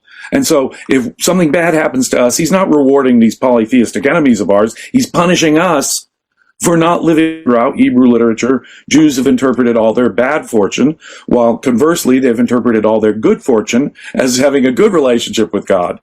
So politics and religion were one in the first century. They required religious explanation on both sides. Yeah, and the idea of divine providence was something that was always tossed around. If you can do something with your will and it works, then the gods must have proved it. So a lot of people don't realize how big of a deal it was when someone like Pompey the Great would come in and walk into the temple. And they said before that, no one's ever stepped foot in the temple except a Levite priest. And if you step foot in the temple, you will be smoked on the spot by Jehovah. Oh, we know this for sure. And Pompey the Great says, oh yeah, want to see me try? That was a big deal. He waltzed right on in. And it is reported he wasn't terribly impressed by what he saw. I guess he found nothing except right. A reef for the god, or not the god, but he thought it was, but there was a golden reef, and he thought it was the Pater Liber reef, but it was just a reef. Right. He had only his Roman religious associations to compare it to. They worship this god, and it's kind of funny. That's what Tacitus writes, by the way. Right. But yeah, like you were saying, it's these when a country back then, or a nation or an empire, goes to war with another nation, religion is part of that war. That's a war of the minds, of the soul. And this is speculation now. I'm getting into speculative territory now. I believe that the early New Testament, maybe there is a Q document, who knows? Whatever the first one was, I believe that this was some sort of propaganda and inserted by the Roman government to try to get some Jews to fall off the Sicarii movement and join this new pro-Roman. We know the Romanity of their own. The Jewish historian who was a Flavian propagandist, Josephus, that you mentioned, calls Vespasian, he says it with utter sincerity. He said that what most motivated the Jews to rebel was their messianic prophecies. He said the rebel leaders were false messiahs. The true Messiah is my boss, the Roman Emperor Vespasian. He wasn't the only. And as a good Jew, he's saying, my boss is the true Messiah that was expected to come at this time. And this was echoed by Suetonius and Tacitus in the 2nd century, pagan Romans. And they said point blank. They didn't say the Flavians claimed to be the Jewish Messiah. They said Vespasian and Titus were in fact the Jewish messiahs, and the Jews misunderstood their own prophecy. That's how Tacitus and Suetonius put it. And So an important part of Flavian propaganda was to co-opt this messianic ideology within the imperial cult of the Flavians. These emperors, as part of their imperial cult and propaganda, claimed to be the princes of peace that had been prophesied by Hebrew scripture. If you read the famous prophecy in Mark 13, the biggest extended speech of Jesus in Mark, and a prophecy repeated in each of the three first Gospels, the Synoptics, is prediction of the demise of Jerusalem. He predicts the utter destruction of the temple, the utter destruction of Jerusalem, and that it would occur within the lives of some listening to him. And that all came true. But he also predicted, in association with that, the glorious coming of a Son of Man, the glorious advent of a Messiah, in terms that Daniel had used to predict the coming of Messiah. And what could he possibly mean? In other words, Jesus has got the timing of his glorious second coming wrong, if it was going to come at the time of the second revolt, when the temple was destroyed in 70, because he puts it all at the same time. It too will be seen by people alive when he was talking. Right. That means it had to have happened in the first century. Read that way, Mark 13 is a perfect proof text for the Flavian claims.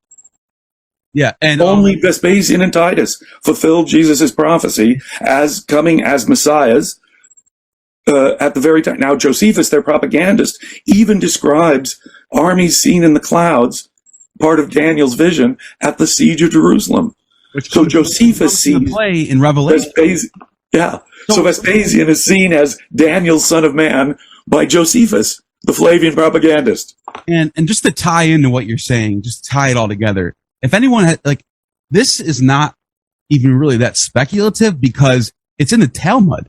The Talmud has a dialogue between the high priest Yohanan, where Yohanan has to sneak out of Jerusalem because the Sakari won't let him go out. They're holding him hostage. Their own high priest. That's weird. So it sneaks out and he goes and meets Vespasian. And then he says, "You are our king. You are our king." And then he says all these prophecies and he names all these verses from Deuteronomy. And he says, "These are all for you. You're the prophesied one." And then Vespasian says, "Well, okay, fine. Let's make a deal. What do you want me to give you?" And then he's like, "You could take Jerusalem, kill everybody, but rapture us." Now, I added that word rapture. It's not in there. But that's what happened. He raptured the Jews that aligned with him. Whoever aligned with Vespasian did not get touched. They were saved. Yavni and his sages, they says in the Talmud, were all not touched. And everyone else was utterly destroyed. But that is actually echoed in Revelation, where if you read Revelation, it's just an allegory of the Titus sacking. Not the whole book. From chapters 12 to 14, where they talk about the great abomination and the king, and they talk about the 7-year tribulation. Well, 3.5 years, they divided up in 3.5, 3.5. If you actually look at the dates, it actually lines up with Nero's reign. So Nero, they're saying that Nero is the Satan in the allegory, and that 3.5 years was the war. The war breaks out in 66 AD and then ends in 70 AD. It lines up perfectly. The whole entire city was destroyed. And so many scholars have observed the gematria, obviously, of the beast being 666. Being Nero. So there you go. And now, not to mention, it's like people are still waiting for Revelation to happen. It happened already. It happened in the first century. That's what it is. The Revelation does appear to be based upon, certainly, the discovery of the Dead Sea Scrolls really changed our appreciation for the period, for sectarian Jewish thought in the period. They are apocalyptic. They are obsessed with these messianic prophecies. They are expecting a climactic apocalyptic war between the sons of light and the sons of darkness. And boy, there's a big battle brewing between good and evil, and the bad guys are the bad guys, and they're going to get it when the Messiah comes in effect. And so this messianic apocalyptic perspective has its roots completely in the Jewish rebellion. What we see in Christianity is a remarkable change, and even in Revelation, it's a bizarre use of it. I'm not sure quite where to put Revelation. Is it more relating to the Domitianic persecution? Because he was considered a new Nero. And I myself don't take a formal position on Revelation because I think it is of all the books of the New Testament, by far the one that's most complex in my view, containing both apocalyptic elements that may go back to Jewish rebels and to complaints about Nero himself, right, and later material that reflects Pauline Christianity and Greek churches that existed surely in a post-Flavian world. And John at Patmos sure strikes me as one of these Christians exiled by Domitian. Yeah, and you know what I was going to something. I know we got off topic, but I know we can jump back to. We were supposed to talk about the dating of Paul's letters. I just want to say one more thing about that. Is that I find it very interesting. Domitian and Nero are the only two Roman emperors that weren't deified and were eternally damned by the Roman. Oh no, there were many who did have damnatio memoriae, and those two emperors were definitely singled out for special damnation, official damnation, damnatio memoriae, what the Senate gives to an emperor they really don't like. Only a few get deified. Not every emperor gets deified. Tiberius, for example, is not deified, but on the other hand, they don't condemn his memory so that all of his acts and laws become invalid, because that's what happens when the Senate passes one of these things. They did it to Caligula, Cuius, right? And then they did it to Nero. Vespasian, and then, right. Yeah. So notice that our anti-Nero view are very, scholars have thought, Tacitus and Suetonius, our earliest historians of Nero, are probably way too rough on Nero. Nero wasn't quite the nasty, he might be may not have been a good emperor, but he wasn't quite the nasty monster that Suetonius and Tacitus make him out to be. For example, he didn't burn Rome and then just fiddle about it. That's really a gross distortion. So where does this negative anti-Nero propaganda come from? The Flavians.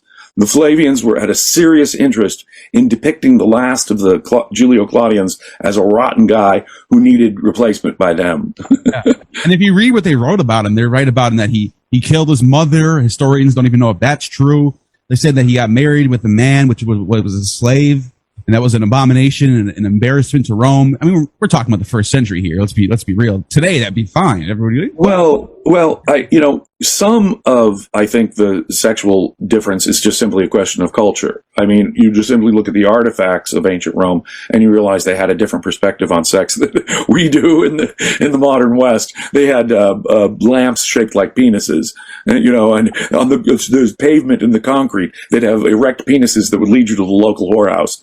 So they had a definitely different attitude about sex in pagan Rome than we do. On the other hand, even Roman aristocrats had a distinct sense of propriety, especially when it came to married women, or when it came to certain kinds of sexual behavior in their men who are in leadership positions. You could be a penetrator, but it was unmanly to be penetrated, if you read my meaning. And so there are certain kinds of sexual behavior that Nero or Caligula could be criticized for. And it seems that maybe they were doing it just to prove I'm the emperor and no restrictions apply to me. So some of that may be quite true, the sexual stuff. So let's jump back to Pauline now. So what do you think, what's the biggest, because I don't know that much about how they date these things. Me personally, I'm very skeptic, and I say, why can't somebody like Paul or whoever wrote it pretend that they're in this, they're trying to portray themselves as a couple decades earlier to make it look like it's prophecies are all coming. Why can't that? Well, I give them the benefit of the doubt. Is like, if I wanted to write a book and pretend I was in the 1980s, I can easily do that, right? Our first references by non-Christian writers to Christianity or Christ don't occur until the 2nd century. Pliny writes a letter about Christians, which is our first pagan reference to Christianity at all, around 111. What do we do about this movement? Because there appear to be a mixed bag. A few years later, Tacitus mentions Christians, but he may be dependent on Josephus's reference. Right. So, ignoring Josephus and Tacitus. Can I just ask you a question real quick? I'm sorry to cut you off. I just want to ask you a question. I have to ask this because sure. can't the word Christian mean Messianic Jew? That literally, I think that's all it meant to the first Romans. Suetonius, for example, has a reference to a guy named Chrestus who caused violent messianic disturbances in the 40s, long after the crucifixion, and such that it caused all the Jews of Rome to be expelled. And no one says that's Jesus Christ. So Romans in general believed that this Chrestus or Christiani movement was interchangeable with the rebel movement itself. Suetonius and Tacitus treat it that way. Suetonius says that when Nero blamed the fire on these Christiani, not Christiani, he said these people deserved it. But in 64, to make a credible scapegoat, it can't be our obscure little Christians. It's got to be the Jewish rebels who would break out into open rebellion only 2 years later, 66, 2 years after the Great Fire. But before Paul even gets to Rome, for there to be enough Christians, or just as Paul's getting to Rome, for there to be enough Christians to be a credible scapegoat? No. Suetonius is preserved by Christians because he has a confused reference in which Nero is blaming the rebels, and he's confusing the rebels with Christians. Yeah, and to me, it's like we know for a fact, historians all agree on this, that there was a huge Jewish population in Rome in the first century. They were living there. Yes, some 10 to 15% of the entire Roman population was Jewish in the first century. So if Philo doesn't even know about Jesus, if Pliny the Elder is not writing about Jesus, if these people never heard... We have a Jewish historian, Justus of Tiberias, whose works survive till about 1,000 years ago. We know from Christian writers who saw his work that no longer survives that he never mentioned Jesus at all. Right. And he was a Jewish historian like Josephus, who would surely have mentioned him. The reason why I bring this up is because if all these writers don't know who he is and aren't mentioning him, why would there be thousands of Christians that do know who he is, and they're not even like aristocrats or writers or scribes? So basically, we're stuck, though, in the first century and a half, 2 centuries, with Christian writers, because these few outside historian references are so vague and dependent on other things and so late that all we have are, and the oldest Christian writings that we have are mostly preserved in the New Testament. And the oldest of these are regarded to be Paul's letters. They are ignorant of the Gospels largely, and so we can infer that they were written before the Gospels. So much in the Gospels would have been helpful for Paul in his arguments with the people who disagree with him. But he never even quotes Jesus, except maybe once. And he doesn't cite any of these examples that would have been very helpful to him in his Torah critical perspective. And so it is deduced that Paul was not familiar with most of the material, at least, in the Gospels, and therefore never cited it.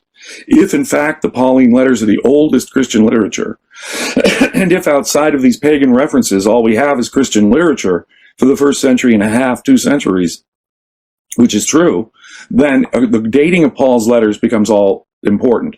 It's the oldest Christian literature that has been preserved. I would argue that Christianity is hanging on a thread of the dating of Paul's letters.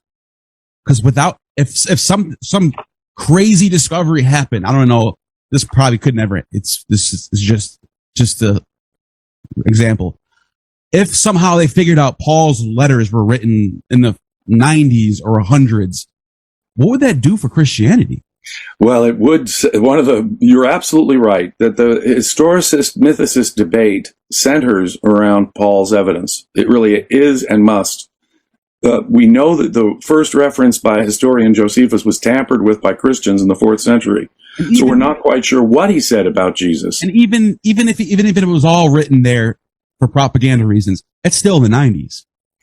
It's still in the 90s. It's still in the 90s, and it still could be Flavian propaganda, and who knows where he's getting it. And the point is, it's been tampered with by later Christians as well, so we can't really rely on it. And he may have influenced Tacitus, so we can't rely on Tacitus. And Pliny doesn't mention Christ, he just mentions this Christian movement. And so, for the first century and a half, all we've got are these Christian writings. And setting the book of Acts aside, which is filled with historical errors, many scholars, including the famous Bart Ehrman, maybe the most famous Bible scholar alive today, he doesn't even believe that the author of Acts was familiar with Paul's letters. So serious are the contradictions between Paul's letters. Years off some of the data. Right?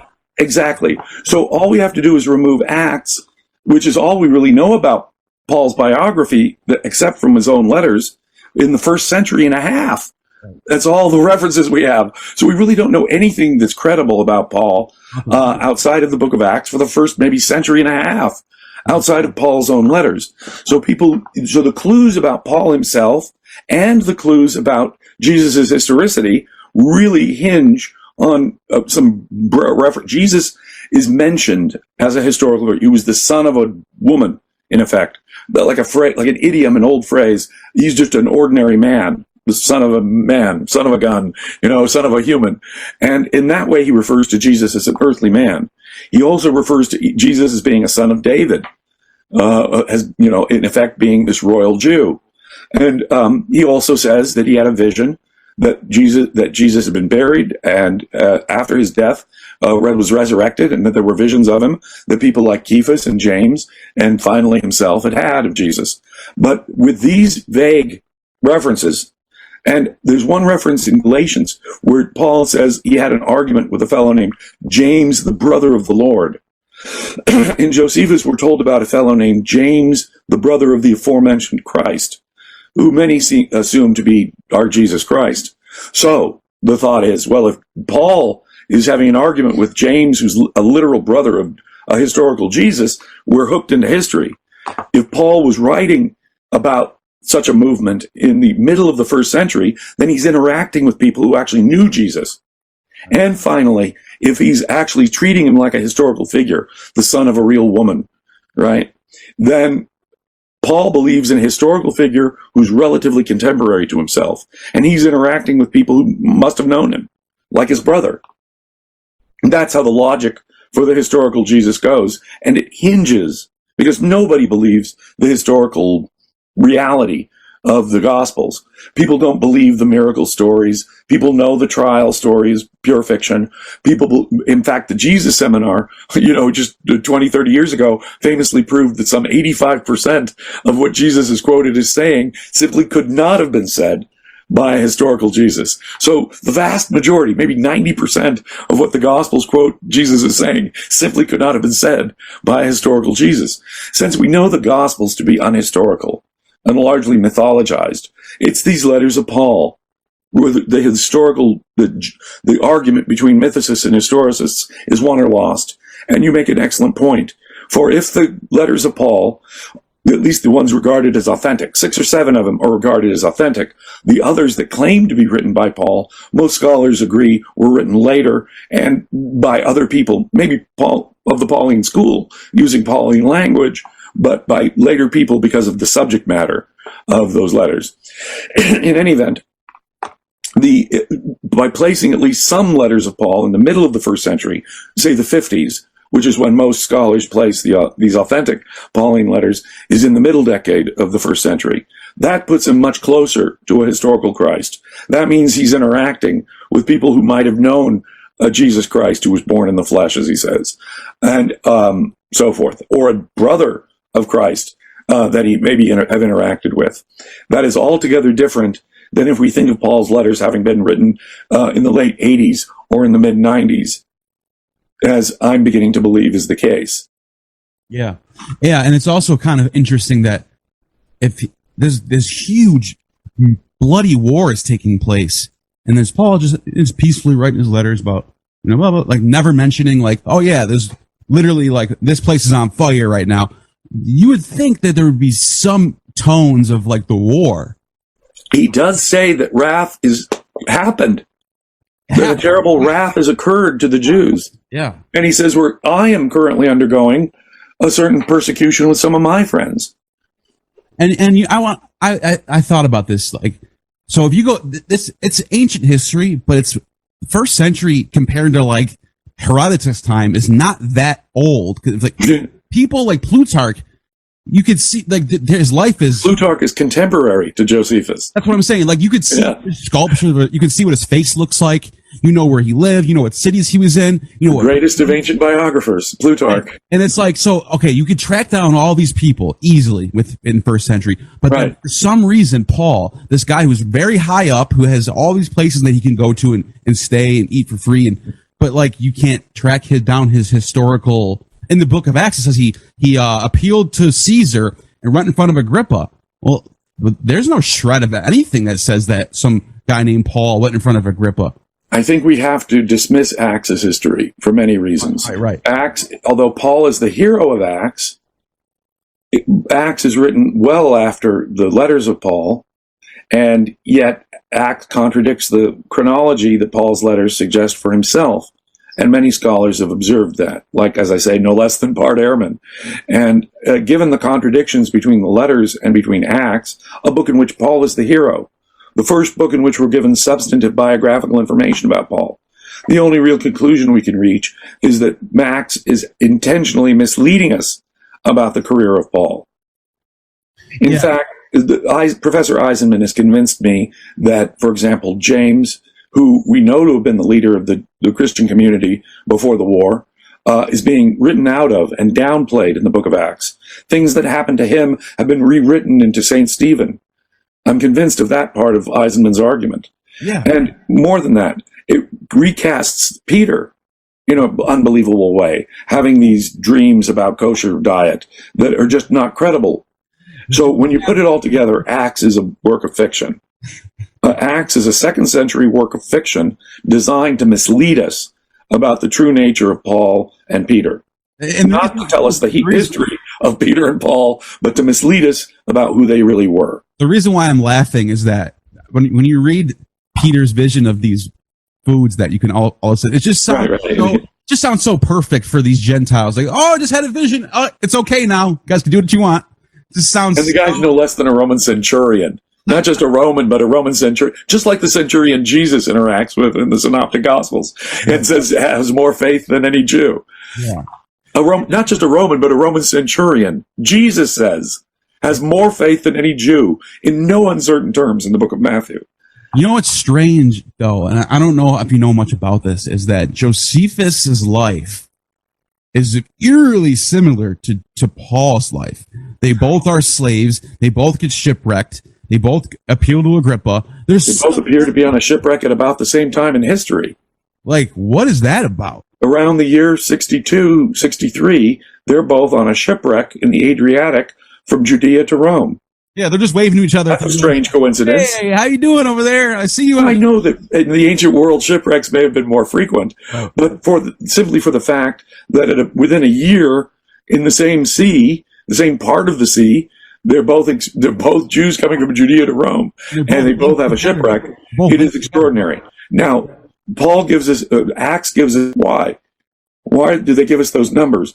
It's code for something, and I don't know what, not to give us the real numbers, but they give us different numbers, sort of suggesting, no, it's not the same shipwreck, even though by any other comparison, it's the same shipwreck.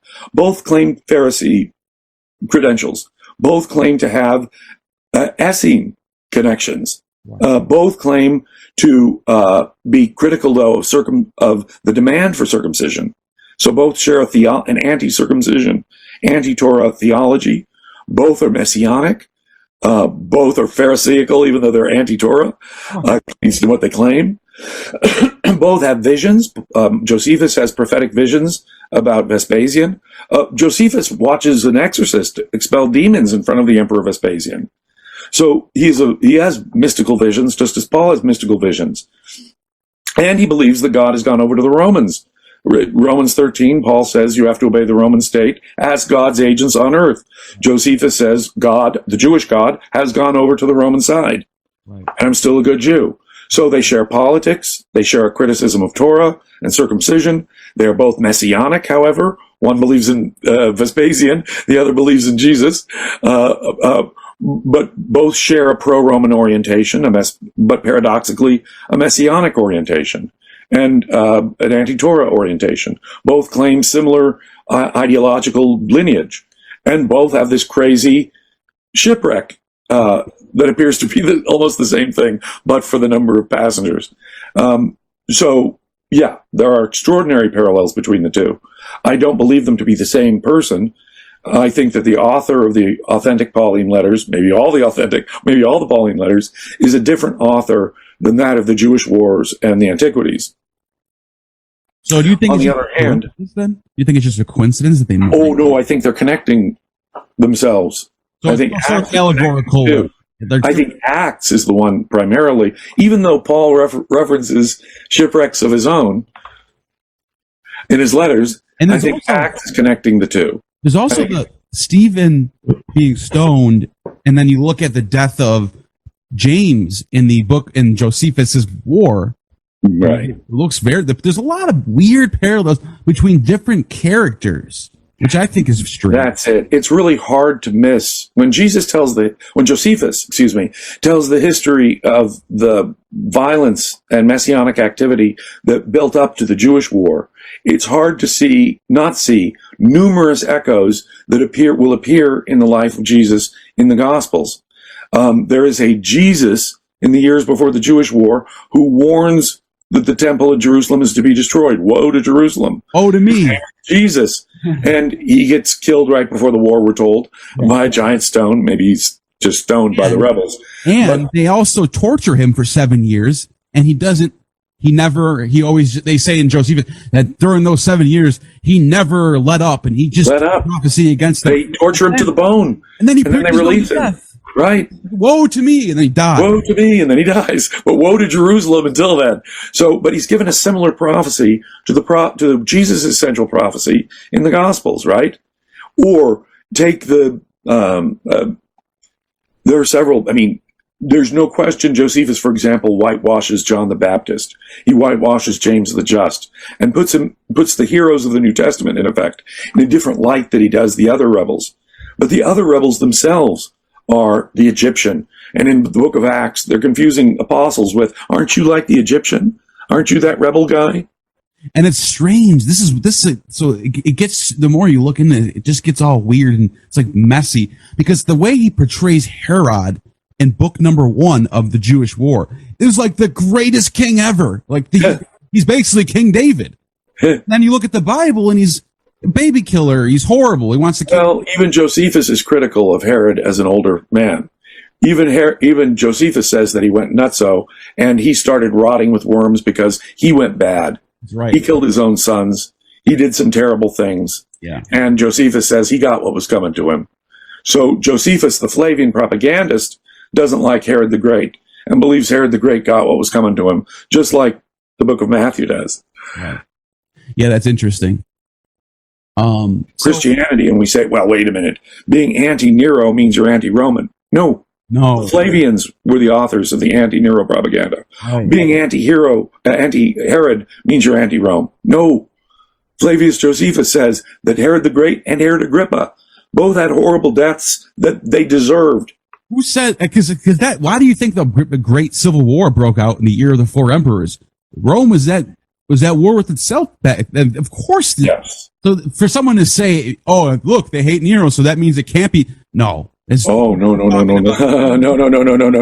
The Flavians were the ones who gave us the anti-Nero propaganda, and that was the history. It was the Flavian history, anti-Nero Flavian history, that the Christians preserved. Because it was consistent with their idea. And let me broaden it out.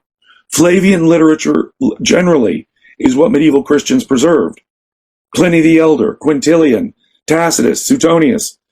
The stuff the Christians preserved was Flavian perspective because it was overlapped Christian perspective on Nero, the rebels, everything else. In fact, Nero exiled Vespasian for sleeping during his play or whatever. Well, talk about an obvious example of Flavian propaganda.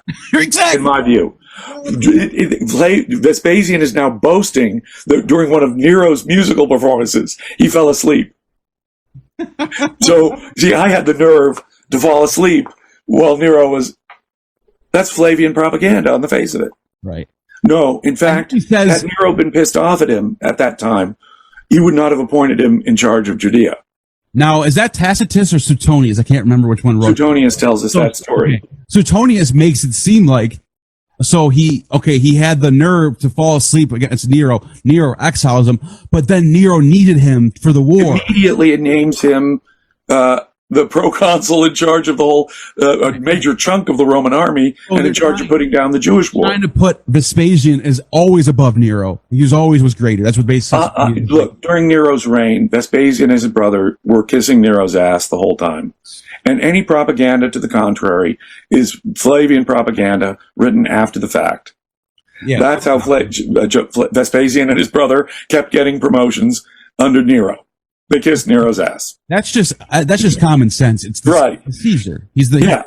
Exactly. Of the Nor did Josephus predict Vespasian would be emperor while Nero was still alive. General Vespasian would have had this madman killed on the spot for potentially getting him in trouble with the boss in Rome. So, no, that was all made up. Josephus's prophecy that Vespasian would be emperor, all made up after the event. And historians have a consensus about this today. Also, the story of Vespasian running into trouble with Caligula. Oh, how convenient. He also hated Caligula. He had an argument with.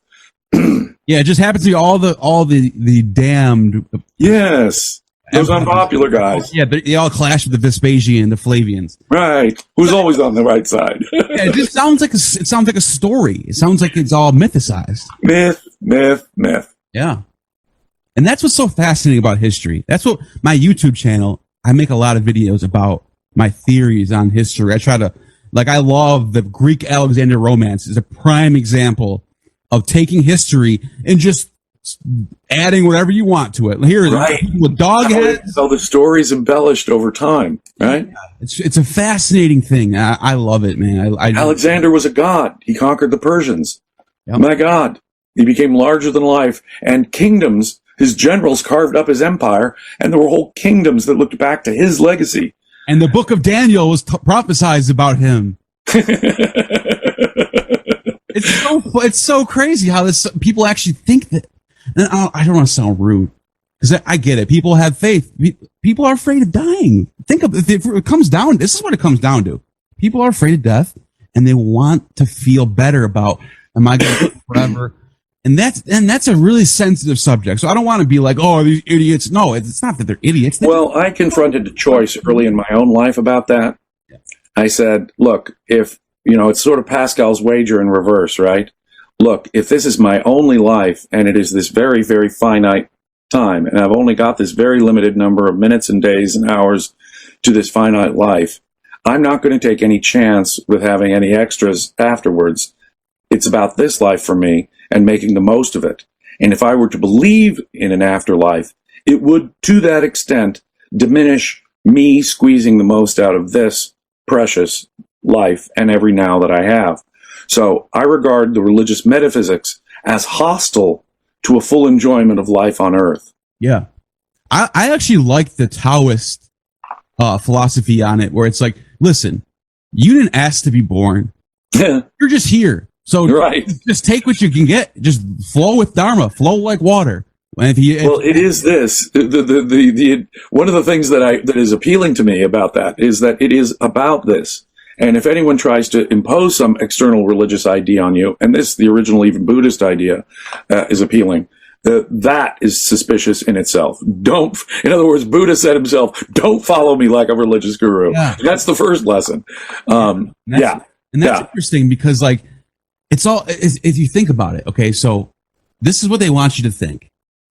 A God that knows all things past and future, he's omnipotent, he created everything, he knows what's going to happen. So if he knows what's going to happen, why would he put a tree in the middle of the garden that he's not supposed to eat, knowing that he's going to eat it because he knows what's going to happen? So he knew it was going to happen, and then he blames mankind forever for this one act that he knew was going to happen, which means he did this.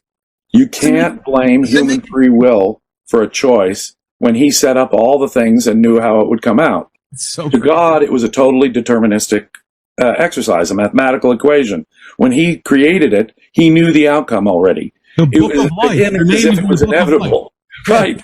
So you can't reconcile, in other words, you can't reconcile the claim that no, Adam and Eve had free will and it's their own fault. Or with the wider Christian claim, we each have free will and it's our fault, in effect. You can't reconcile that with the notion of God's omnipotence and omniscience. Either he knew everything and could have changed it to be any way he wanted, or not. Right. And if that is the case, then of course any evil that exists in the world is to be laid at his feet. Necessarily, he must want it. He must want every stub toe for its own sake. Yeah.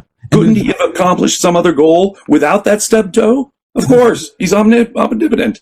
So God must want that stub toe for its own sake. Forget that war or that disease that killed children. So you have to say, well, wait a minute here. This isn't a very benevolent creator. He set all this up knowing that there'd be children with horrible diseases, that there'd be these awful wars. What the heck, God? The problem of evil is not the reason why I'm an atheist, but it is an unsolvable philosophical problem. Yeah, and it just doesn't hold weight, because you think about it. They say all he wants you to do is have faith and get saved. He wants you to be saved. Well, if he wants me to get saved, why doesn't he just show up in my room right now and say, right, here, I'm here. Now you can't. You know what first got me away from Christianity? As a kid, I was raised a Christian, taken to church, and I was raised a Christian. And the first real crack in that came when I thought to myself, I read John 3:16, whoever believes is saved, and John 3:17, and whoever doesn't is already condemned. Right. And elsewhere, he talked about this eternal lake of fire where the disbelievers are all going. So I said to myself, this is like a gun being put to my head. Believe something, think something, or else.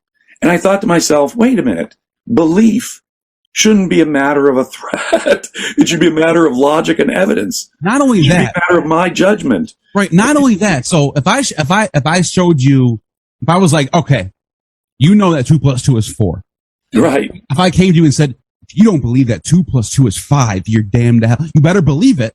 You can't believe it. It's impossible, because you know that 2 and 2 is 4, not 5. You can't make yourself believe something that can't be true. There's that amazing scene in Orwell's 1984, right? Where the torturer from Big Brother is actually trying to get Winston to agree with him that he sees a different number of lights than is actually there. Because once Winston buckles, his judgment buckles, and he agrees to the state's assertion of whatever the truth is, then he's a slave forever, because it starts in the mind. And that's going back to what we were talking about with the Flavian propaganda. Right. It's a war of the minds. It really is. You know something? Humans are a strange animal.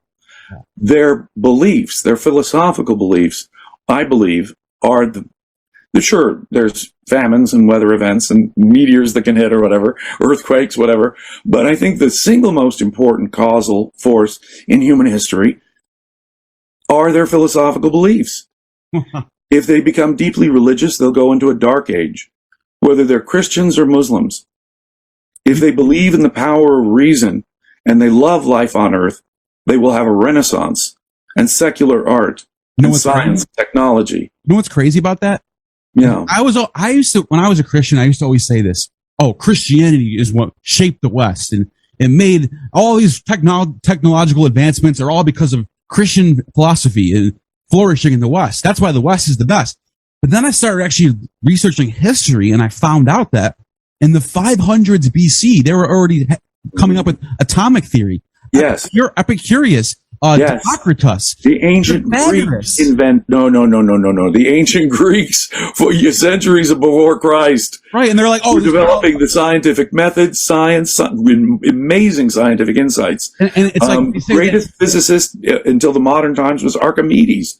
We now know through new discoveries that he was on the verge of discovering calculus. Right. In the Hellenistic world, BC. And the reason why I'm saying this is because So the reason I'm saying it's astonishing. People always say, the great democracy of the West, this great republic, is from Judeo-Christian values. Well, where in our Constitution is there a Deuteronomy? Where is that? No. There's no freedom of speech. There's no democracy in the Bible. On the other hand, Athens had a democracy. There you go. Centuries before Christ. Rome had a republic centuries before Christ. And the United States self-consciously modeled on the images of the even the buildings look the same. We have a Senate. We have they have a veto power. We have a popular assembly. We use the Roman eagles and everything. Go to Washington D.C. It looks like an ancient pagan classical city. Yeah. It's clear that democracy and a republic are ideas that come from the pagan ideas, just as science and philosophy were developed by pre-Christian pagans. And to add to that is like, when you actually look at when Constantine made Christianity the state religion, they stopped all of it's almost like someone hit the pause button on advancement. All the way up until medieval, till the Enlightenment era, really nothing really happened. Like, it is horrific. Slow progress. It is horrific. You don't even have scientific encyclopedists like Pliny the Elder anymore. You don't even have, semi-Aristotelian science types anymore. By the time Christianity takes over the Roman Empire in the 4th century, they destroy all of the pagan libraries, destroying untold scientific, historical, philosophical works. We know, for example, that the great playwright Sophocles wrote more than 100 plays. We have about a dozen of them left. Some of them include Antigone and Oedipus the King. Can you imagine what's missing? No, none of Aristotle's dialogues survive. And Cicero said they were more beautiful than Plato's. Yeah. Archimedes' method is completely lost. Where he was toying with calculus.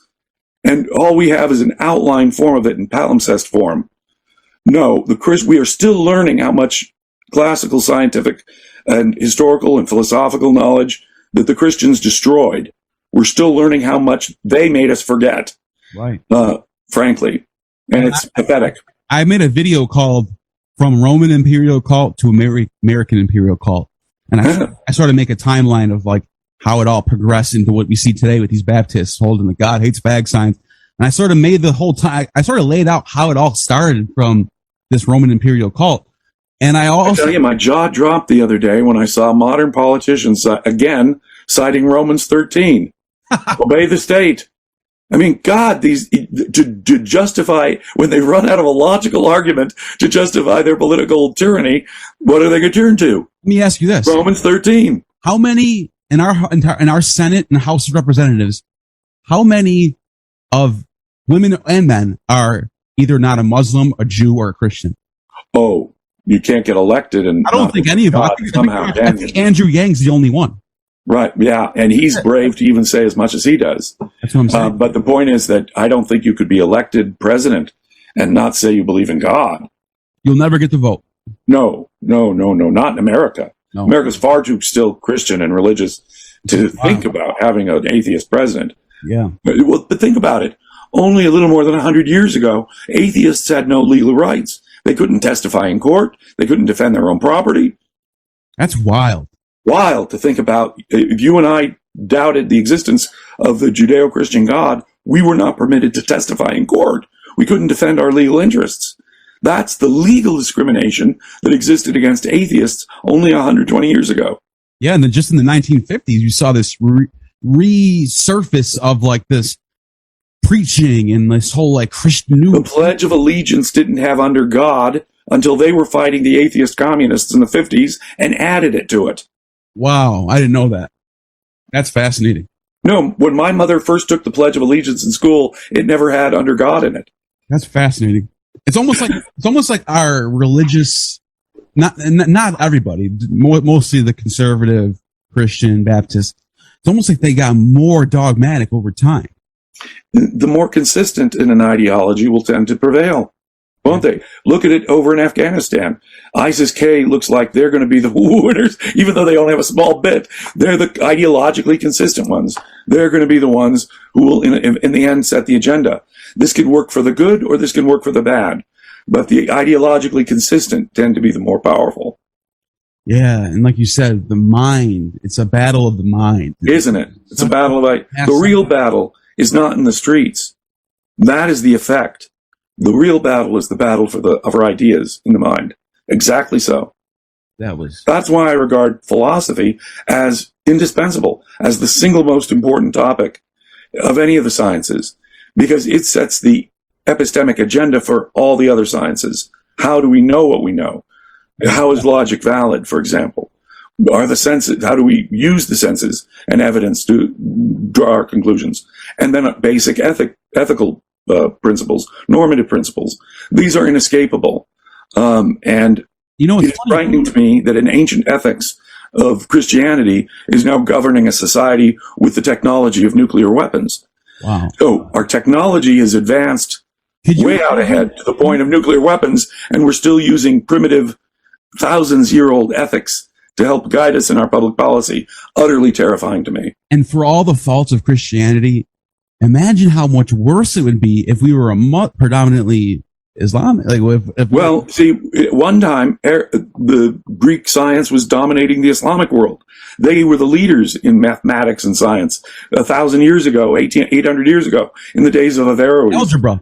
Right. Algebra is an Arab word. They invented it. They gave us, well, they probably got it from the Indians, zero. But the point is they had highly educated, they were the producers of Maimonides and Averroes. But now they went into, when the Christian world was beginning to have a renaissance dawn on them of science and pagan ideas, the Islamic world went into a religious dark age. Right. And so just as Islam was becoming more fundamentalist and religious and less pro-earth and life on earth, literally, the West became more secular.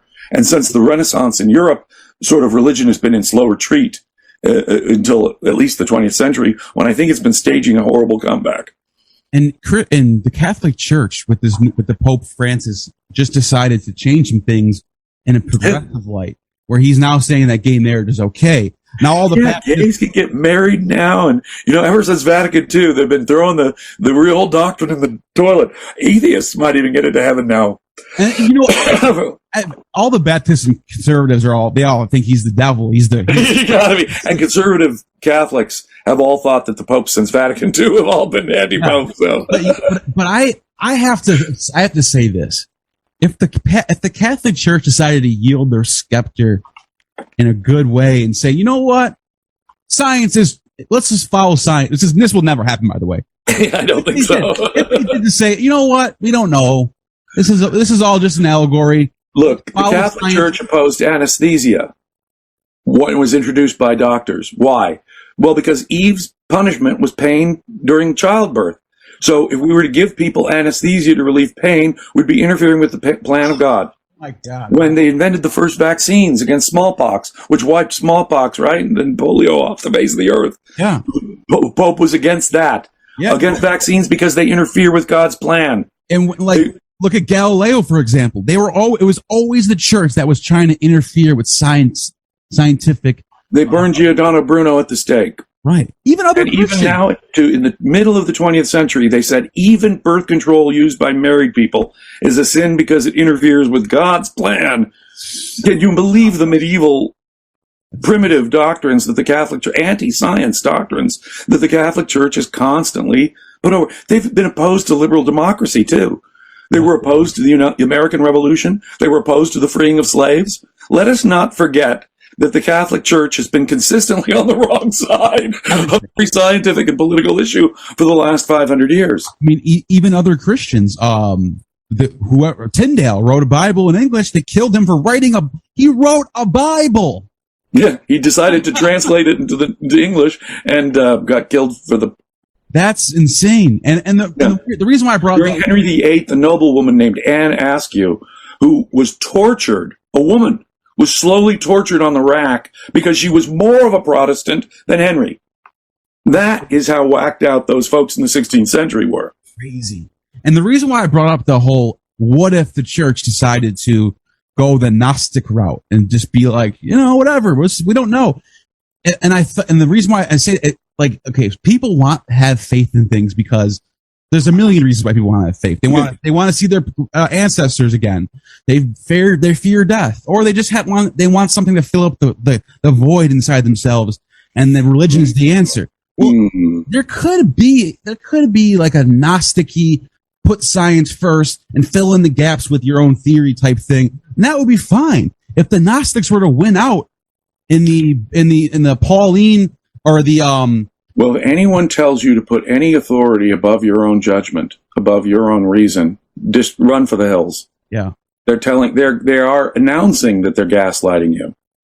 Yeah. Right? That is the great trick of so much modern religion and philosophy. They don't walk in the door telling you they're going to gaslight you. Never let them do that. No, here's the point. Never surrender your own judgment. Here's the point. And say, I'm going to keep my judgment, and my judgment is going to be the final arbiter here. Never surrender that. And this is what I was trying to get at, is that Christianity itself was shaped by philosophy. The philosophy came first. Religion came second. So the way I'd look at it is that religion is sort of the primitive form of philosophy before the Greeks gave us a more disciplined, and in even more modern times, still more disciplined forms of self-conscious secular philosophy. Right. Philosophy is so inescapable that everyone needs it. And the first form in which people have it is in the form of religion. Right. And I was going to say this because philosophy is always ever changing depending on the times, the zeitgeist of the times. So is science. Science, you're always discovering new things. Somebody a Christian I was actually debating with was like, oh, well, religion is great because it never changes. It's perfect. And science is always changing. I'm like, no. Oh, yeah? That's the plus about science. That's what's great about science. Exactly. I mean, in the Bible, they endorse slavery. Moses goes through and tells you the whole law of how foreigners can be enslaved and how you treat slaves. And slavery is endorsed in the New Testament. There's not they criticize kosher, they criticize eating pork and shellfish, but God couldn't get around to criticizing slavery, neither in the New or Old Testaments. So, or when God tells Saul to exterminate the Amalekites, all the women, all the children, all the slaves, even the livestock. Saul doesn't kill all the livestock, and that's why Saul is no longer, God removes him as king, kills him in battle. What the prophet Samuel, what do I hear? The tinkling of bells on livestock? And Saul says, well, I saved some of the animals. Well, God told you to wipe out the babies, the slaves, the animals. And so because Saul held back on the genocide. So no. Religious ethics have changed. They've changed profoundly about how you treat women, how you treat slaves. Somehow the American Constitution didn't occur to them for 1776 years. So no. Christian ethics change, and they change over time. Christians have changed their views about torture, burning people at the stake, which they routinely did, out of Christian love. Just to have Christian heretics, they burn them at the stake. So don't tell me that the actual Christian ethics don't change over time. No. In fact, to say that religious ethics is objective is ridiculous. God's whim, God's say-so, does not make something objective. God told Abraham to go kill his son. And the proof of Abraham's faith was that he was willing to kill his son. So unless you're willing to do some horrific moral act, that God say so. So wait a minute. Does God say so make something objective morally? Yeah. No, God's whim isn't objective ethics. And we need to ground our ethics in science and fact. The needs of human life on earth. And my response to the whole, well, look at Abraham's faith. He would kill his son for God. Why can't you be like that? Well, he'd murder a child for God. First of all, if that's the case, God has to tell me to do that first. If he's not there to tell me that, then why would I do that? Well, this God is a son of a bitch, right? I mean, he creates the world just to wipe him out first in Noah's flood. Right. So, I mean, he is a wrathful, angry dude, and many of his laws are ridiculous. Many of them are absurd.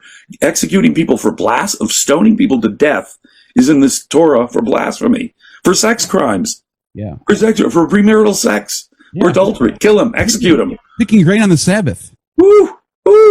So now, have religious people's ethics changed? Yeah, they don't want to execute people for blasphemy or sex crimes anymore. So don't tell me these are an immutable, absolute ethics. Yeah. That is total BS. Human ethics have evolved for the best. Have civilized people all come to the conclusion slavery is wrong, always. And before that, Christians enslaved people. The antebellum Southerners cited the Bible in defense of black slavery in the South. Yeah. And they probably had the better argument than the abolitionists. Yeah, a lot of Calvinists would commit murder and say, well, I'm one of God's chosen one. I can do what I want. And I'm saved. Once you're saved, you're always saved. That's it. And actually, I'm not kidding. Look, I was at a church years ago. I kid you not. The pastor literally told us, he said, I'm saved, and this is what this means. If I wanted to right now, I could take an AK-47, I can shoot all of you, and then I can shoot myself, and I'll wake up in heaven. You're kidding. I'm not joking. The man could commit an atrocity like that and be assured he'd still be in heaven because he was predestined. That's what he said. Holy moly. So that's what I've heard it all. That's what it is. That's what they think. You know, I think once they're saved, you're God's. Unbelievable. You see what it allows. You see what that allows. Jesus will forgive everything. If Jesus is so forgiving, that in my mind is morally inexcusable. Let me put it this way. I regard so everyone regards the ethics of Jesus as some kind of moral ideal, some fuzzy moral goodness. I regard it as evil. I regard it as just rank, inhuman evil. He says, submit to the evildoer and turn the other cheek to physical aggression. Well, if you can fight back against evil and you don't, then you're letting the evil get away with it. If we were to let Hitler have won and not fought back against Hitler, submit to the evildoer and turn the other cheek to Adolf Hitler, imagine the world. Wow. No, I regard that as evil. It was a moral doctrine designed to get slaves and rebels to submit to Rome. Right. And for that obvious political propaganda, it struck me as, but what people have to get past is this fuzzy, gauzy notion that Jesus was presenting some moral ideal. He was not. What Jesus was presenting was an inhuman doctrine that inspired monks and nuns to renounce sex and money and pleasure and life on earth and drink laundry water and whip their backs bloody for the first 1,000 years of Christian history. Wow. It's nuts. So I regard Christian ethics as inhuman.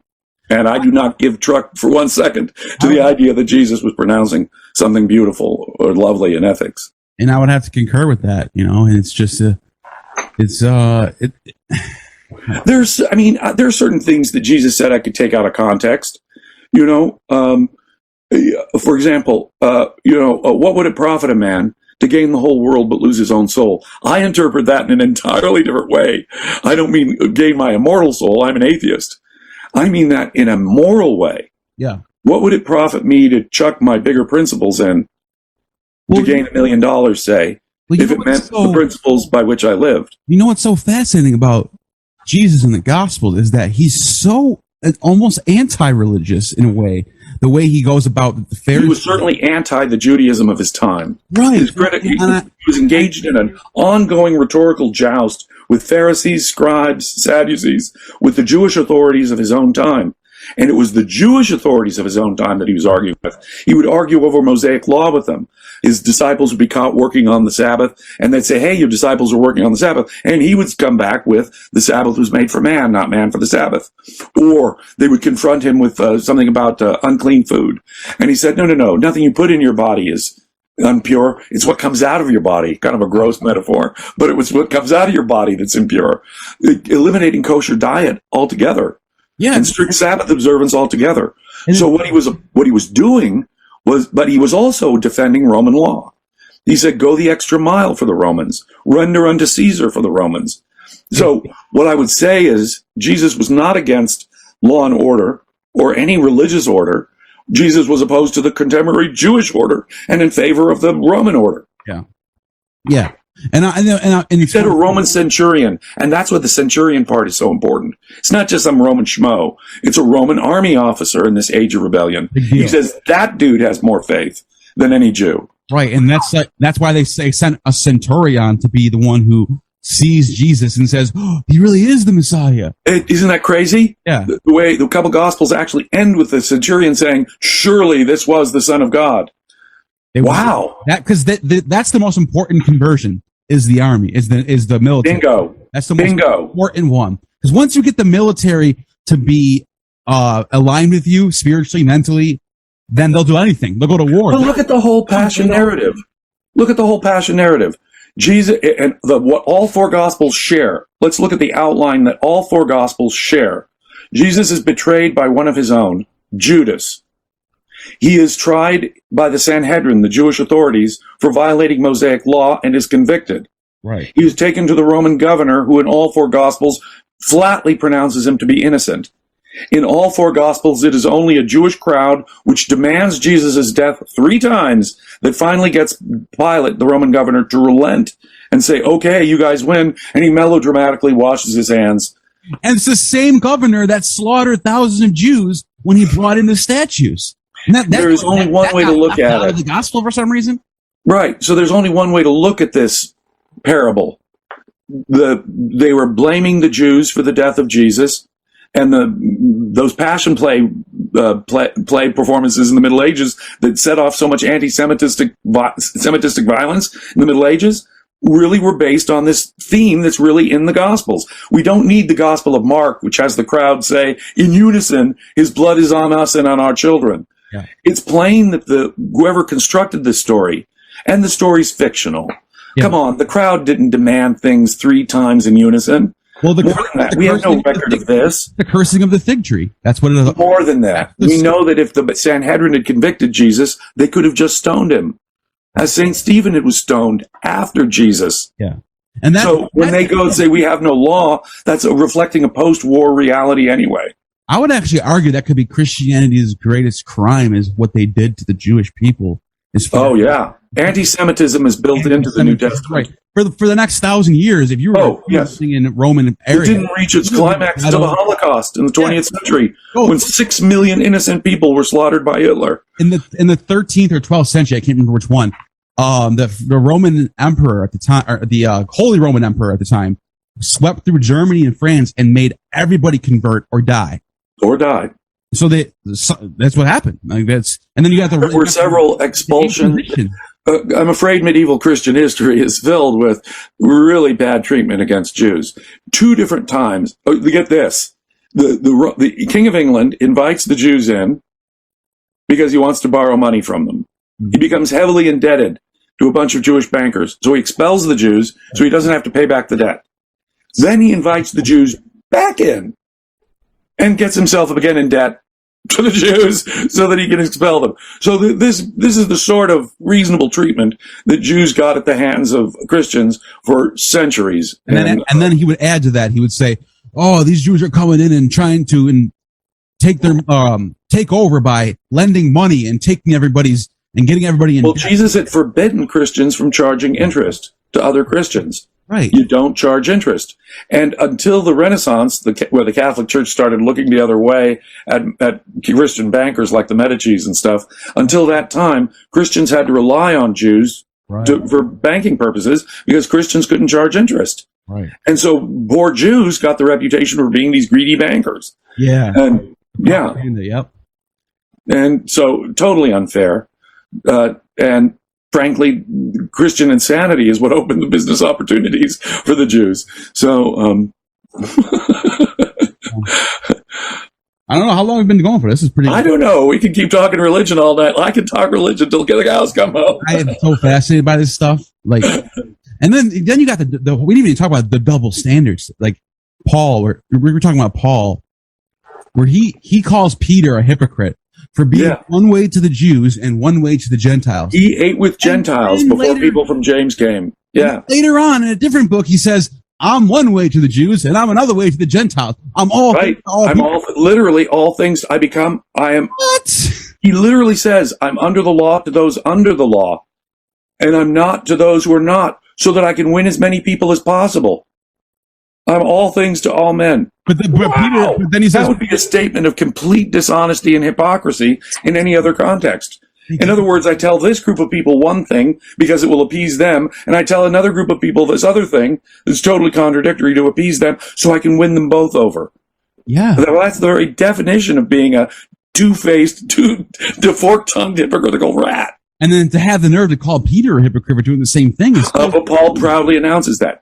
In one point, he says, Cephas and James were wrong. They're condemned already. These jerks, I don't care who they were, these pillars, that's Galatians. At another point, he tells the Corinthians, "Oh, well, you guys can't have any disputes. Some people say they're of Cephas, some people of Apollos, some people of Paul. We'll ignore all that." Yep. You got to ignore all these divisions. So the man is two-faced, and that's a nice way of putting it. And then he's basically like changing everything, saying, "Oh, baptism is worthless."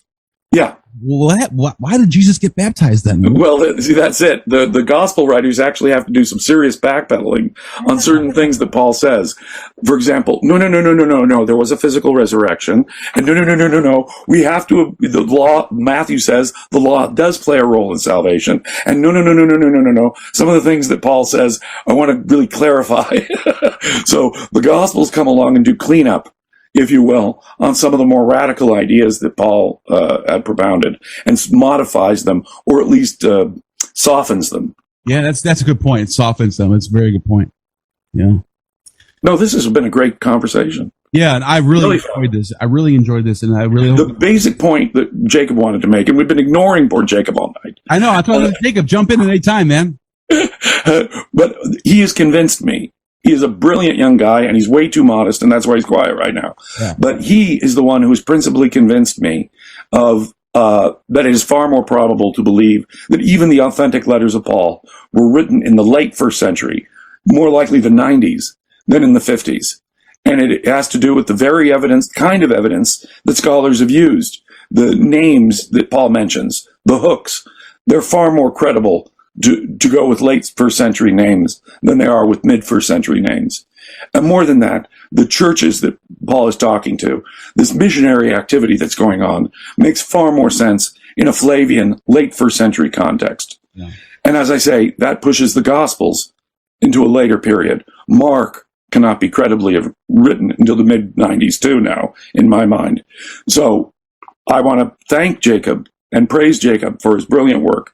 It took me a long time to get there. In my book, Creating Christ, we take the conservative consensus view on the dating of Paul's letters.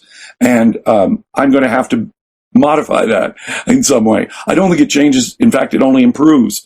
I wanted Paul to be a Flavian thing, but I also wanted to take into account that Roman providence doesn't depend on it. So, but on the other hand, you've tremendously strengthened my own thinking on it, Jacob. So thank you, Mr. Berman. That I wanted to say clearly. Yeah, Jacob's got an analytical mind. Like he can just, every time I talk to him, or even just watch his videos with talking to you and stuff, he's very analytical. He can put things together, take some, with Josephus and take this foot, and he can see it. He's got this analytical mind that a lot of people don't have. He's just born. I think he's just gifted with that. Yes, he has certain gifts that I think he's only now coming to appreciate. Yes, himself. Yes. And as far as the whole Flavian signature, they call it the Flavian invention. Didn't Constantine also take on the name Flavius? Yes. What's curious is that every Christian emperor from Constantine forward used the name Flavius, with one exception, and he was a Christian bishop anyway. Wow. There you go. I don't know how much more clear you needed to be. That's pretty. Thank you. Pretty clear. So, but yeah, for my audience, Creating Christ is worth every penny. I mean, it is just a hard hitting facts and good writing too. Flows like water. It's a great book. Buy the book. I'm telling you, it's worth it. And what's the other book you got going on? I haven't read it's a book about the controversial writer Ayn Rand. I don't know if you've ever heard of her. She's the author of philosophical novels in the 20th century, The Fountainhead and Atlas Shrugged. She's an extremely controversial author. I wrote a book about books being written about her, The Passion of Ayn Rand's Critics. Fascinating. I'll have to check that out, and hopefully other people can check it out with me. That sounds like a really good book. So I take on controversials. I'm not shy. I take on controversy.